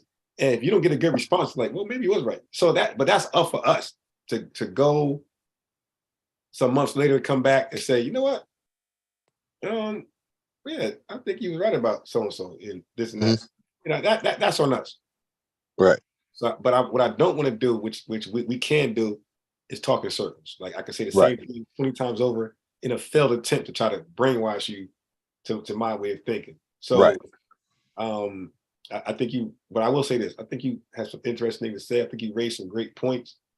I think you had some interesting rebuttals. So some I thought were cool. I thought some were good. I thought some was so, and that's just it. So I don't think you were not what I expected. I expect you to be a bumbling fool. Because That's fair. that's what I see. That's Right? fair. So you were probably out of like conversations with Israelites, you were probably one of the top that I ever spoke to. Like, because you had legit arguments and you had legit rebuttals. I don't really get that from too many Israelites. Right. Well, I mean, the scripture said what they say, study to show that self-approved. And I personally won't speak on anything that I don't know about. So, you go into like the curse of Konai, or you go into the Immaculate Conception overall. I've heard a number of those points. And I sat back and I looked at them and I'm like, okay, I need to make sure that I know what the fuck I'm talking about. One, so I don't sit up here contradicting myself the whole time. And two, at the end of the day, like you said, some things that I say will probably not make sense right now. It makes sense later on down the line. Some things you may just absolutely disagree with and will never change your stance. Some things you may be like, damn, you know what, hold on, let me go check on that. So my thing is always, if you're not on the defensive, if you're not excuse me, if you're not speaking in a fashion that's defensive, coming off as disrespectful, you can have a more open conversation, and individuals will be more inclined to be listening to actually hear what you're saying instead of trying to rebuttal. So that's why I don't mind having these conversations, as long as brothers ain't getting disrespectful. I won't get disrespectful. Yeah. And then it becomes fruitless, and then it's like, what's your real agenda? Like, you came here, right? So really, you felt some way about me before knowing about me, and you wanted to tell me how you felt about me. But right. You disguise it as a sit down or debate. Right. And that's why, because I don't know if it was you, but somebody had commented on that same video, and it was like, these brothers would never get on this show to talk about blah blah blah. And we don't have a problem with that. Our only issue is if we do stuff like that, make sure that we can both record, make sure that we both get the full file, because what happens is people have a tendency to cut things out or cut it short with certain things. When if it makes them look bad, they're like, shit, we're just gonna cut that out. And to me, that's not, if we're talking about the word of God, if your goal is just to win, and that's my thing too. If your goal is just to win, I don't want to have a conversation with you. If your goal is you sincerely like, yo, I think you're wrong because of blah, blah, blah, I just want you to hear me out. I don't mind sitting down and having that conversation. But if your goal is just to win, then I know you're not sincere, and I don't want to have that conversation. You know, it's funny. I had brothers, like, again, from the hardcore camps, GMS and ISBK, like, they're, especially GMS people, like, their cop out is no, because you'll edit the video. It's like, dude, well, for one, that means you're never going to do an interview. You did, because anybody can, you know, anybody can edit a video. And the thing I respect about people like yourself the most is that you're not a control freak. And I say that because you could have easily said, you know what, call in my channel, you know, call in our radio, call in or come into my Zoom. You know, you could have easily said that, where you still control the conversation. Because ISBK and GMS, this is just, you know, you don't got to co-sign this. This is from my experience. They're always in control. On the streets, they have the microphones, there's loudspeakers, they talk over you, right? And you call their radio, they're in control because they're radio, they can mute you. And then even on the Zoom. So they're always in control. And my thing is, I was saying to people I know, I said, listen, sometimes you can't be afraid to not be in control. Right. And you got to just weather storm the best you can. And yes, they might edit the video, make you look stupid. Yes, they might cuss you out and make it a call a name thing. And yes, they might just want to show how they're right and it won't be wrong. Right. But you won't know that until you actually give them a chance. Right.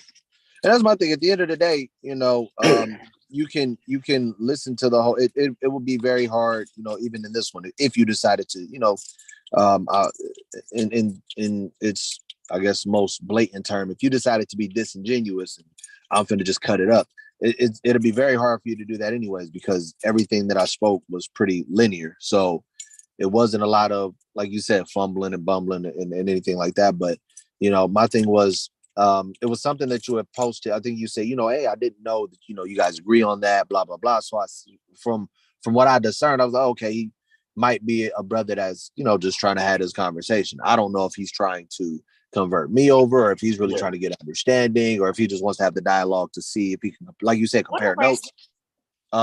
Which, whatever it is, you know, I don't mind having the conversation. Brother seemed like he's, you know, he's at least trying to be, you know, genuine with it. But like I said, you know, even if you just, and I'm not saying you will do this, but if you decided to, it would be very difficult for you to mix it up and cut it up where it's like, this man's all over the damn place. He's not making sense. He, you know, whatever the case is. So let me say this.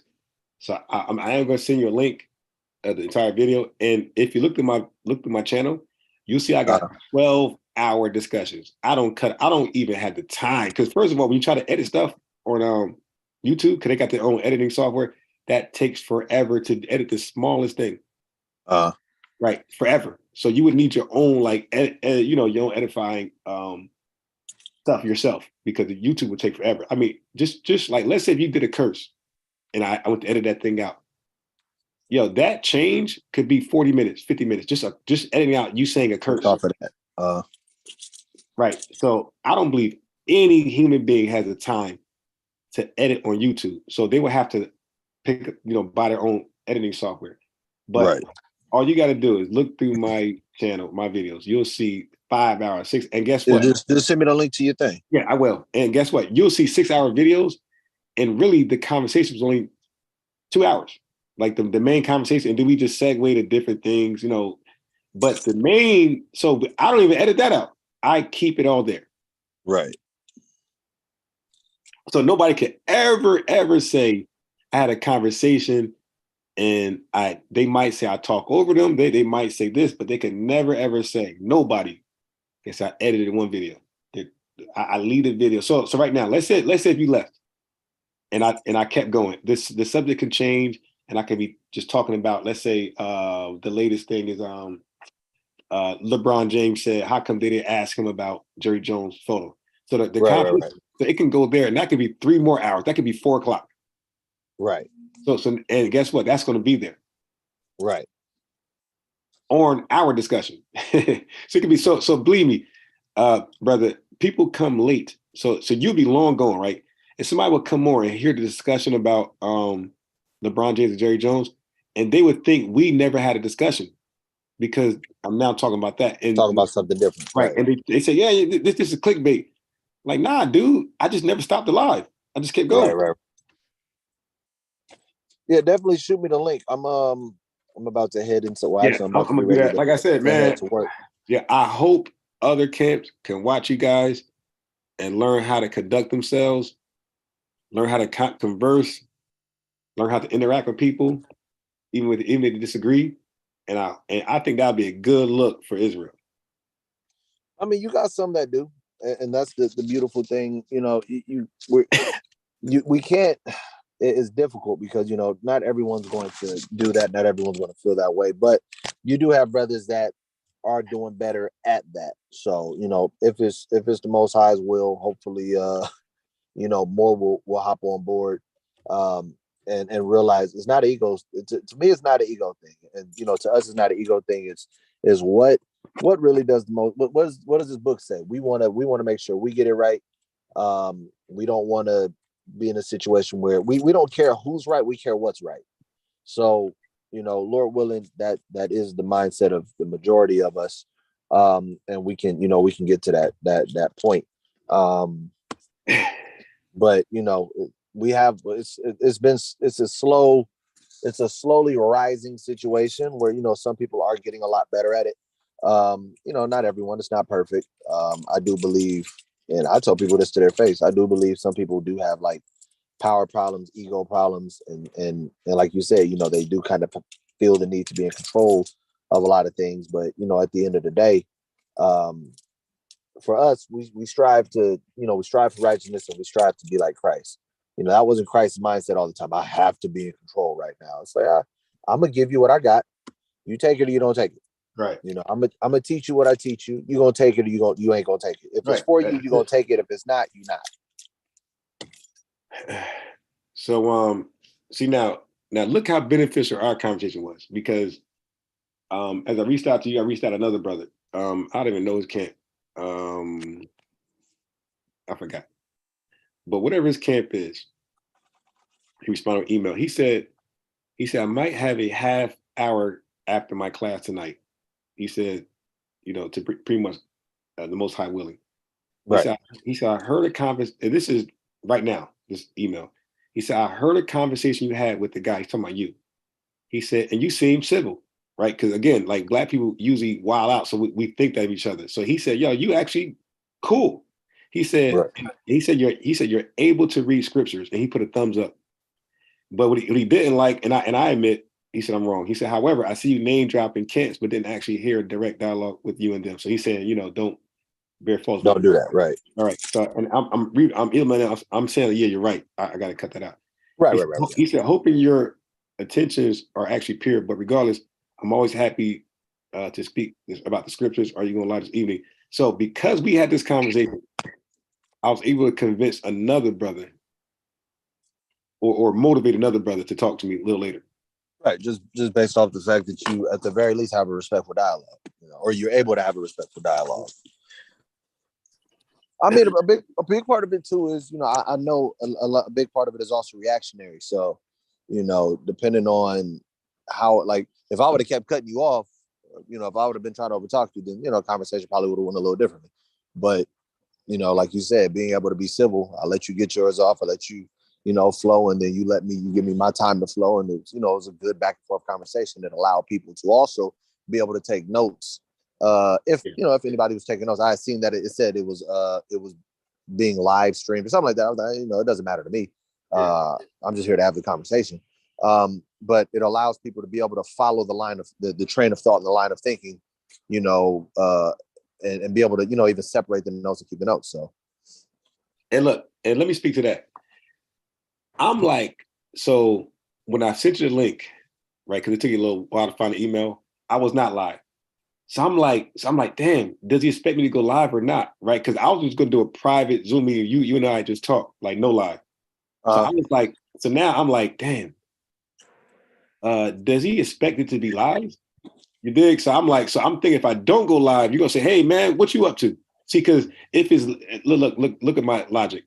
If it's live, then those who watched it live, if I edit it, they seen the original. They gonna know, right.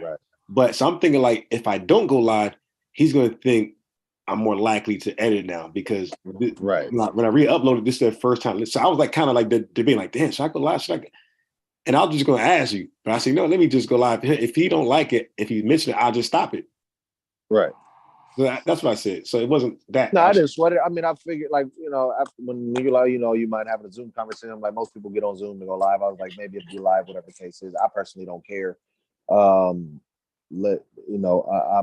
always down to talk scripts, and so that was my mindset from the beginning. I'm like, if it's live, it's live. If he's recording, he records it. If we're just meeting, we're just meeting. It doesn't matter to me. I'm just here to talk scriptures. I don't have no big blown up ego to, you can't do that. I don't care. As long as you're transparent and as long as you're genuine, it doesn't matter to me. And the thing is, when I was talking for like, at one point, twice, I was like very long with it. And you was like quiet. Like, I'm not used to that. So I'm thinking you hung up. So I'm looking at the participants and the thing. I'm like, damn, is he still here? Did he hang up? Did he hang up? Right. And then I'm like, okay, maybe he's not listening at all. Got the phone down. So when I stopped, you said something like, oh, he's actually following what I'm saying. Like he's actually caring to listen where I'm going and to respond to what I'm saying. So believe me, and forget about Bible. I have many discussions that's non-religious related. And I don't get that. I don't get somebody who's actually listening to what I'm saying. Right. Well, you can't. I look at it like this: you can't win. Like it's an art to win in souls, and you got to be able to sit back and listen. You got to be able to sit back and even empathize. You got to be able to be respectful. And a lot of people kind of struggle with those basic human interaction rules.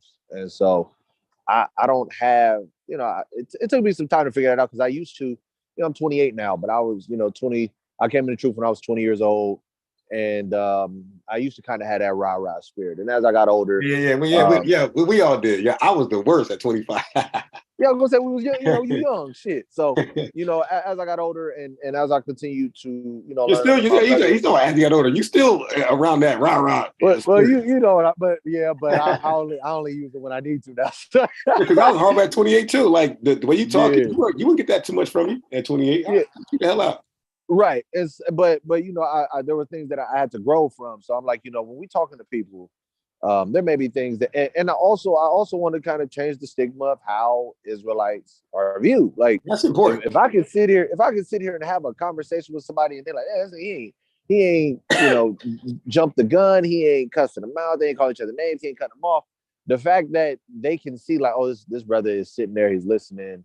He even when he disagrees, that shit was absolutely wrong.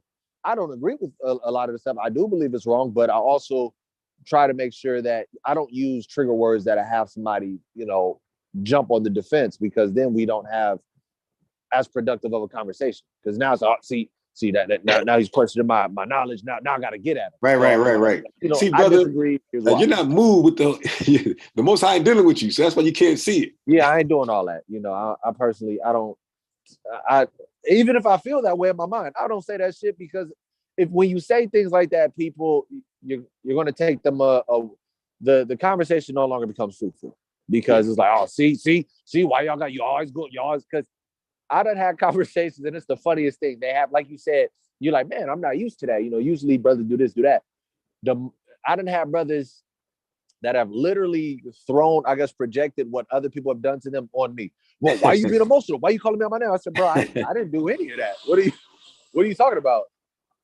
But in their mind, they're so accustomed to that happening. But I already know you finna say, most I ain't dealing with me. I know you finna say I'm stupid. I wasn't even thinking that. Yeah. But it's trauma, I guess, for like better word, it's trauma. Yeah. But no, I'm always down to have conversations.